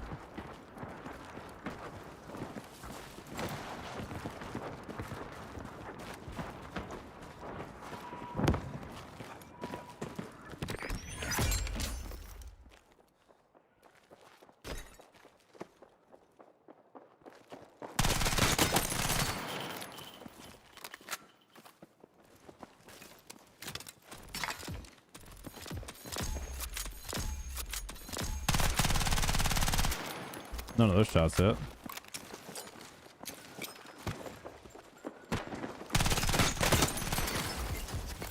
Alright, your mission is up. Mark on your map.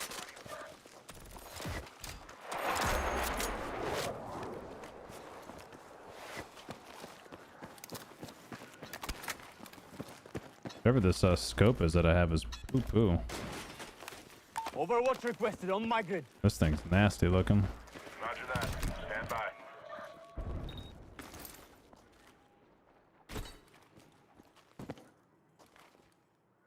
Just heard somebody.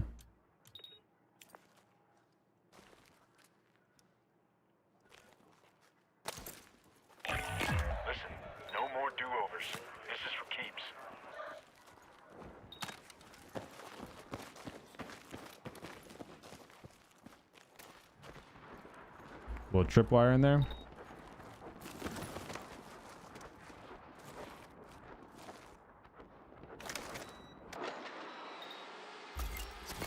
Heads up. Check your map for new mission details.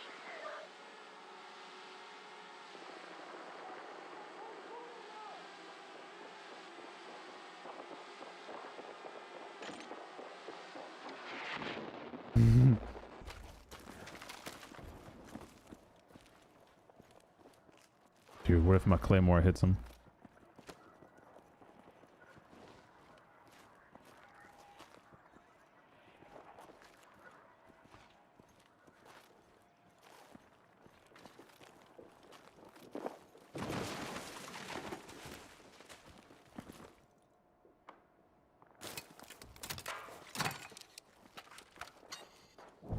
Below me?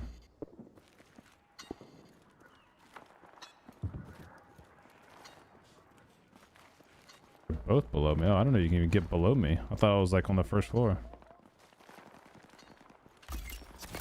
Check your missions. Can tell I don't know this area enough, huh? Custom weapon drop. UAV. Still grade laptop in your area. Find it and download what you can. Once complete, extract the drive. You'll be visible to hostiles during the process, so stay alert.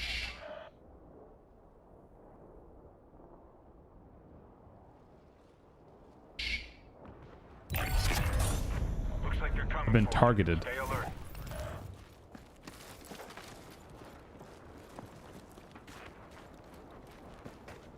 I wonder if it's by them. Oh, these...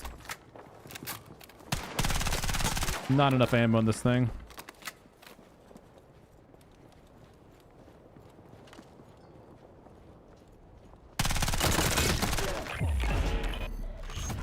Oh, that gun's absolute shit water.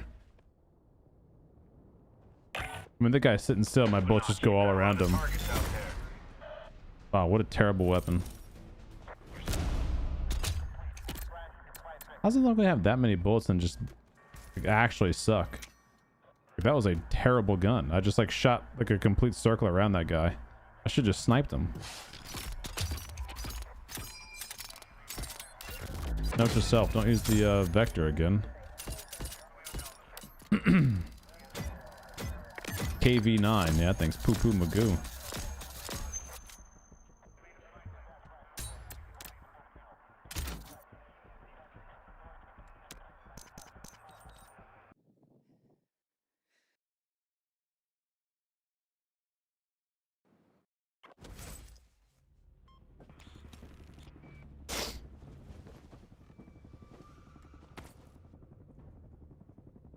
To think of it, I didn't even use my sniper rifle the whole game. Imagine getting a recon class and not actually using your recon gun. Genius. How do I look at my my favorites? I have that favorited. I have all of these favorited. I think that's probably a problem.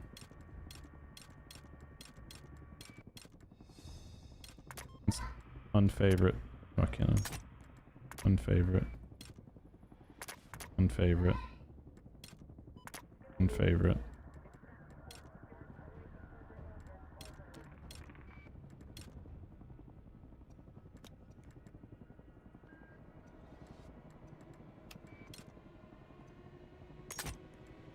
That's the favorite one. Okay. Try that one.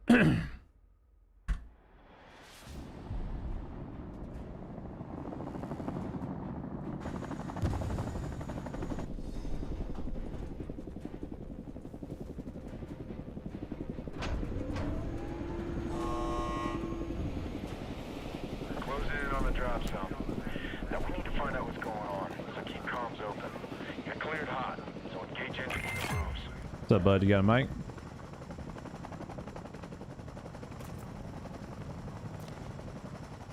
Clear to jump. Go at your discretion. Rally on that location! Reference waypoint, move them now! What is this game pinging? Make your way to that point!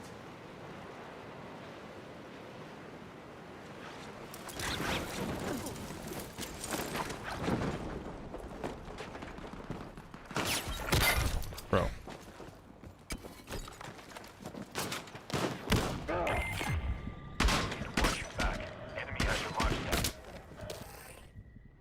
Dude, what in the hell? I didn't know you could get right there. Dude's like behind the laptop monitor. What a cheeky spot. Listen up. The squad mate is headed back into action. Dude, that was a cheeky freaking spot. Dude was like behind the monitor on the balcony. How did he even get a gun over there?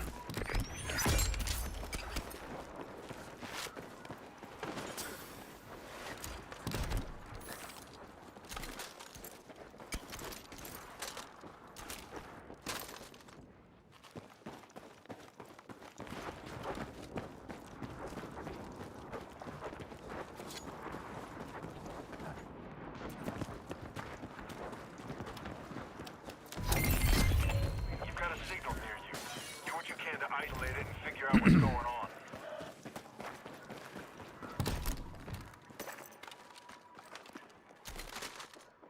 Somebody want to put this rifle to use.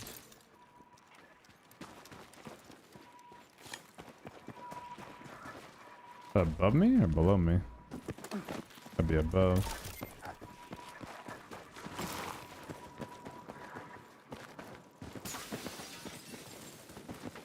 Start going for the objective.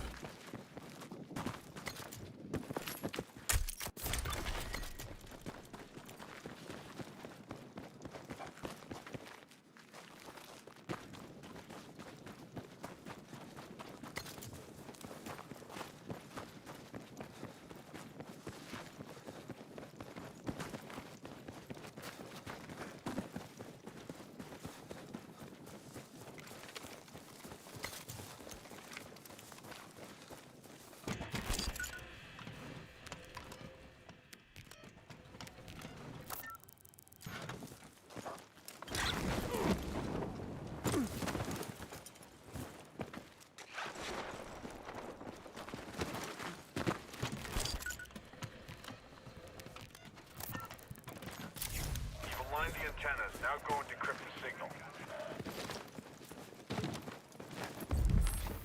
Decrypting the signal could take a while. Be ready for counterattack.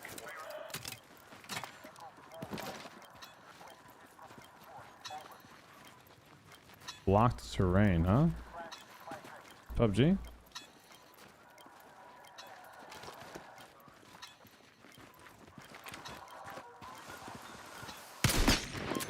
How was that not a kill? I don't know. It's a headshot with a bolty, but Rally on that location! okay. We get an airstrike.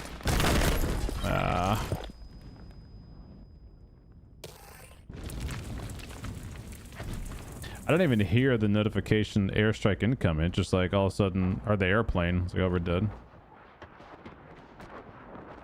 Had to be a bug, huh? Speaking of bugs. Sick game. Okay.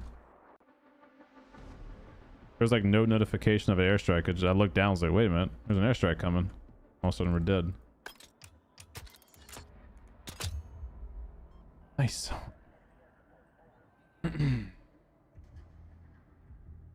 Well, they are. Yeah, the airstrike takes like a solid 5 seconds before it actually hits you.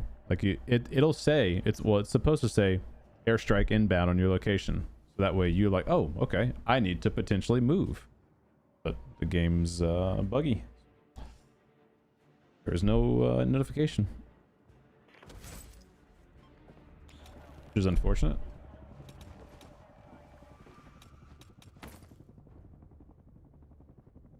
I keep getting ranked up like literally brand new people. What's up, Flip? How you doing, bud?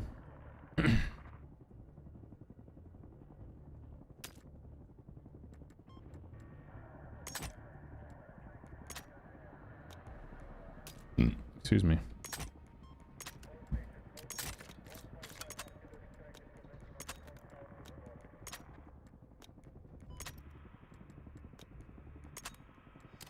What's this? Provides slight improvement to reload speed. Oh, that's cool. I didn't know I had that.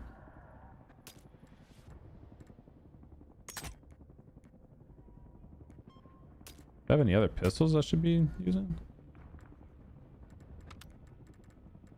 Oh, when do I get that? Rank 39, the 1911, and the revolver at rank 48. Okay, I'm pretty close, huh? Yeah, I'm rank 37. Pretty close.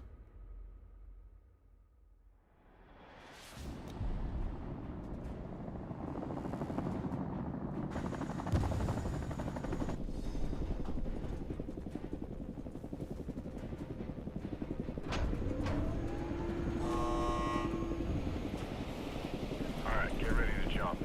Hostiles are dropping into the target area and need to be stopped. I'll point, you hustle. We'll check everyone down there. Combat vehicle trailer, marked. You're greenlit to jump. Time to get 30. I think how this other guy got to this balcony right here. There's no gun spawns up here. He like land in the window maybe?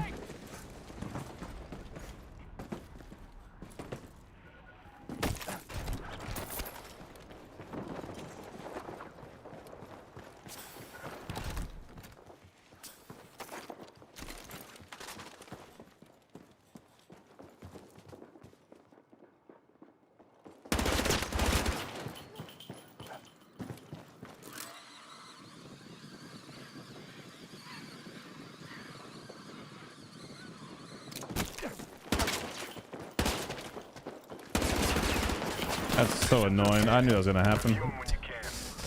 Golly. He's like just one step ahead of me. I was like, I'm gonna run right into his teammate. I see it coming.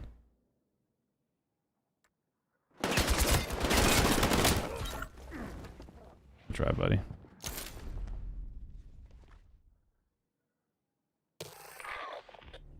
No worries, we go again, my dude. Cock and lock. You're heading back in.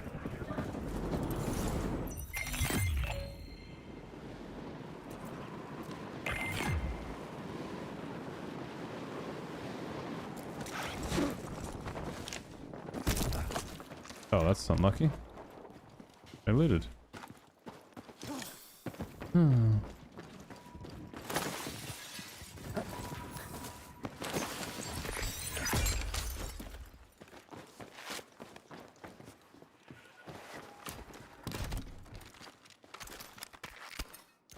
Heads up. Check your map for new mission details. Counter mission. You got hostiles closing in on your comms. Engage and eliminate the enemy. Roger. Engaging and eliminating. Over.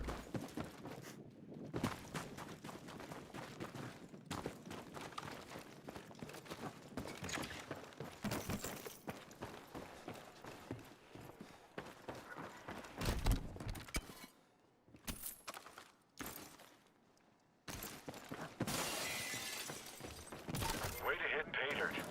Intel That's like a hard spawn XP. That's the second time I've seen that.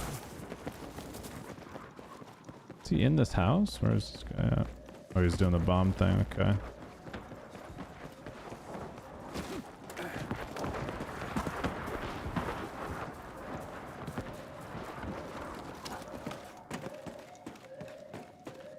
Can I get all the way up here?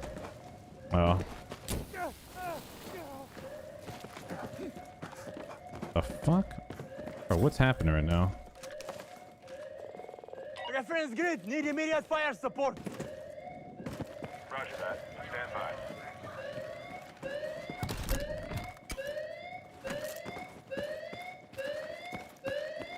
Is my air support not gonna just launch? Dude. That mission was a no-go. Now regroup. Don't let up. I don't understand this game, dude. I don't understand this game. Like, where did the airstrike go? Why did the airstrike not strike? You're out. I looked at the building, charged it up, sent it, then moved up on foot to follow up with the airstrike. It just like it never happened. Oh my god. Okay. Okie dokie. All right, boys and girls. On that note, I'm gonna call it. I need to get my boys online when I play this game.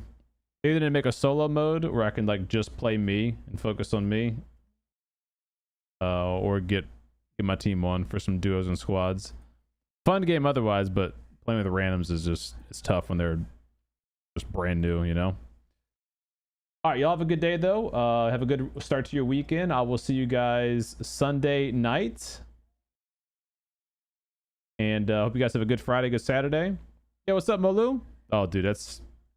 There's so much stuff going on in that game. When, like, something doesn't work the way it's supposed to, it's like, it completely throws off the whole pace of the game. Because then you just get freaking absolutely shuck and jived. Good to see you, Molu. Hope you're doing good, buddy. Y'all have a good day, and I will see you guys Sunday night for some more PUBG and maybe Battlefield. We'll see. Take care, guys. Be safe. Peace out.